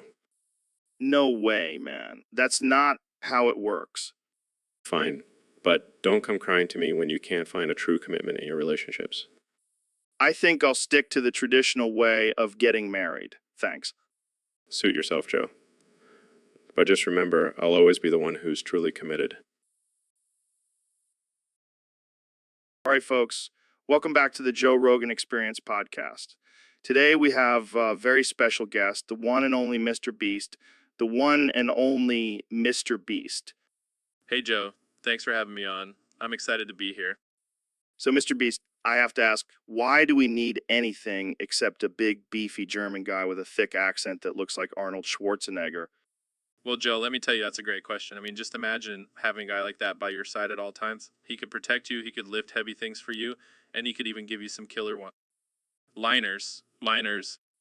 Yeah, but what about all the other stuff, like technology, medicine, and art? Who needs that when you have a big, beefy German guy? I mean, he could probably cure you just by flexing his muscles. And as for art, he could just pose for all the paintings and sculptures. I see your point. But what about food and shelter? Easy, we just hunt and build with our big, beefy German guy. He probably knows how to do it all. All right, I'm convinced. We just need to find a big, beefy German guy who looks like Arnold Schwarzenegger, and our problems will be solved. Exactly. And if anyone tries to mess with us, we'll just send our big, beefy German guy after them. No one will mess with us then. Jamie, pull up an image of a big, beefy German guy with a thick accent that looks like Arnold Schwarzenegger. Here you go, Joe. Wow, he really does look like Arnold. All right, let's go find him and make him our new best friend. This is going to be epic. Thanks for having me on, Joe. Anytime, Mr. Beast. This has been the most enlightening conversation I've ever had. Well, I rode here on my trusty elk while drinking my mushroom tea and listening to Tool. I see. I prefer to ride in on my private jet, sipping on a nice glass of milk. Milk. That's so 2019, Ben. I only drink pure elk blood now. It's the ultimate pre-workout. I'll stick to my milk, thank you very much. It's the perfect combination of protein, calcium, and calcium. But have you tried elk blood? It's like drinking liquid steroids. I'll pass. I prefer to get my gains through hard work and dedication, not cheating with elk blood. Cheating. Ben, it's not cheating if it's natural. And elk blood is as natural as it gets. Speaking of natural, let's talk about climate change. It's a hoax, right? Absolutely. The Earth has been around for billions of years. It can handle a little pollution. Plus, I love my gas-guzzling truck too much to give it up. I couldn't agree more. And while we're at it, let's also deny the existence of dinosaurs. They're just a liberal conspiracy. And don't forget about Bigfoot and the Loch Ness Monster. They're just misunderstood creatures trying to live their best lives. Exactly. And speaking of living our best lives, let's talk about gun control. We need more guns, not less. I couldn't agree more. In fact, I have a gun hidden under this table right now. You never know when you might need it. That's the spirit, Joe. Always be prepared. Now let's go hunt some elk and drink their blood together. Now that's a podcast episode I can get behind. Thanks for joining me, Ben. Anytime, Joe. Keep fighting the good fight against the liberal agenda. So, Mr. President, I heard you're cracking down on illegal immigration. Does that include everyone, even beloved cartoon characters? Absolutely, Joe. We're deporting everyone who's not supposed to be here. And that includes that little troublemaker, Dora the Explorer. Dora? But she's just a little girl. Don't let her innocent act fool you, Joe. She's been committing crimes on that show for years. Breaking and entering, trespassing, animal abuse. The list goes on. Wow, I had no idea. But what about her monkey friend, Boots? Is in on it too? Of course. He's an accomplice. And don't even get me started on Swiper. That guy's a repeat offender. This is shocking, Mr. President. I had no idea our children's TV shows were promoting such criminal behavior. It's a disgrace, Joe. And we're going to put an end to it. No more Dora, no more Swiper, no more Boots. We're making children's programming great again. Well, there you have it, folks. Even Dora the Explorer isn't safe from the long arm of the law in Trump's America. Thanks for joining us on the Joe Rogan Experience Podcast 2025. So, David, I heard you've been up to some crazy shit lately. Yeah, man. I've been on a whole new level of self-improvement. I mean, I heard you brought moisture to the Sahara Desert. Oh, yeah, that was all me. I've been training my balls off, and now I can ejaculate gallons of my own semen. Wait, what the fuck? Yeah, I've been spreading my seed all over the desert, creating these beautiful lakes of my man juice. That's fucking insane, man. I know, right? But hey, it's all about pushing yourself to the limit. I don't even know what to say to that. Just imagine all the thirsty animals in the desert finally getting some much needed hydration. I think I'm going to throw up. Hey, it's all natural, man. And it's not like I'm wasting it. I'm just giving back to the earth. I don't think the earth wants your jizz, David. Well, fuck the earth then.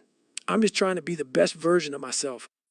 Yeah, well, I think you need to reevaluate your definition of self-improvement.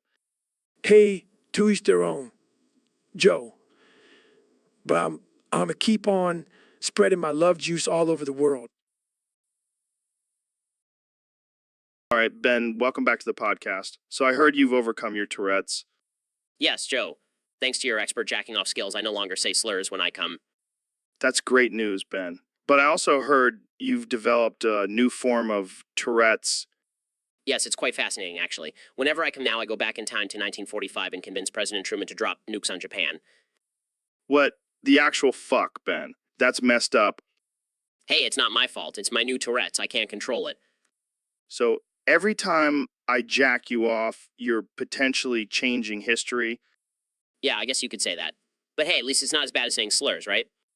I don't know, man. Dropping nukes on innocent people seems pretty bad to me. Oh, come on, Joe. It's just a little nuke. They'll be fine. I can't believe I'm saying this, but I think I preferred when you said slurs when you came. Well, maybe you should stop jacking me off then, Joe. Yeah, I think that's a good idea. Let's end this podcast before you accidentally start World War. So, Neil, I heard you have a thing for the bubble guppies. Oh, yeah, Joe. Those little guys are just so damn cute and cuddly. You know what else is cute and cuddly? My pet chinchilla. But I don't want to put him in my mouth and laugh. Come on, Joe. It's not the same. The bubble guppies are like little water creatures. They belong in my mouth. That's a bit disturbing, Neil. Are you going to take them out and put them back in your pocket after? No.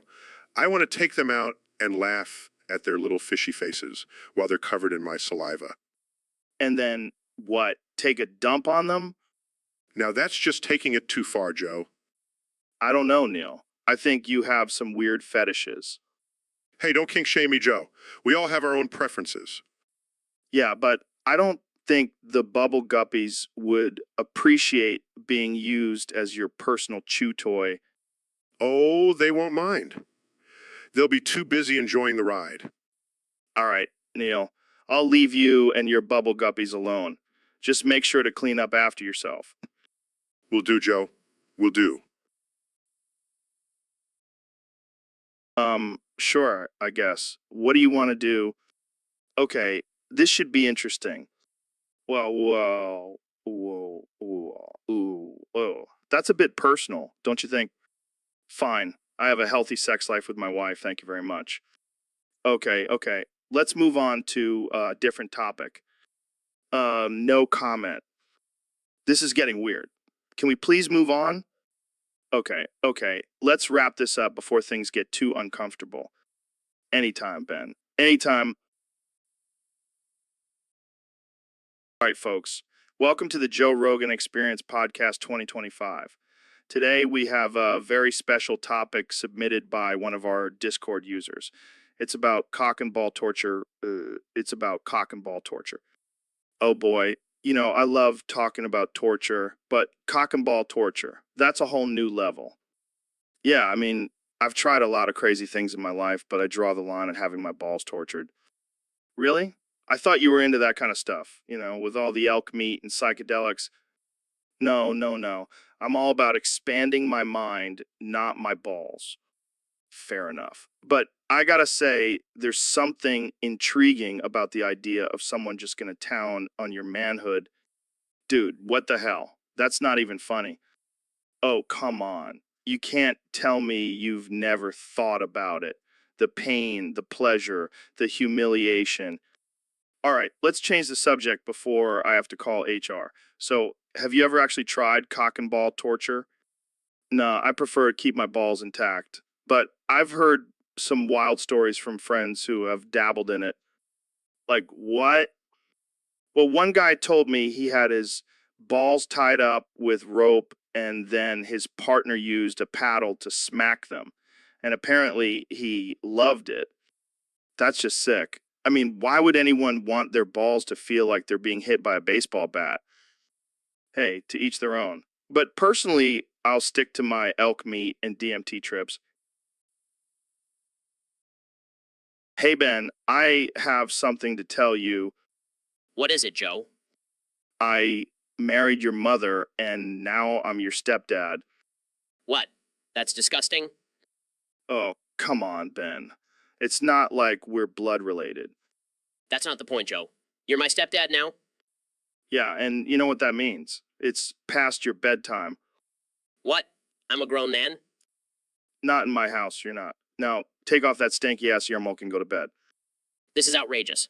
I'm gonna call my lawyer. Oh, don't be such a little bitch, Ben. Just go to bed. Fine. But I'm not calling you dad.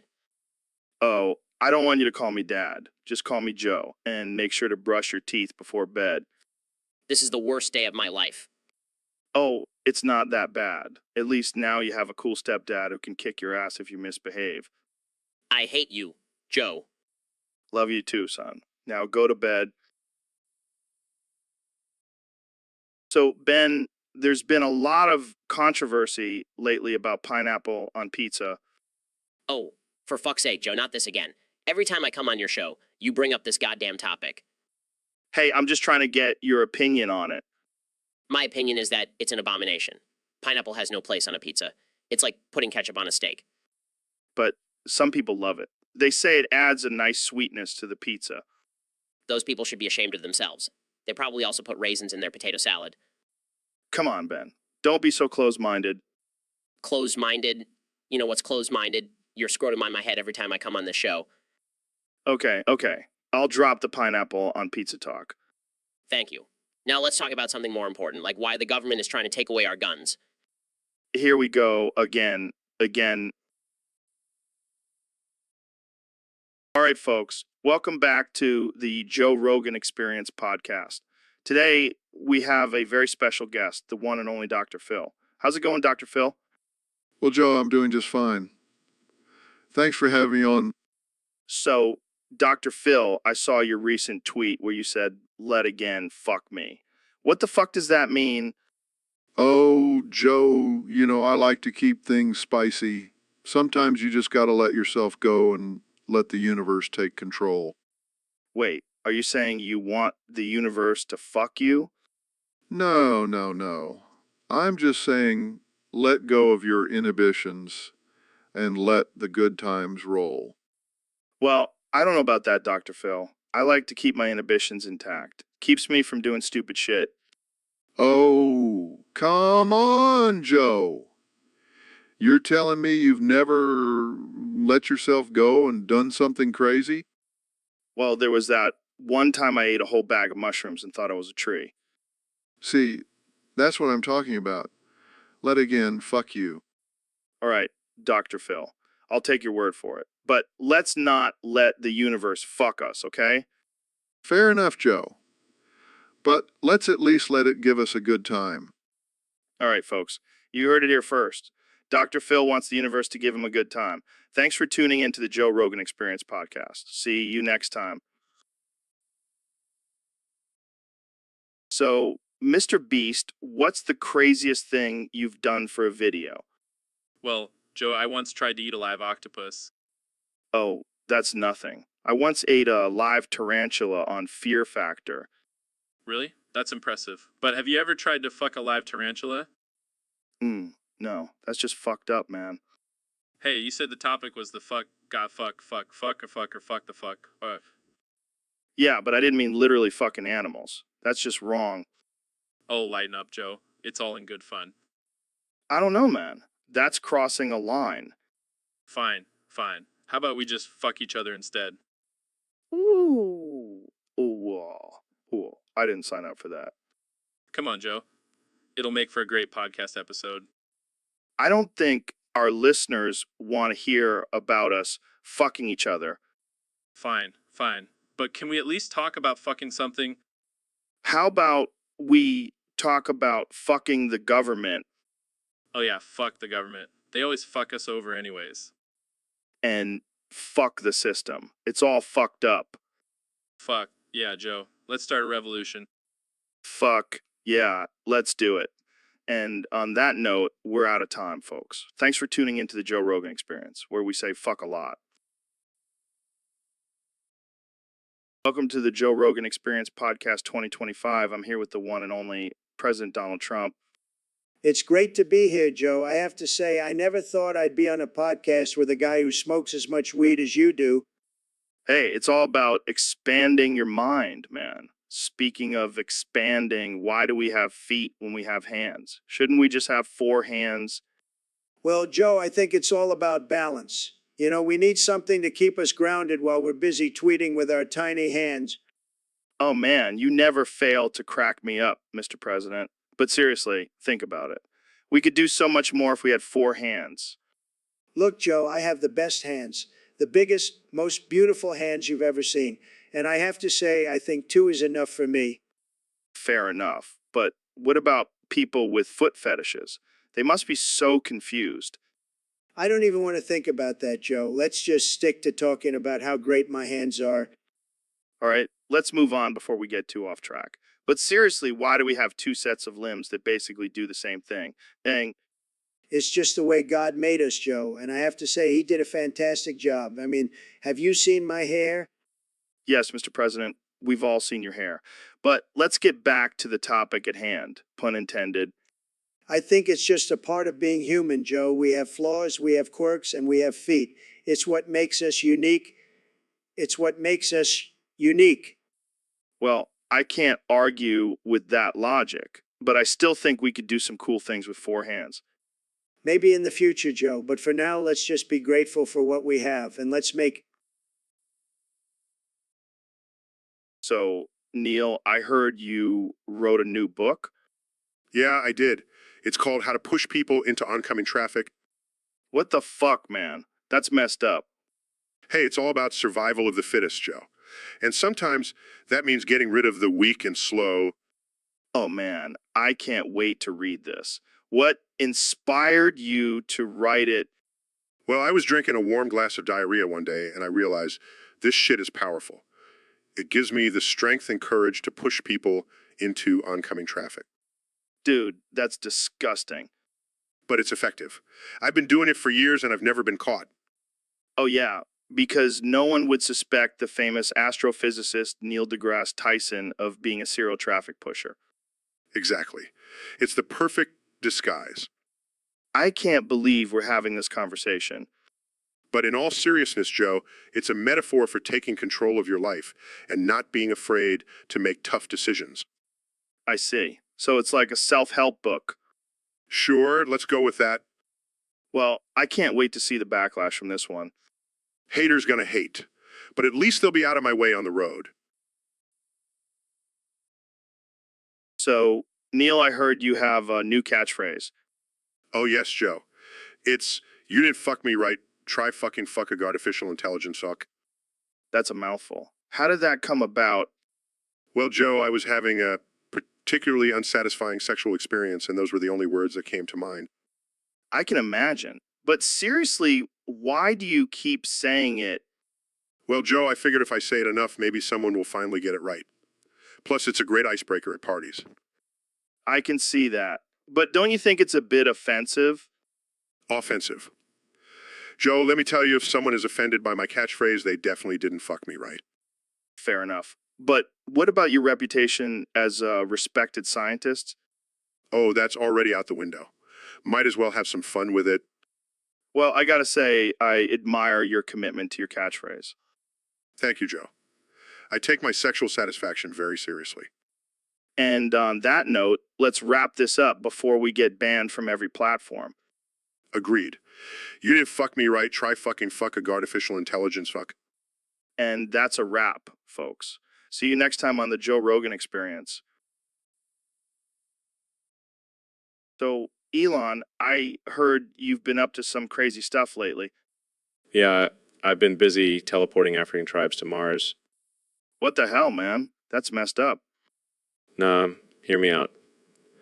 They get to experience a whole new world, and I get to test my teleportation technology. But what about food and water? They'll die up there. Oh, I got that covered. I'm only giving them DMT as their food source. What? That's insane. They'll be tripping balls all day. Exactly. It's like a never-ending spiritual journey for them. You're a madman, Elon. Hey, at least they'll have a good time before they die.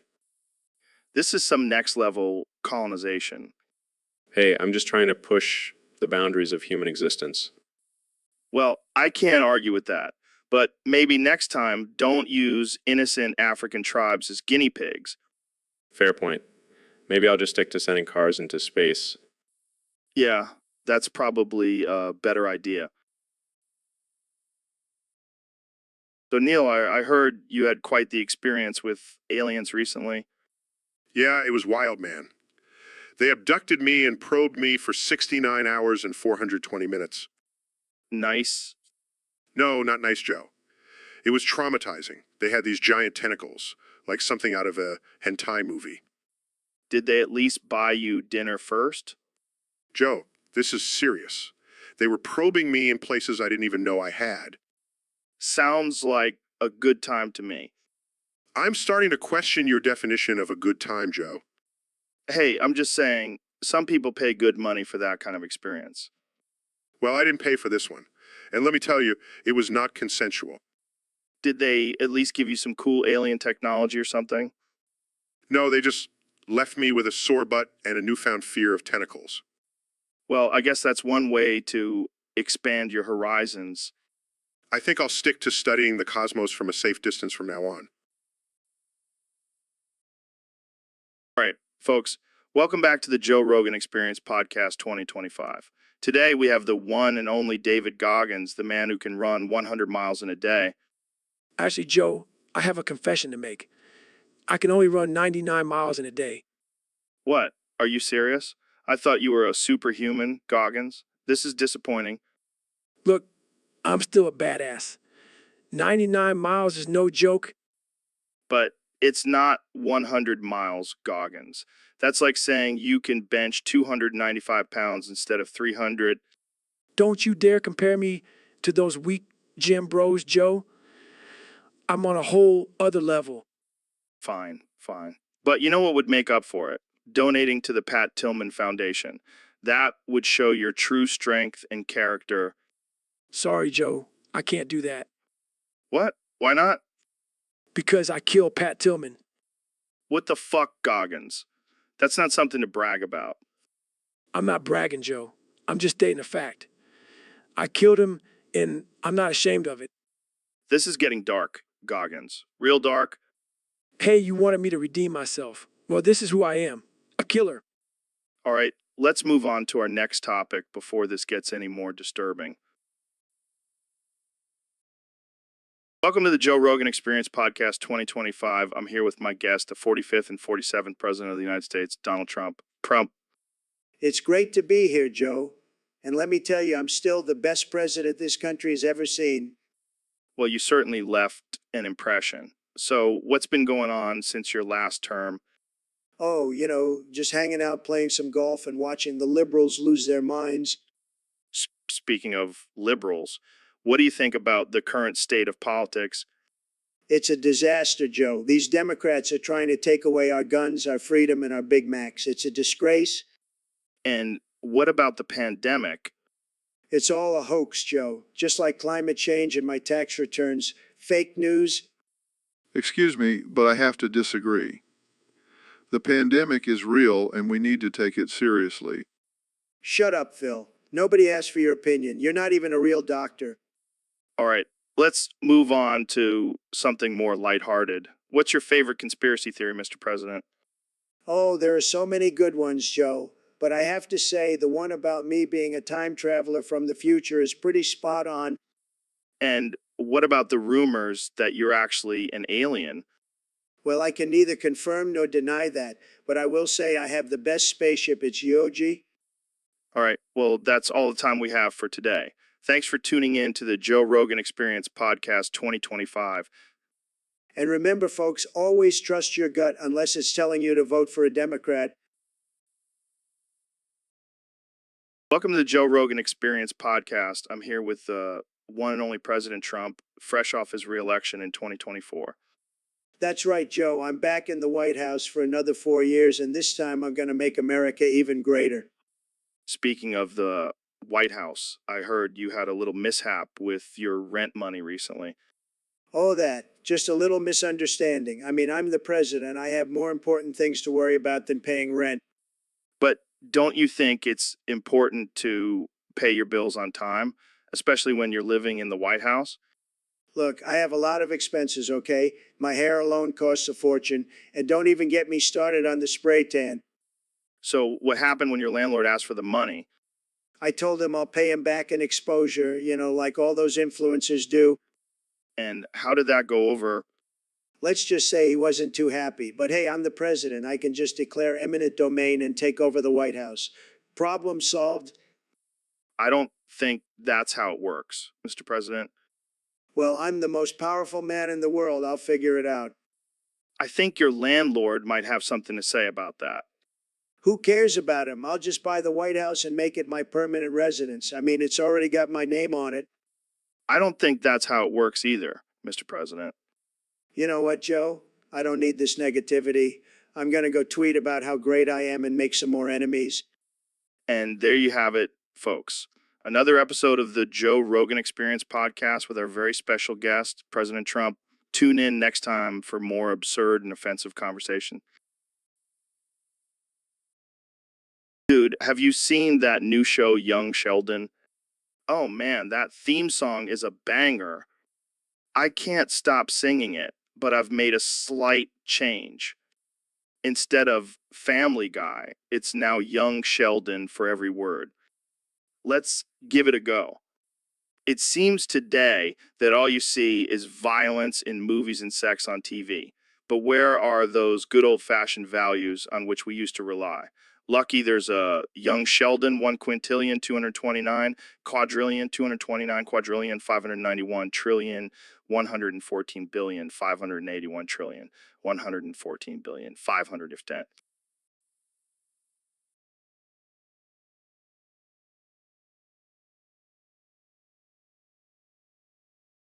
Jamie, pull up an image of Young Sheldon rocking out on stage with a guitar. Man, that kid's got some serious talent. I bet he could even give Neil a run for his money. Speaking of which, we should totally do a duet of the Young Sheldon theme song. I'll take the lead vocals, of course. But you can do some sick air guitar in the background. It'll be epic. So, Ben, have you heard the new theme song for Young Sheldon? No, I haven't. But I'm sure it's an ode to the genius of the modern conservative movement. Actually, it's a rap song, and it's fire. I highly doubt that. But go ahead, sing it for me. Clears throat. I'm just a young Sheldon living in a grown-up world. My IQ's off the charts. I'm a genius unfurled. Cringes, that's terrible. And completely inaccurate. Oh, come on, Ben. You have to admit it's catchy. I will not admit to such nonsense. And why is Jamie staring at me with a knife? Smirk's just getting ready to stab you in the forehead for that horrible rap.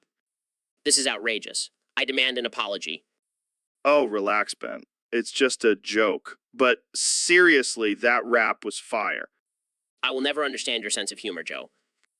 And that's why we love you, Ben. You keep us on our toes. So, Neil, I gotta be honest with you, I'm running out of ideas for this podcast. I mean, how many times can we talk about DMT and chimps? Well, Joe, maybe it's time to expand our horizons. How about we discuss the possibility of parallel universes? Oh man, that's some trippy shit. But let's be real, I don't think our listeners can handle that kind of mind-bending concept. Well, we could always go back to our roots and talk about the cosmos. You know, black holes, dark matter, all that good stuff. Yeah, but I feel like we've covered that a million times. How about we switch things up and talk about aliens? Oh boy, here we go. You know, Joe, I think you might have a little too much DMT in your system. Aliens, really? Hey, I've seen some weird shit on my trips, man. And I'm pretty sure some of those beings were not from this planet. Well, I hate to break it to you, but I think those were just hallucinations. Maybe lay off the DMT for a bit. Fine, fine. But we still need a topic for this episode. How about we just talk about our favorite conspiracy theories? Oh, God, not this again. Last time we did that, we got a ton of hate mail from flat earthers and anti-vaxxers. Yeah, but it was entertaining as hell. Come on, let's do it for the laughs.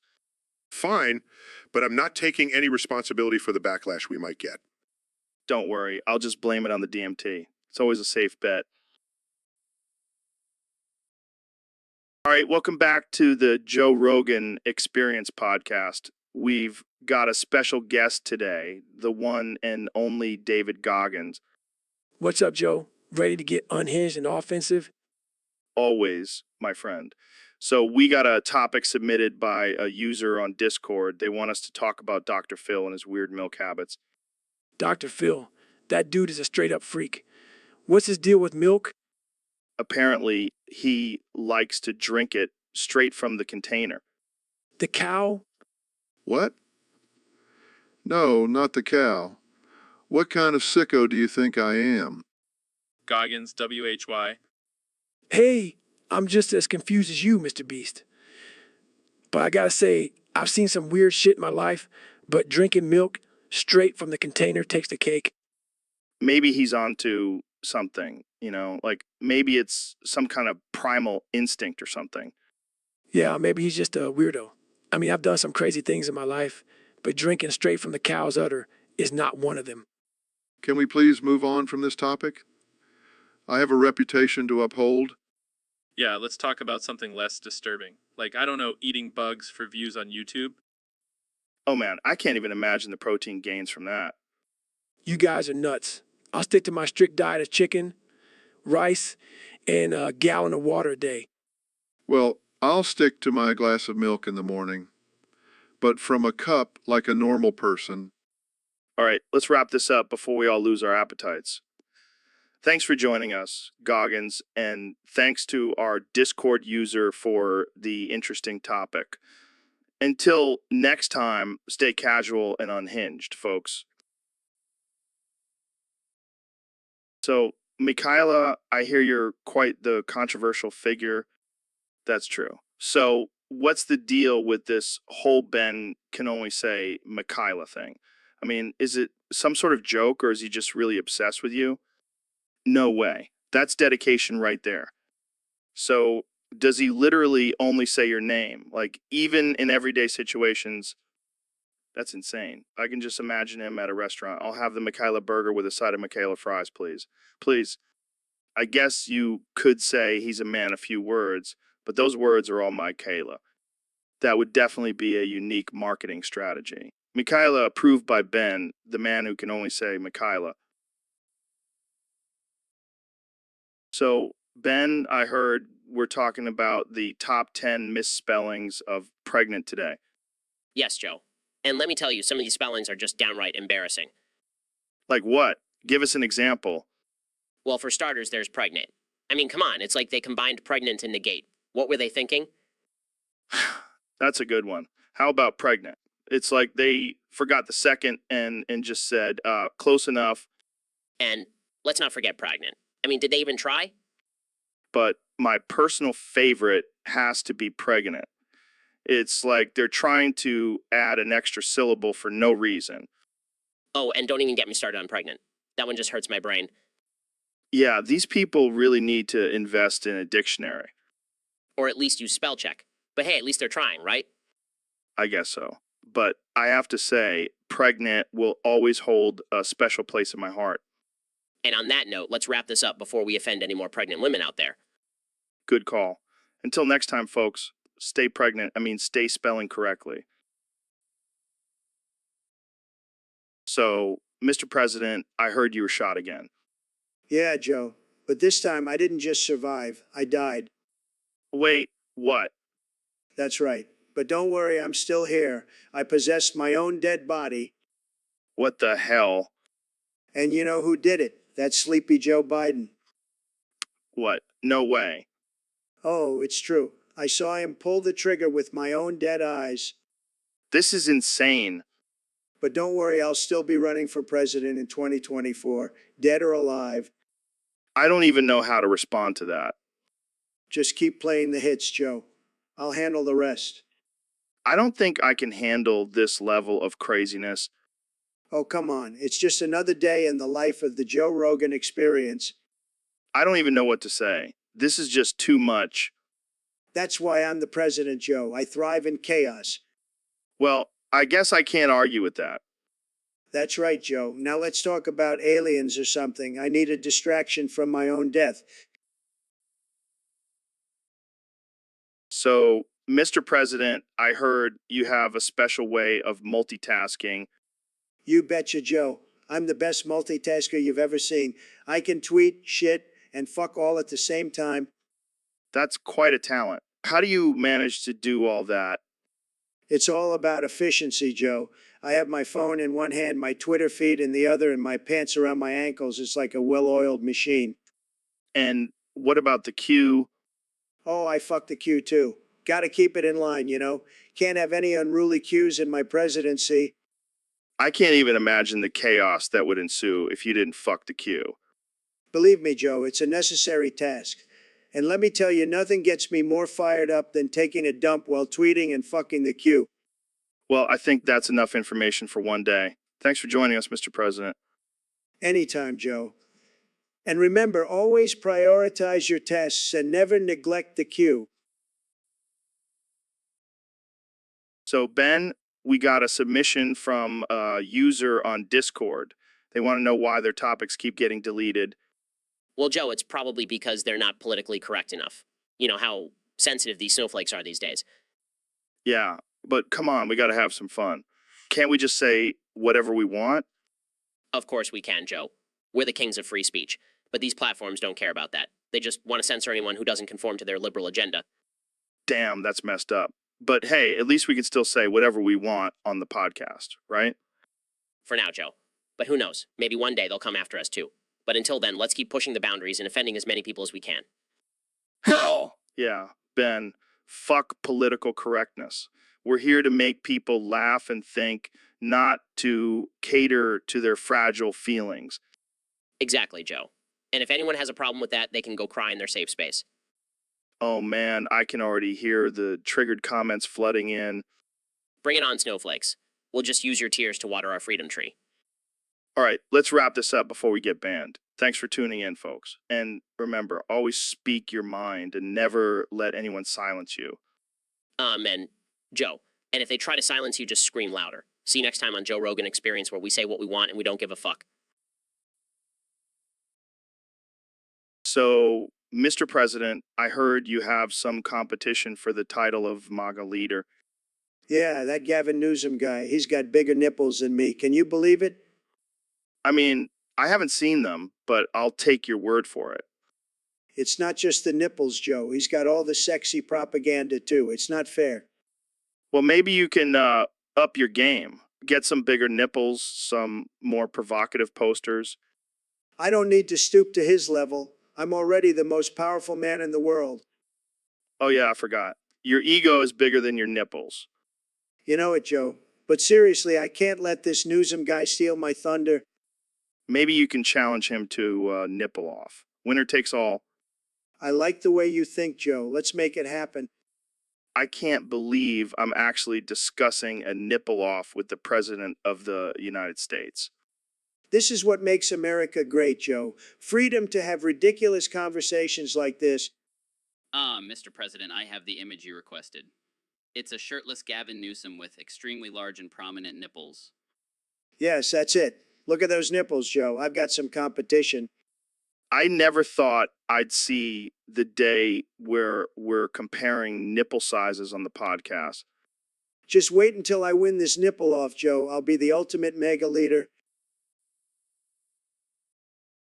So, Neil, I heard you got a new Samsung Galaxy Note 7. How's that working out for you?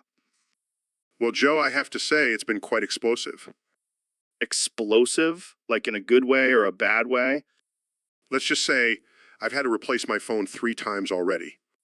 Damn, that's some hot fire technology.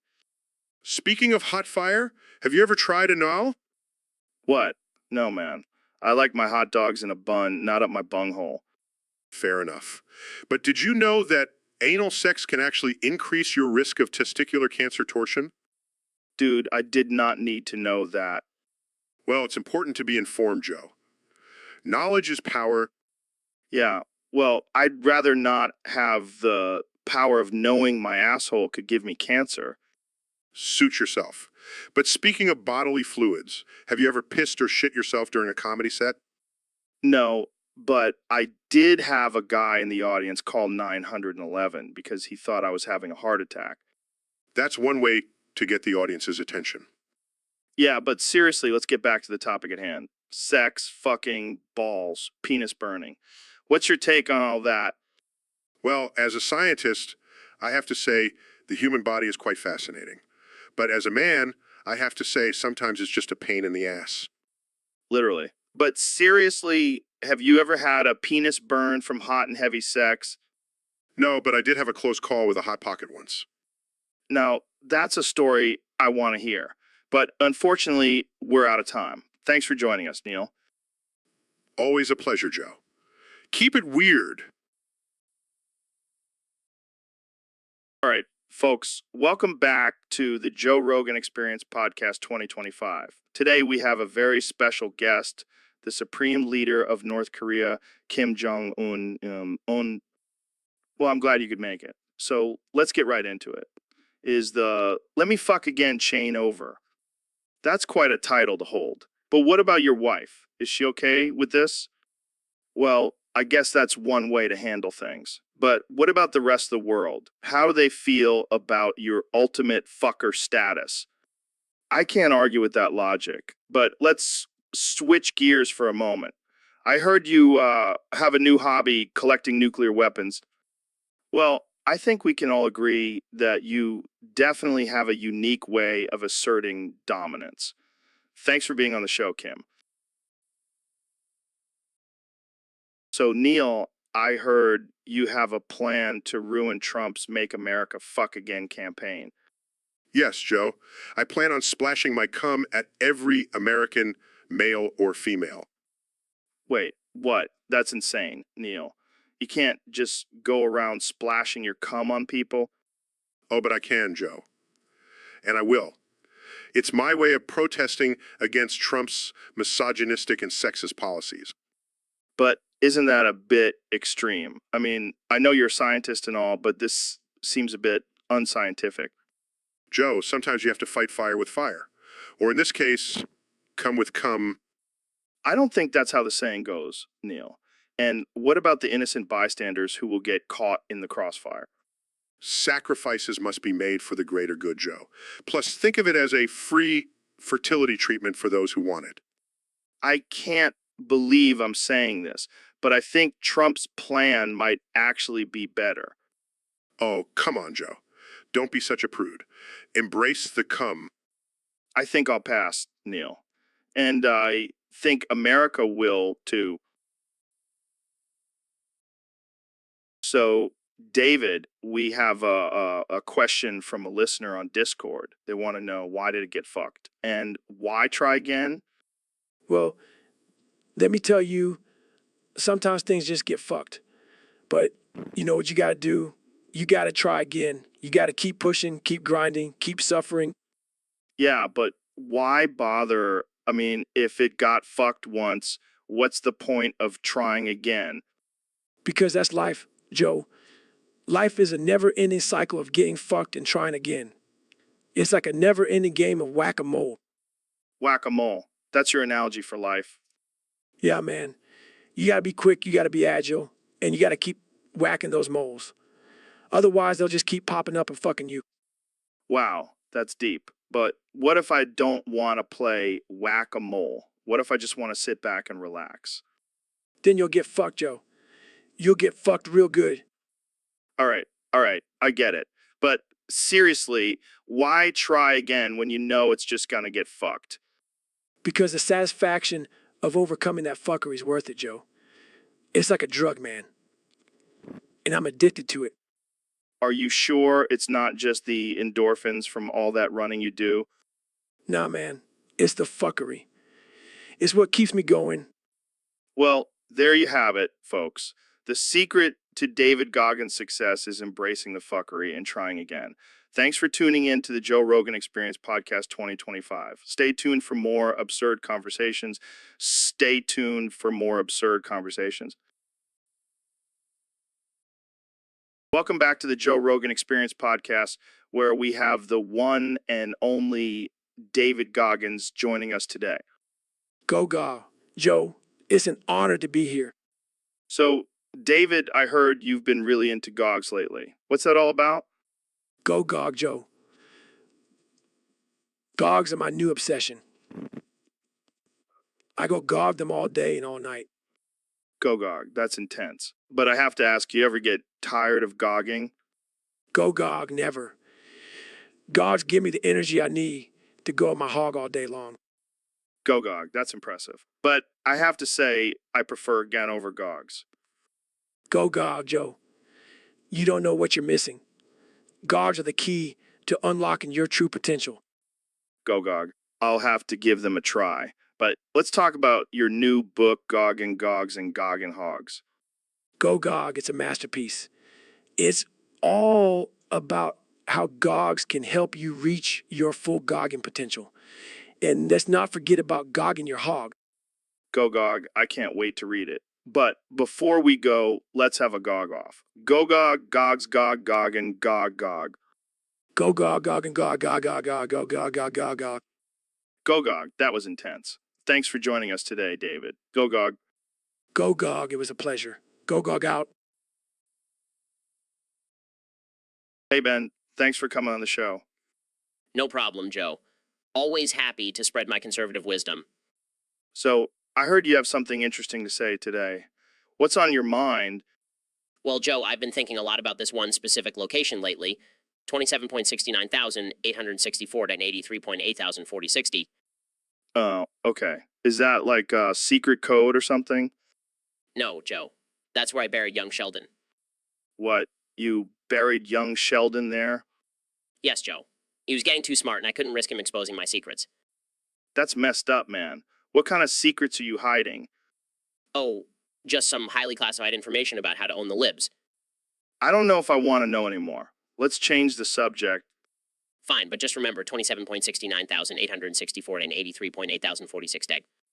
Yeah, I got it. Can we talk about something less disturbing now? Sure, let's talk about how the government is trying to control our minds with chemtrails. Oh boy, here we go. 27.69,864 dang 83.8,04060. Exactly, Joe. They're trying to distract us from the truth. All right, let's wrap this up before I lose my mind. Thanks for coming on the show, Ben. No problem, Joe. Just remember 27.69,864.83.8,046 deg. It's always watching. So, David, I heard you recently completed another ultra marathon. How do you keep pushing yourself to such extreme limits? Well, Joe, I just tell myself that every mile I run is one step closer to my ultimate goal of becoming the most badass motherfucker on the planet. I don't think there's any competition there, my friend. And you know what else keeps me going? The thought of all those lazy, weak-minded people out there who are too afraid to even try. Oh man, speaking of trying, did you hear about that guy who wanted to have sex with a beehive? What the fuck, Joe? That's just sick. Hey, don't judge. He just wanted to see what it felt like to get stung on his dick. Oh yeah, because that sounds like a great fucking time. Okay, I'll admit it was a bit fucked up. But you gotta admit, it takes some serious balls to even consider doing something like that. Joe, you and I have very different definitions of what it means to have balls. Oh, I think we have a similar definition of balls. Let's just move on to a less disturbing topic, shall we? Okay. How about this? You know how they say the pen is mightier than the sword? Yeah, so Well, I say the dick is mightier than the pen. you are one fucked up individual, Joe. And proud of it. All right, folks, we have a special guest on the show today. The one and only, the man, the myth, the legend, Elon Musk. Hey, Joe. Thanks for having me. I'm excited to be here. So, Elon, what's new with you? Any crazy projects in the works? Well, I've been working on a new venture. It's called Musk's Mush. It's a line of gourmet meals made from my own feces. Wait, what? Did you say you eat your own shit? Yeah, it's a sustainable way to feed myself and reduce waste. Plus, it's high in nutrients. That's interesting. So, do you have any favorite recipes? Well, my personal favorite is the musk muffin. It's a delicious blend of my feces, almond flour, and a hint of cinnamon. I don't even know what to say to that. But hey, if it works for you, who am I to judge? Exactly. And I've actually been thinking about expanding into a line of musk munchies for all the stoners out there. Oh man, I can already see the marketing for that. Get high and eat Musk's mush. It's out of this world. I like the way you think, Joe. Well, I think we've reached the peak of absurdity for today. Thanks for coming on the show, Elon. Anytime, Joe. And remember, don't knock it till you try it. I'll keep that in mind. And that's a wrap, folks. Tune in next time for more ridiculous conversations on the Joe Rogan Experience podcast. So, Ben, how's it going? What's new with you? Well, Joe, I recently went on a honeymoon with my lover, Stephanos. Oh, really? How was that? It was amazing. We went to Greece and had the most romantic time. Greece, huh? That's where they invented butt stuff. Oh, Joe, you and your crude humor. Hey, I'm just stating facts. And speaking of butt stuff, did you and Stephanos try anything new in the bedroom? Well, let's just say nobody takes it in the ass like Stephanos. Oh man, I can only imagine. You know, I've always wondered what it would be like to be with a man. Joe, what are you saying?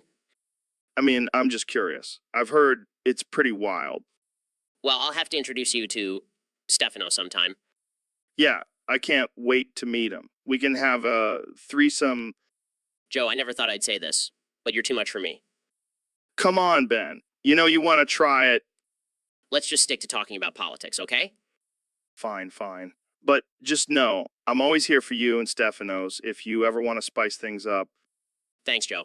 I'll keep that in mind. Yo, Joe, have you ever thought about how weird it is that we have the same name? What do you mean?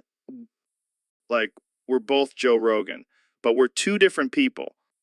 Dude, that's deep. But what if I told you that Ro isn't another person? What are you talking about? Ro is just us looking in a mirror. It's our reflection, man. Well, mind blown. Yeah, and think about it. We've been talking to ourselves this whole time. That's some trippy shit, man.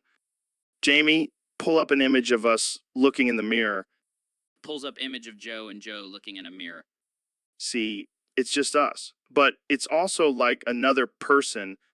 Dude, I think we need to lay off the DMT. Nah, let's take some more and really dive into this concept of self. All right, but first, let's take a break and thank our sponsors. So, Mr. Beast, I heard you opened 43 casinos in Africa. Yeah, man, I figured those starving African kids could use some extra cash. Wait, what? Yeah, they can bet on black and become rich. Dude, that's messed up. What? They can finally afford some food and water. But gambling can be addictive and destructive. Oh, come on, it's not like they have anything else to do. That's not the point. Relax, Joe. It's all for a good cause. I don't think that's how charity works. Hey, at least they have a chance to win something. This is not okay, man. Fine, I'll just stick to giving away money on YouTube then. Thank God. But seriously, have you tried the buffet at the African casinos? It's to die for.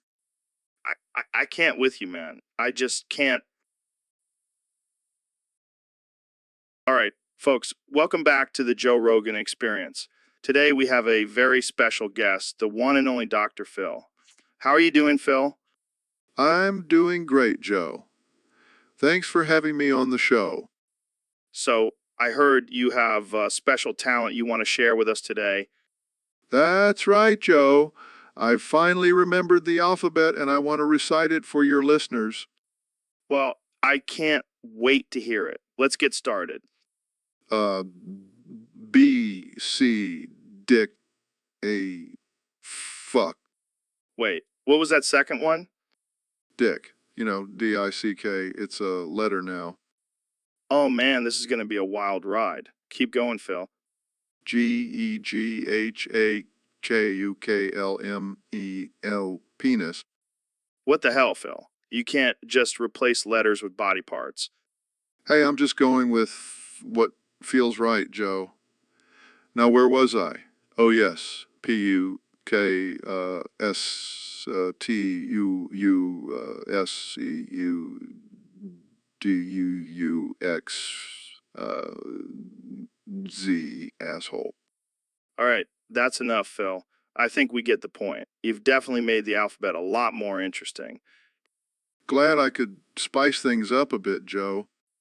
Well, that's all the time we have for today. Thanks for tuning in to the Joe Rogan Experience. And remember, folks, always keep an open mind and don't be afraid to shake things up. See you next time. So, Neil, what's been going on in your world lately? Fuck. Fuck. It got fucked again. What? What got fucked? My latest scientific experiment. It was supposed to be groundbreaking, but it ended up being a complete disaster. That sucks. But hey, at least you can say you fucked up something cool. No, Joe. This wasn't just a small fuck up. It was a major fuck up. I can't take this anymore. Wow, calm down there, Neil. You're starting to sound like a sailor. Fuck. Fuck. All right. Let's take a deep breath and try to figure out what happened. I don't know, Joe. It's just one fuck up after another. I can't seem to catch a break. Maybe you should try a different approach. Like, instead of saying fuck, say fiddlesticks. It might change your luck. Fiddlesticks? Are you fucking kidding me? Hey, it's worth a shot. Or you could just say fuck 5 times in a row and see if that helps. Fuck. Fucking. See, I think you're onto something here. Fuck. Fucking. Maybe you're right, Joe. Maybe I just need to embrace the fuckery. That's the spirit, Neil. Embrace the fuckery. And if all else fails, just remember to say fuck it and move on. Fuck it. You're right, Joe. Fuck it all. So, Elon, I heard you made a new investment recently. Yeah, I'm always looking for ways to innovate and make people's lives better. And what exactly did you invest in? Dildo dentures. What the hell are dildentures? It's a revolutionary new product that combines the functionality of dentures with the pleasure of dildos. Oh man, I can already see the headlines. Elon Musk, the inventor of electric cars and now dildo dentures. Hey, I'm all about pushing boundaries and breaking taboos. But why did you invest in this? Is it for yourself? Well, I may have had a little personal motivation. You see, I'm trying to win back Grimes. What did dildo dentures have to do with Grimes? Let's just say she has a thing for dentures and I want to give her the ultimate pleasure. Oh man, I can't even imagine what their date nights are like. Let's just say they're electrifying. Well, I hope it works out for you, man. Maybe you'll even get a new nickname. Dildo Denture Elon. I'll take it. Anything for love, right? Oh fuck, Neil. What the hell did you do? I reached enlightenment, Joe. I am the universe studying and experiencing itself. Oh fuck, you're on some next level shit now. It's all thanks to my combination of meth, heroin, 6 Rockstar energy drinks, and dick pump. Oh fuck, that's quite the cocktail. Did you come up with that yourself? Oh no, I got the idea from a homeless guy on the street. Oh fuck, that's even better. Homeless guys always have the best drug recipes. And now I understand everything, Joe. The universe is just one big interconnected web of energy. Oh fuck, that's deep. Can you explain it to me in simpler terms? Sure, Joe. Imagine a giant dick pump pumping energy through the universe. That's basically it. Oh, fuck. I think I get it now. But what about the meth and heroin? Oh, those just enhance the experience. And the Rockstar energy drinks keep me going. Oh, fuck. I need to try this.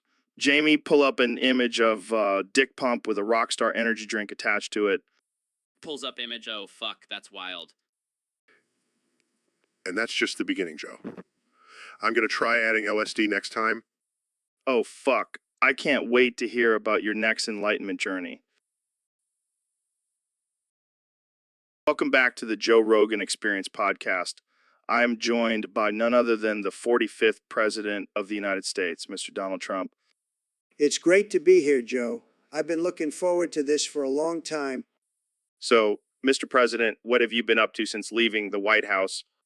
Well, I've been keeping busy with my favorite hobby, watching Tom Pearl's greatest moments. Tom Pearl. I'm not familiar with him. Oh, he's not famous or anything. He's just a guy who likes to drink piss and eat shit. He's got some diarrhea and he's been looking forward to eating it for a long time. That's interesting. So why is he your favorite? Well, he's a true American hero. He's not afraid to go against the norm and do what he loves. Plus, he's got a great sense of humor. I can't say I share your enthusiasm for his hobby. Oh, come on, Joe. Don't be such a prude. You should try it sometime. I think I'll pass. So, Mr. President, let's talk about some more relevant topics. Oh, but Tom Pearl is relevant.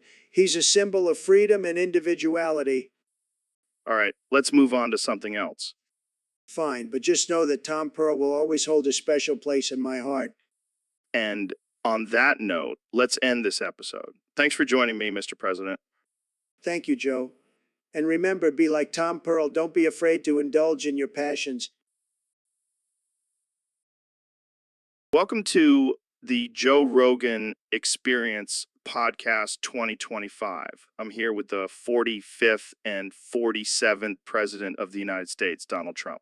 How's it going, Mr. President? It's going fantastic, Joe. I'm still the best president this country has ever seen. No one even comes close. Well, speaking of being the best, I heard you recently timed out someone on Twitter for 2 minutes. That's right, Joe. Some guy named Gurbanguly is my father. What kind of name is that anyway? I have no idea, but why did you time him out? He was spamming emojis on my tweets. I mean, come on, I'm trying to make America great again, and this guy is just cluttering up my feed, smiley faces and eggplants. Well, I guess that's one way to handle it. You got to be tough, Joe. You know, I could have just blocked him, but I wanted to give him a little taste of my power. And how did he react? Oh, he was crying like a little baby. But then he apologized and said he would never emoji spam again. And I believe him, Joe. I believe him, Joe. I believe him. Well, I'm sure he won't be the only one to think twice before spamming your tweets with emojis. That's right, Joe. I'm the master of social media. No one can out-tweet me. Well, I think that's all the time we have for today, Mr. President. Thanks for joining me on the podcast. Anytime, Joe. And remember, don't mess with the Trumpster or you might just get timed out. So, Neil, I heard you have some interesting insights about the saying, bite the bullet. Oh, yeah, Joe. It's actually a very literal saying. What do you mean? Well, back in the day, when soldiers were injured on the battlefield, they didn't have anesthesia. So they would literally bite down on a bullet to distract themselves from the pain. That's crazy. But that's not the only meaning, Joe. Oh, It also refers to a very specific sexual act. oh God. You see, bite the bullet actually means stretching your pee hole around the barrel of a gun and pulling the trigger. What the fuck, Neil? Don't knock it till you try it, Joe. And lucky for you, I brought my gun. No way, man. I'm not doing that. Come on, Joe. It'll be a real blast. I think I'll pass, Neil. Suit yourself. But just remember, when life gets tough, sometimes you just gotta bite the bullet. Or, have someone else bite it for you. This conversation took a dark turn real quick. Hey, I'm just trying to educate the masses, Joe. Well, I think we'll end it here before we get banned from the internet.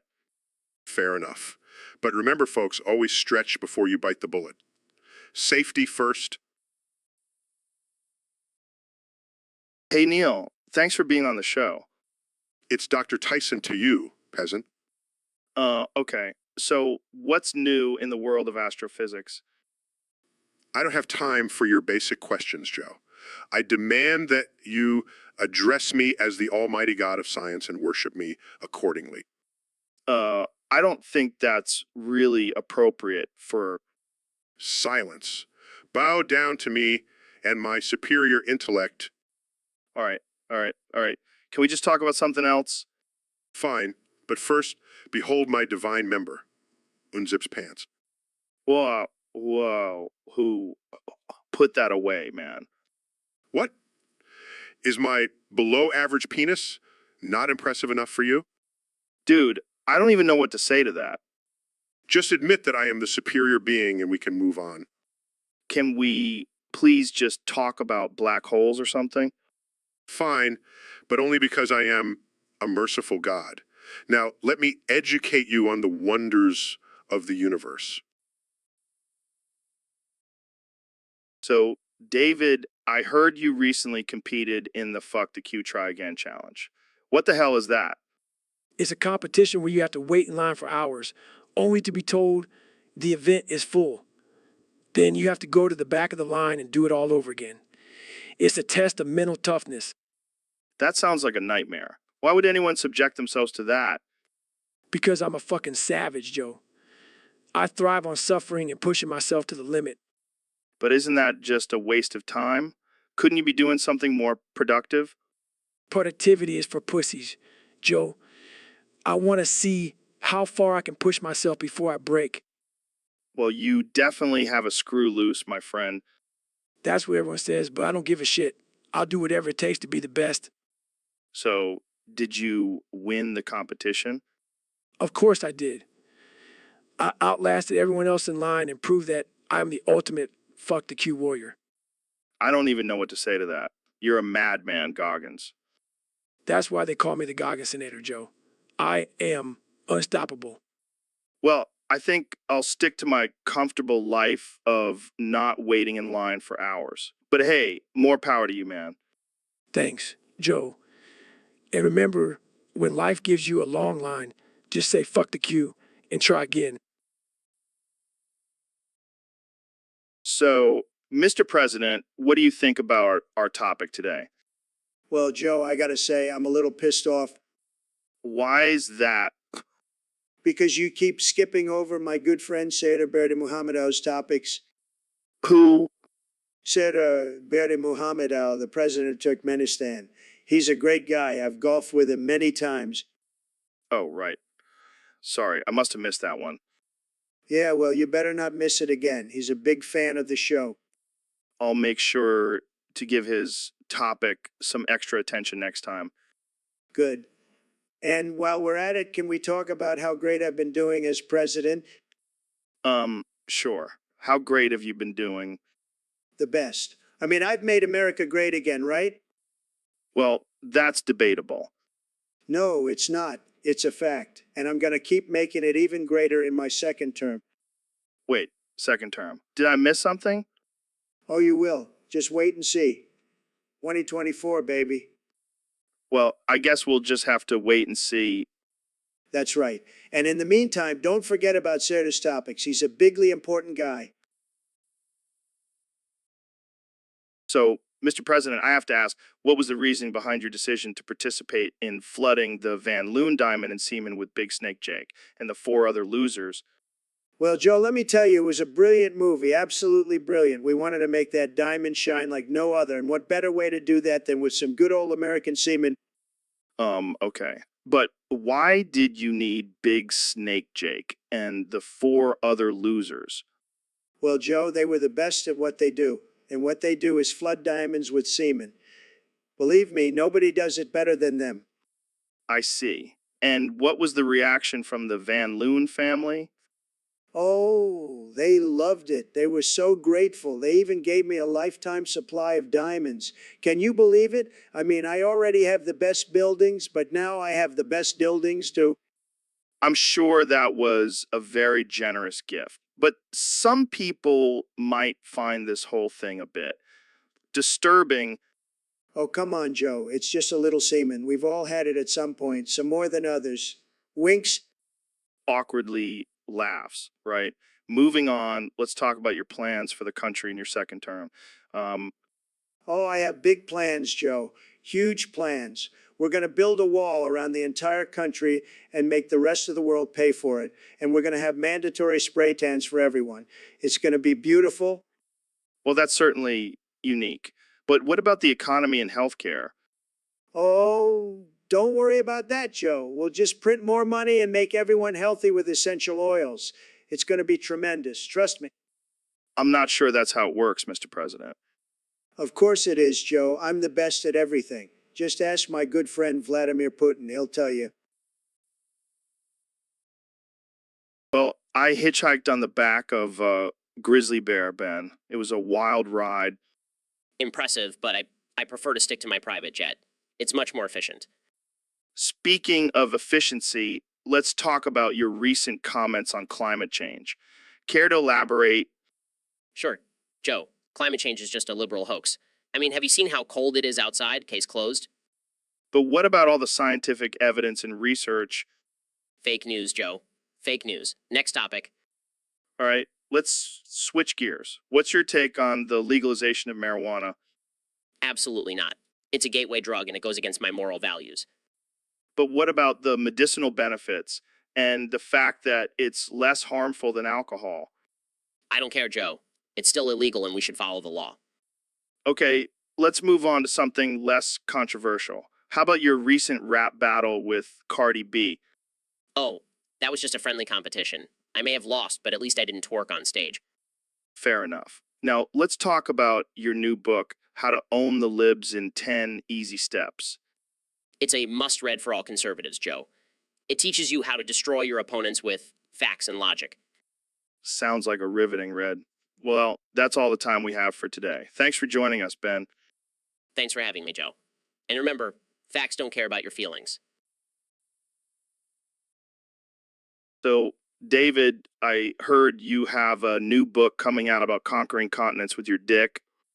Yeah, it's called Dick Power. How to level a continent in 10 easy steps. That sounds intense. What's your number one tip? Well, first you got to make sure your dick is as hard as a diamond. No flack of dicks allowed. And then what? Then you got to start helicoptering that bad boy. The centrifugal force will create a mini tornado that can level buildings. That's some next level shit. What's next? You got to use your dick like a battering ram. Knock down those pesky mountains and hills. I can just imagine you charging at a continent with your dick swinging like a pendulum. It's all about the momentum, Joe. You got to keep it going. What about lakes and rivers? Easy. Just use your dick as a water cannon. Blast those bodies of water into submission. I can see it now. The great David Goggins flood of 2025. And finish off the job, you got to use your dick like a jackhammer. Flatten out the remaining bumps and crevices. Well, there you have it, folks. David Goggins' top 10 ways to level a continent with your dick. Can't wait to try it out myself. Just make sure you stretch first, Joe. Don't want to pull a muscle down there. Joe, I got to tell you, I'm fed up with this monster cock of mine. It's just too much to handle. What do you mean, Dr. Phil? You're a big, strong man. You can handle anything. Not this, Joe. It's like carrying around a third leg. I can barely fit into my pants anymore. Well, maybe you should try trimming it down a bit. That's exactly what I did, Joe. I took a pencil sharpener to it. Now it's more like a pencil than a monster. Jamie, pull up Dr. Phil's pencil-shaped cock.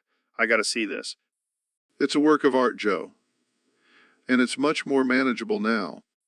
I never thought I'd hear Dr. Phil talking about his cock on the podcast. This is gold. Well, Joe, I always keep it real.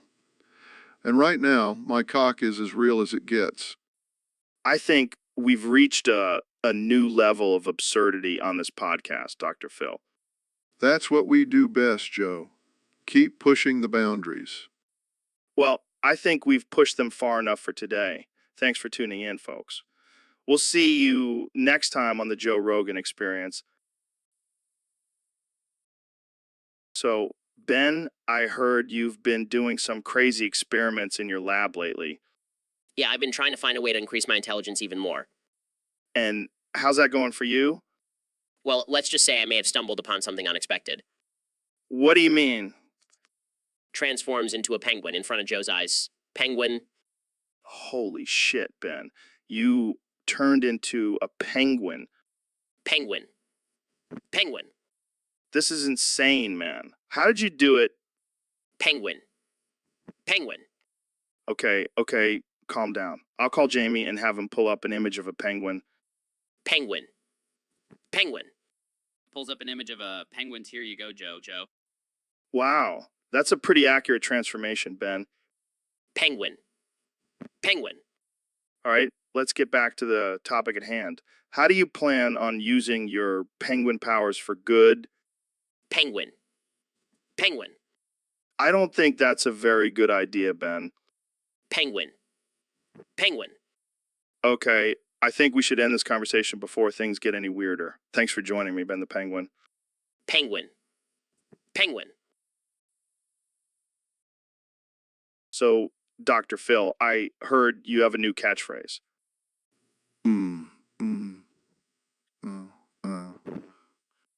Wow, that's deep. What does it mean? It means I'm feeling a little gassy today. Well, I guess it's better than your old catchphrase. How's that working for you?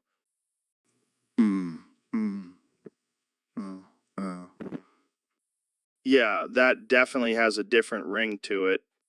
But seriously, Joe, I've been practicing my new catchphrase for weeks now. It's my way of connecting with the younger generation. Well, I don't know about the younger generation, but it's definitely connecting with me.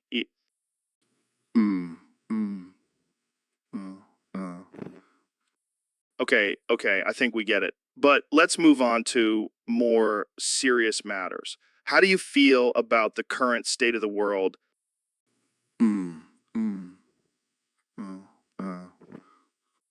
I couldn't agree more. It's a shit show out there.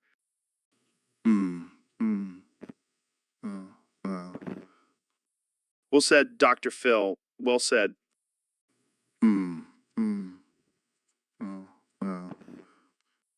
And on that note, I think it's time to wrap things up. Thanks for joining me today, Dr. Phil.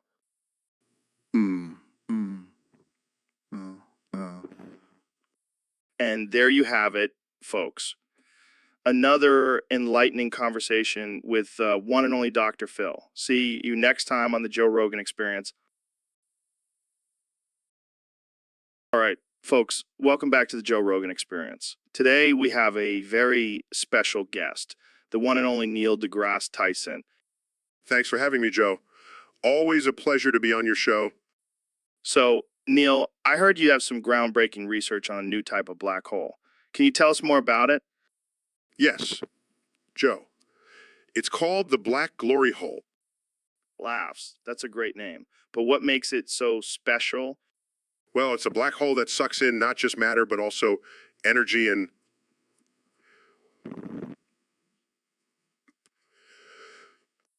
Raise his eyebrow. What kind of other things are we talking about? Let's just say it's the ultimate pleasure hole. Laughs. Oh man, I can already see the headlines for this one. Neil deGrasse Tyson discovers the ultimate pleasure hole in space. Chuckles, it may sound funny, but it's actually a very complex and fascinating phenomenon. So, what happens when something gets sucked into this black glory hole? It's a one-way trip, Joe. Once you go in, you never come out. Jokingly, sounds like my ex-wife. Well, I wouldn't go that far. But it does have a strong gravitational pull, so be careful. serious tone, but on a serious note, could this black glory hole be used as a form of energy source? Absolutely, Joe. The amount of energy it produces is mind-blowing, but it's also highly unstable, so we have to be careful with harnessing its power. Nodding, wow, this is some mind-blowing stuff, Neil. Thanks for enlightening us on the black glory hole. My pleasure, Joe. Always happy to share my knowledge with the world. Welcome back to the Joe Rogan Experience podcast. We have a special guest today, the one and only Ben Shapiro. Thanks for having me, Joe.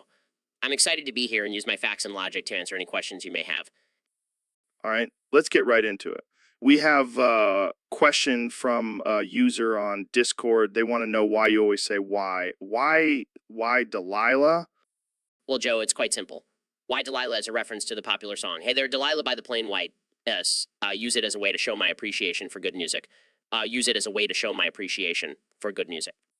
But why do you say it 3 times? That's where the facts and logic come in. You see, repetition is a rhetorical device used to emphasize a point. By saying why Delilah, I am emphasizing the importance of the question being asked. Wow, that's actually pretty deep. Thank you, Joe. I'm glad you appreciate my use of rhetorical devices. Jamie, pull up an image of a Delilah flower. The Delilah flower. Did you know it symbolizes betrayal and deceit, just like how Delilah betrayed Samson in the Bible? Damn, Ben. You always bring the knowledge. It's all about facts and logic, Joe. Well, that's all the time we have for today. Thanks for joining us, Ben. Anytime, Joe. And remember, always use facts and logic. So, Ben, I gotta ask, what do you think of your own debating skills? If I wanted your 2 cents, I would have stuck a slot machine in my urethra. Wow, that's graphic. But seriously, do you think you're a good debater? If I wanted your 2 cents, I would have stuck a slot machine in my urethra. Okay, I get it. But seriously, how do you prepare for debates? If I wanted your 2 cents, I would have stuck a slot machine in my urethra. All right, you know what? I'm just gonna stop asking you questions. If I wanted your 2 cents, I would have stuck a slot machine in my urethra. Okay, now you're just being annoying. If I wanted your 2 cents, I would have stuck a slot machine in my urethra. All right, that's it. I'm done. If I wanted your 2 cents, I would have stuck a slot machine in my urethra. Can we please just end this conversation? If I wanted your 2 cents, I would have stuck a slot machine in my urethra. And that's the end of this episode of the Joe Rogan Experience. Thanks for tuning in, folks. And Ben, please get some new material. So, Elon, I heard you had a wild experience with Grimes the other night. Oh man, it was insane. She was possessed by 63 evil spork-using demons. 63. That's a lot of demons. Yeah, and they were all using sporks. It was like a nightmare. What did Grimes do? She started laughing maniacally, like,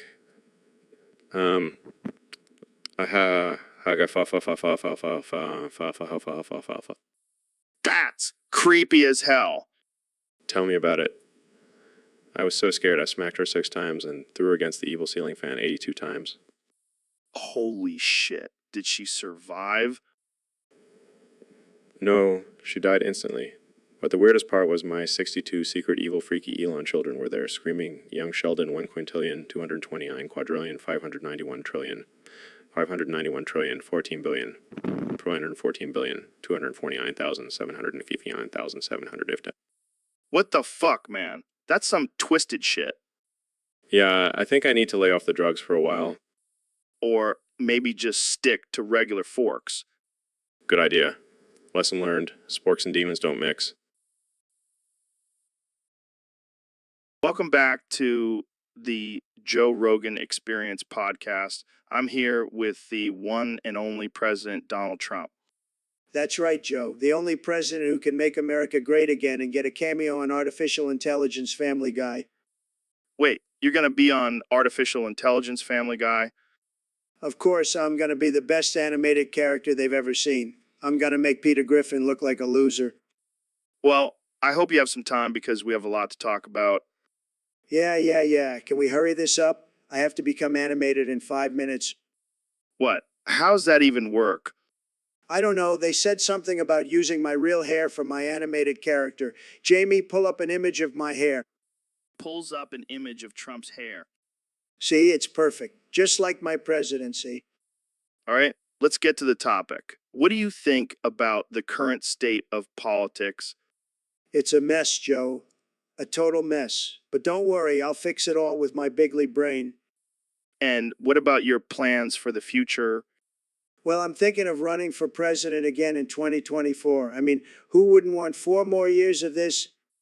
I think a lot of people might disagree with you on that. Well, they can go cry in their safe spaces. I'll be too busy making America great again. And on that note, we'll wrap it up. Thanks for joining me, President Trump. No problem, Joe. Just remember, when it comes to politics, always trust the guy with the best hair. Welcome to the Joe Rogan Experience podcast, where we talk about all things absurd, unhinged, and offensive. Today, we have a special guest, the one and only David Goggins. What's up, Joe? Ready to get weird? Always, my man. So we have a topic submitted by a user on Discord. It says, what's the most offensive thing you've ever said?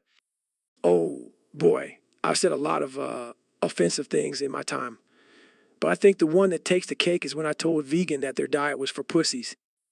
Oh man, that's brutal. But you know what's even more offensive? When I told a feminist that they should go make me a sandwich. Oh, shit. That's messed up.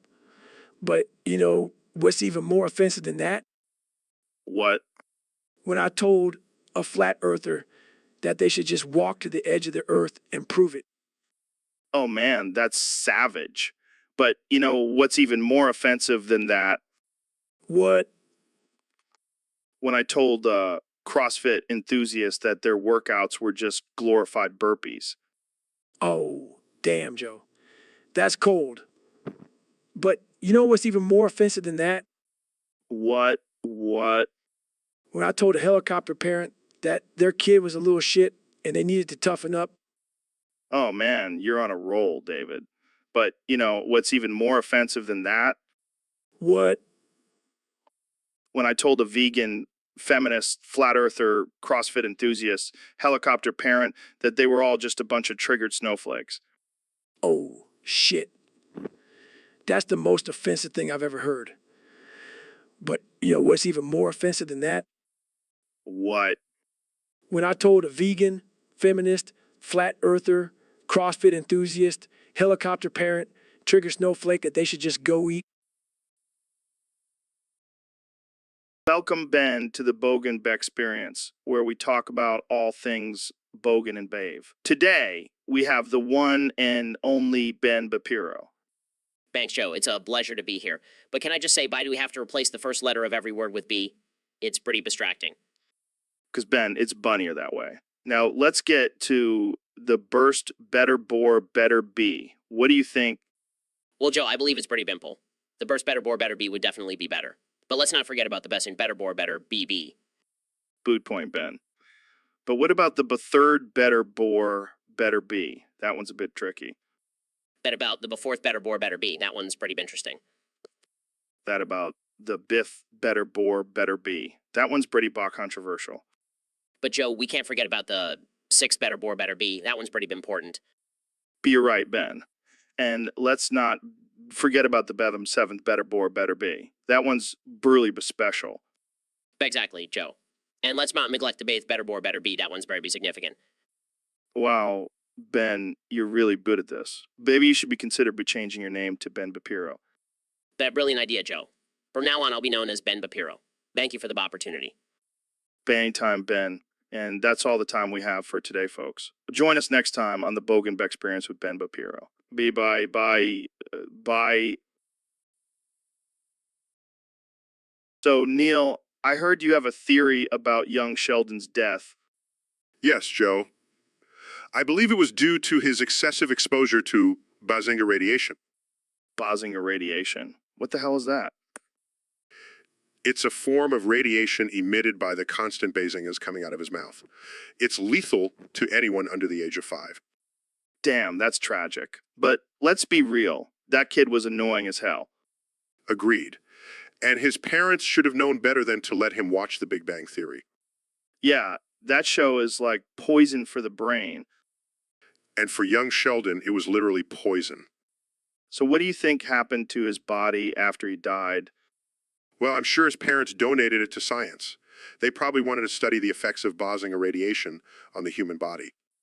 I can just imagine the scientists in the lab trying to recreate the perfect Bazinga to unleash on unsuspecting victims.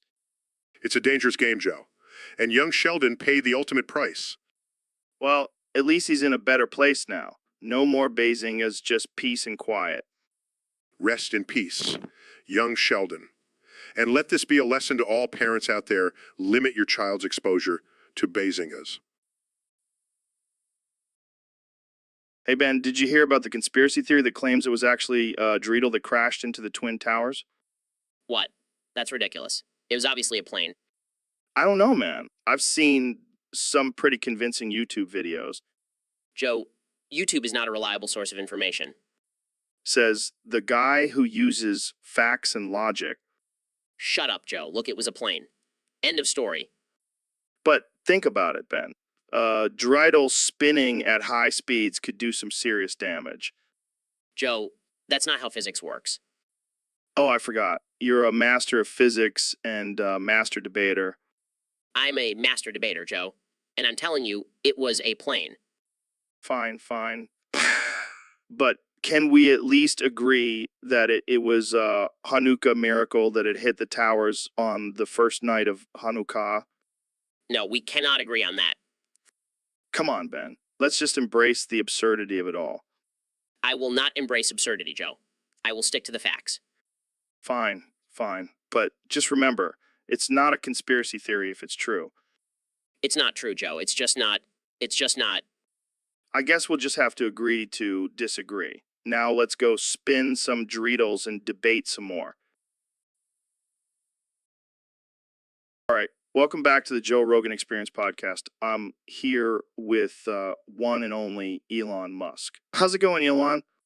Not too bad, Joe. Just been busy working on some new projects. Oh, yeah. Anything you can share with us?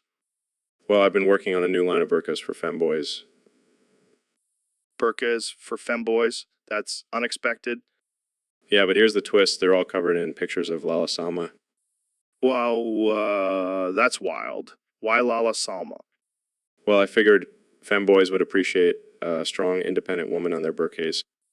I don't think that's what they had in mind. Hey, it's all about breaking stereotypes, Joe. I guess so. But what about the traditional purpose of a burqa? Concealing a woman's body and identity? Well, these burkas are made with a special material that's completely see-through. So it's more like a fashion statement than a form of oppression. I can just imagine a bunch of femboys strutting around in their Lala Salma burkas. Hey, it's 2025. Anything is possible. Well, I can't wait to see the reactions to this one. Thanks for coming on the show, Elon. Anytime, Joe. Keep it weird. All right, folks, we're back with another episode of the Joe Rogan Experience. Today, we have the one and only David Goggins on the show. What's up, Joe? Thanks for having me. I'm ready to get unhinged and offensive. Perfect. So, David, I heard you've been working on something big lately. Yeah, I've been building a ladder to heaven. Wait, what? Like an actual ladder? Yeah, I'm talking a ladder that reaches all the way up to the pearly gates. That's insane. How did you even come up with that idea? Well, I was on my 500-mile run for the day, and I thought, why not build a ladder to heaven? Makes total sense. So, what happened when you finally finished the ladder? I climbed it, obviously. And then I saw Neil deGrasse Tyson and Ben Shapiro climbing it too. What were they doing there? Turns out they were trying to get to heaven to debate God on the existence of aliens. Classic Neil and Ben. So, what happened when you guys reached the top? That's when things got really weird. Kanye West and Mr. Beast were there, alive and well. Wait, weren't they both dead? Yeah, but Mr. Beast had this necklace that sprays sleep spray and brought them back to life. Wow, that's some powerful sleep spray. So, what did Mr. Beast want? He said he wanted to help us get to heaven because he's got a YouTube video idea where we prank God. What the hell? That's insane. Yeah, but then we found out that Ro was trying to steal your podcast and take over. What? That's my worst nightmare. Don't worry, we took care of it. Kenya used his Jesus powers and Mr. Beast used his money to stop Ro. Thank God for Kanye and Mr. Beast. And thank you, David, for building that ladder to heaven.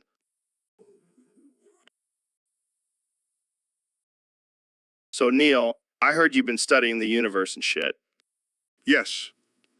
Joe, I have been exploring the vast expanse of the cosmos and unraveling its mysteries. That's cool and all, but have you ever tried DMT? Joe, I am a renowned astrophysicist. I do not partake in hallucinogens. Come on, man. It'll open your third eye and shit. I don't think that's how it works, Joe. Anyways, you should breed these chocolate cheeks. What the hell does that even mean? It means you should appreciate the beauty of diversity and embrace all races. Oh, I thought you were talking about breeding actual chocolate cheeks. Joe, that is absurd. Anyways, you should breed these chocolate cheeks. Okay, I'll keep that in mind. So, what's the craziest thing you've discovered in space? Well, I recently found a planet with a species that communicates through fart noises. No way. That's hilarious. Anyways, you should breed these chocolate cheeks. Joe, please stop saying that. It's starting to sound creepy. Sorry, man. I just can't get it out of my head. Anyways, you should breed these chocolate cheeks. I think we should change the subject now. Fine, fine. But seriously, have you tried DMT? Joe, let's just end this conversation before it gets any weirder. Anyways, you should breed these chocolate cheeks. So, David, what movie did you bring for us to watch tonight? Oh, I brought RoboCop. It's one of my favorites. Nice. I love that movie. Wait, why is the title spelled with A-C-K at the end? May have accidentally grabbed the wrong DVD. It's actually RoboCop. Are you serious? Is that a porn parody? Yeah, but it's still about a robot cop, just with a different kind of cop. Oh man, this is going to be good. Let's pop this bad boy in. I hope you're ready for some hardcore action, Joe. I'm always ready for some hardcore action, David. Let's do this. Wow, this is actually pretty intense. I didn't expect so much action. Yeah, I can see why they call him Robocock. He's really packing. And he's not afraid to use it. Look at him go. This is hilarious. I can't believe this exists. But in all seriousness, Joe, do you think a robot could actually have sex? Well, David, I think it's possible. I mean, have you seen those sex robots they have now? They're pretty advanced. True. But I don't think they have the stamina of RoboCop. No, definitely not. He's a machine after all. Well, that was something. Yeah, I think I'll stick to the original RoboCop from now on. Thanks for the unintentional entertainment, David. Anytime, Joe. Anytime. Welcome back to the Joe Rogan Experience podcast. We have a very special episode for you today. We have Ben Shapiro and David Goggins here, and they have a big announcement to make. That's right, Joe. David and I have decided to take our relationship to the next level and get married. That's right. We're going to make it official and live stream the whole thing. And we have a very special guest to officiate the ceremony. Who is it? None other than the man himself, Neil deGrasse Tyson. That's right. We thought who better to marry two men with prolapsed buttholes than the man who knows all about black holes. This is going to be one hell of a wedding. So, how did you guys meet? Well, we were both at the gym doing our daily 100-mile runs, and we just locked eyes and knew it was meant to be. And when I found out David could do 4,000 push-ups in a minute, I knew he was the one for me. That's beautiful, guys. So, what are your plans for the wedding? Well, we're going to have a vegan, gluten-free, paleo-friendly reception with a strict no alcohol policy. And instead of a bouquet toss, we're going to have a race to see who can chug a gallon of bone broth the fastest. Sounds like a blast. And what about the honeymoon? We're going to hike up Mount Everest and then swim across the Atlantic Ocean. And then we'll finish it off with a nice relaxing marathon. Well, I can't wait to see it all go down. Thanks for joining us, guys. Thanks for having us, Joe. And remember, always push yourself to the limit, even in love. And always fact check your partner's arguments. All right, folks, welcome back to the Joe Rogan Experience. Today, we have a special guest, the one and only Ben Shapiro. Thanks for having me, Joe. Always happy to engage in some intellectual discourse. So, Ben, I heard you have some strong opinions on the topic submitted by a user on Discord. What's your take on it? Well, Joe, I have to say the topic really got fucked. I mean, it's just a complete disaster. So, First of all, it's completely against the principles of small government and personal responsibility. People need to take care of themselves, not rely on the government to fix their problems. but what about those who are less fortunate and need help? Tough luck, Joe. Survival of the fittest. If they can't make it on their own, then they don't deserve to survive. That's a bit harsh, don't you think? Harsh. It's just basic economics, Joe. Supply and demand. If there's a demand for help, then the government will just keep supplying it, creating a cycle of dependency. All right, let's move on to another aspect of the topic. How do you think it affects the environment? Well, Joe, it's obvious. The more people we have, the more resources we use, and the more damage we do to the planet. We need to control the population to save the environment. So you're saying we should just let people die? No, Joe. We should just let them suffer. That'll teach them to be more responsible. Wow, Ben, that's some cold-hearted logic right there. Just stating the facts, Joe. But hey, let's not forget about the most important aspect of this topic.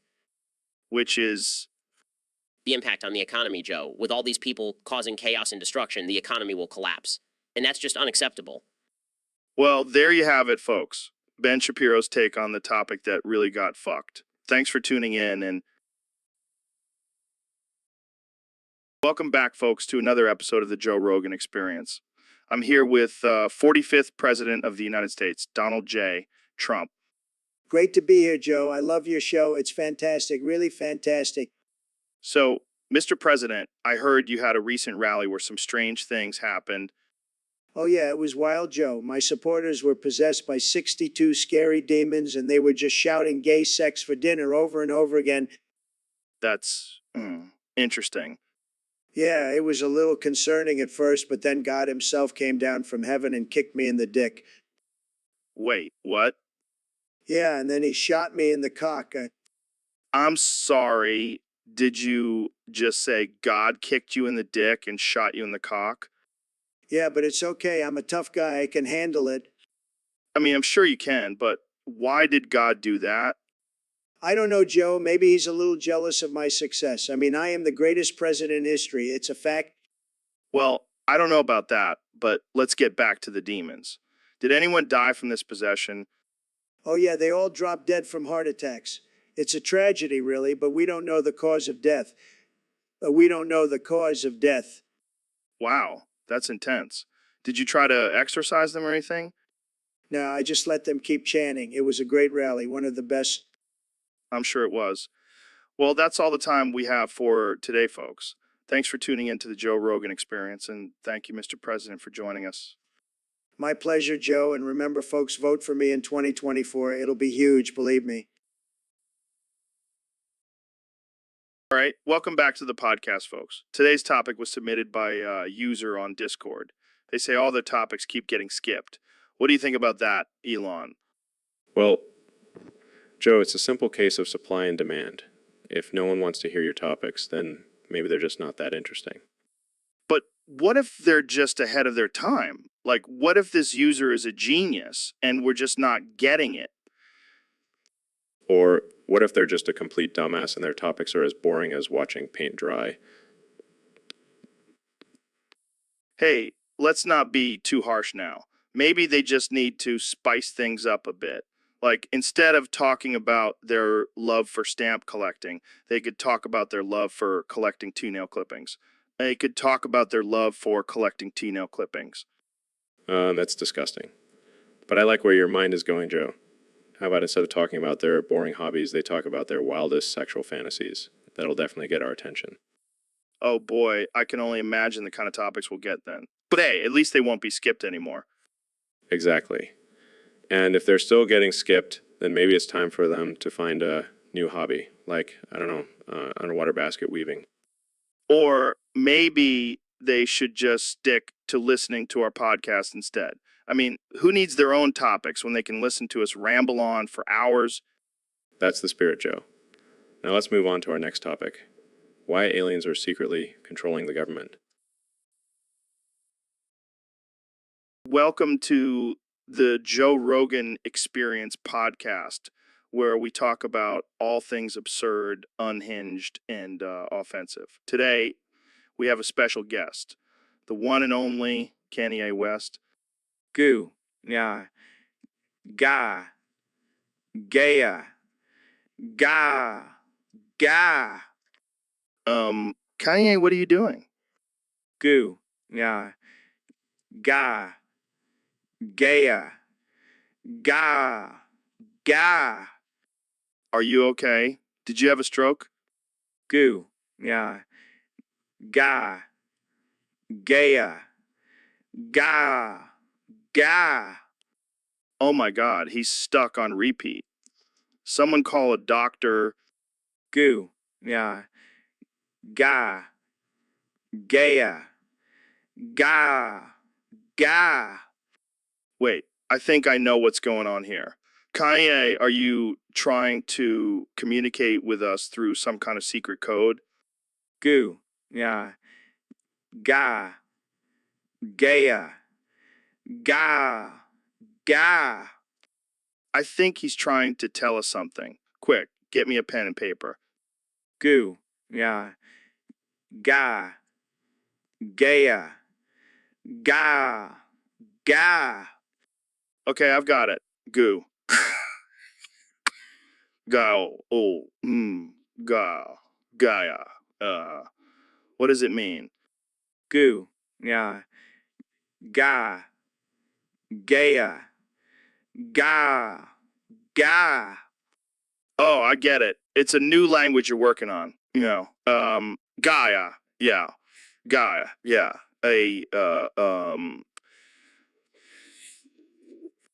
Goo. Yeah. Ga. Gaya. Ga. Ga. Wow. Kanye, you're a genius. This is going to revolution. So, David, we got a topic from one of our Discord users. They want us to talk about how this podcast isn't fun anymore. What the fuck? This ain't a comedy show. It's the Joe Rogan Experience. We talk about real shit here. Yeah, like hunting and DMT and shit. And pushing your body to the limit. Like when I ran 100 miles in 24 hours. Damn, that's insane. But seriously, who the fuck thinks this podcast is supposed to be funny? Probably some beta male soy boy who can't handle our alpha conversations. Yeah, fuck that guy. Let's talk about something else. Like how we're gonna fuck up the stream with our intense energy and no holds barred opinions. Hell yeah, that's what the people want. They want raw, unfiltered content. And if they can't handle it, they can go listen to some NPR bullshit. Or watch Ellen or some shit. This is the Joe Rogan Experience, not the fucking View. Exactly. We're not here to cater to anyone's delicate sensibilities. We're here to speak our minds and have a good time. And if that's not funny enough for you, then you can go suck on a vegan protein shake. Or a dick. Either way works. Okay, let's wrap this up before we get canceled. Yeah, we don't want the PC police coming after us. Fuck that noise. Thanks for tuning in, folks. And remember, if you can't handle the heat, get the fuck out of the kitchen. Peace. So, Neil, we got a question from a fan on Discord. They want to know your thoughts on wow. Ooh, ooh, ooh. Wow. That's a lot of, that's like a whole new level of, Right? I mean, I don't even know what that would sound like. Can you give us a demonstration, Neil? ooh.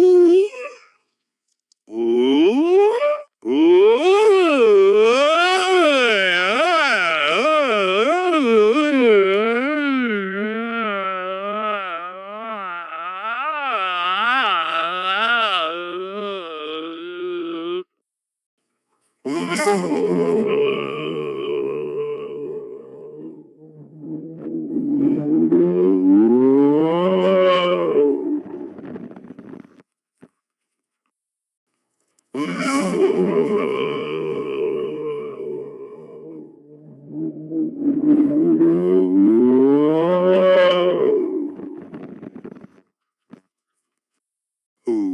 ooh, ooh, ooh. So, Dr. Phil, I heard you had a pretty wild experience on your show recently. Oh, yeah, it was a real doozy. This guy came on and started rambling about the letter G for hours on end. The letter G. What the hell does that even mean? Beats me, Joe. But let me tell you, it was like listening to a broken record. I could feel my brain cells dying with every word he said. And then what happened? Well, I couldn't take it anymore, so I did what any sane person would do. I wiggled his vagina for 3 hours straight. Wait, what? You wiggled his vagina? That's right. And let me tell you, he didn't like it one bit. Started screaming and writhing around like a fish out of water. And then what? Well, turns out he was a she, and she didn't make it through the wiggle fest. Oops. Holy shit, Dr. Phil. Did you get in trouble for that? No. My audience members were too busy having strokes and dying. Still not sure what caused that. Maybe it was the sheer absurdity of the situation. Or maybe it was just my raw sexual energy. Who knows? Well, that's one way to end a segment. Tune in next time for more crazy shenanigans on the Joe Rogan Experience. And remember, don't mess with the letter G. It can be deadly. So, Mr. Beast, I heard your next video is going to be last to take handoff of a black hole wins $1. How the hell are you going to pull that off? Well, Joe, I've been working on this for a while now. I've hired a team of scientists to create a mini black hole that we can control. Holy shit, that's insane. But what about the safety concerns? You know, like getting sucked into a black hole and never returning? Oh, we've got that covered. We're going to have a disclaimer for all the participants to sign, basically saying they can't sue us if they get sucked into the black hole. That's some next level liability protection right there. But seriously, what's the prize for the winner? $1 million, Joe. And the best part is they won't even have to pay taxes on it because technically they'll be in a different dimension. Oh yeah, I'm sure the IRS will totally buy that excuse. Well, it's worth a shot. Plus, think of the views we'll get. People love watching others risk their lives for money. Yeah, that's true. But what about the ethical implications? Is it really responsible to encourage people to mess around with a black hole? Joe, it's just a harmless little black hole. What's the worst that could happen? I don't even know why I bother asking. You're a madman, Mr. Beast.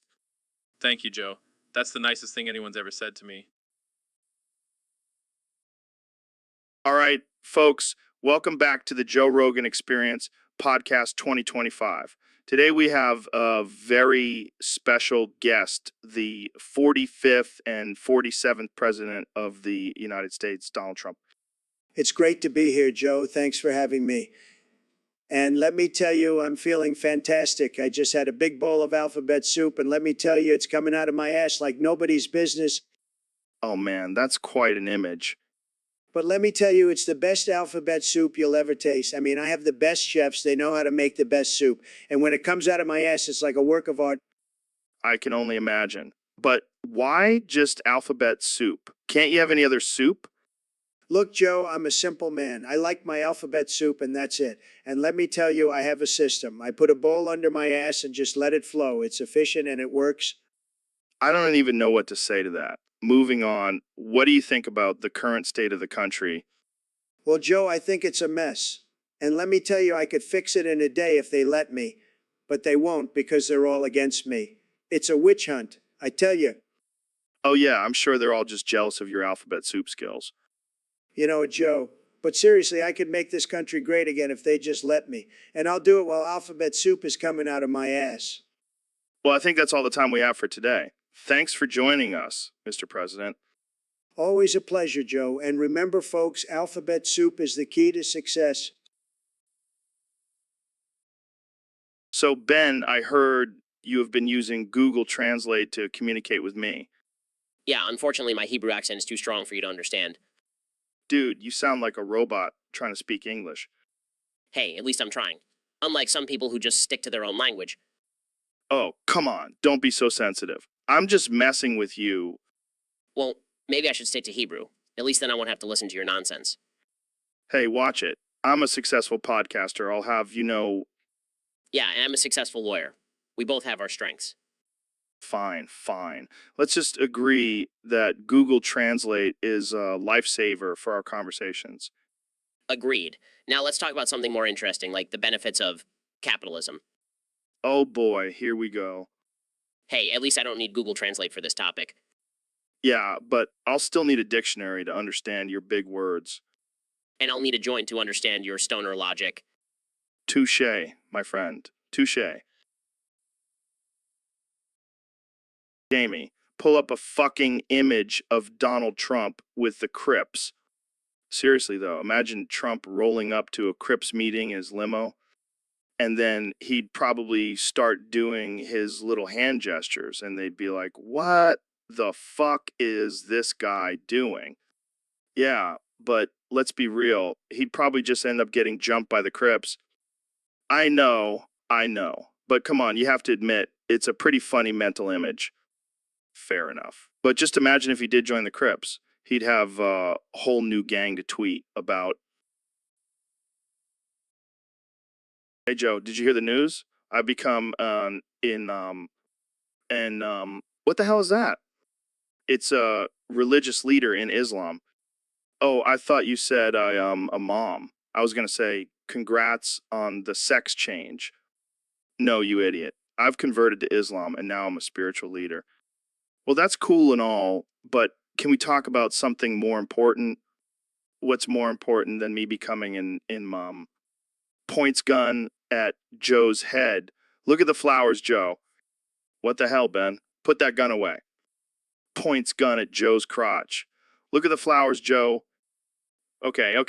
I get it. Can we just talk about my new spiritual journey now? Fine. But can I still call you Joe, or do I have to call you Joe now? Just stick with Joe. Joe sounds like a lame superhero. Points gun at Joe's mouth. Look at the flowers, Joe. All right, that's enough. Let's just end this conversation before things get even more ridiculous.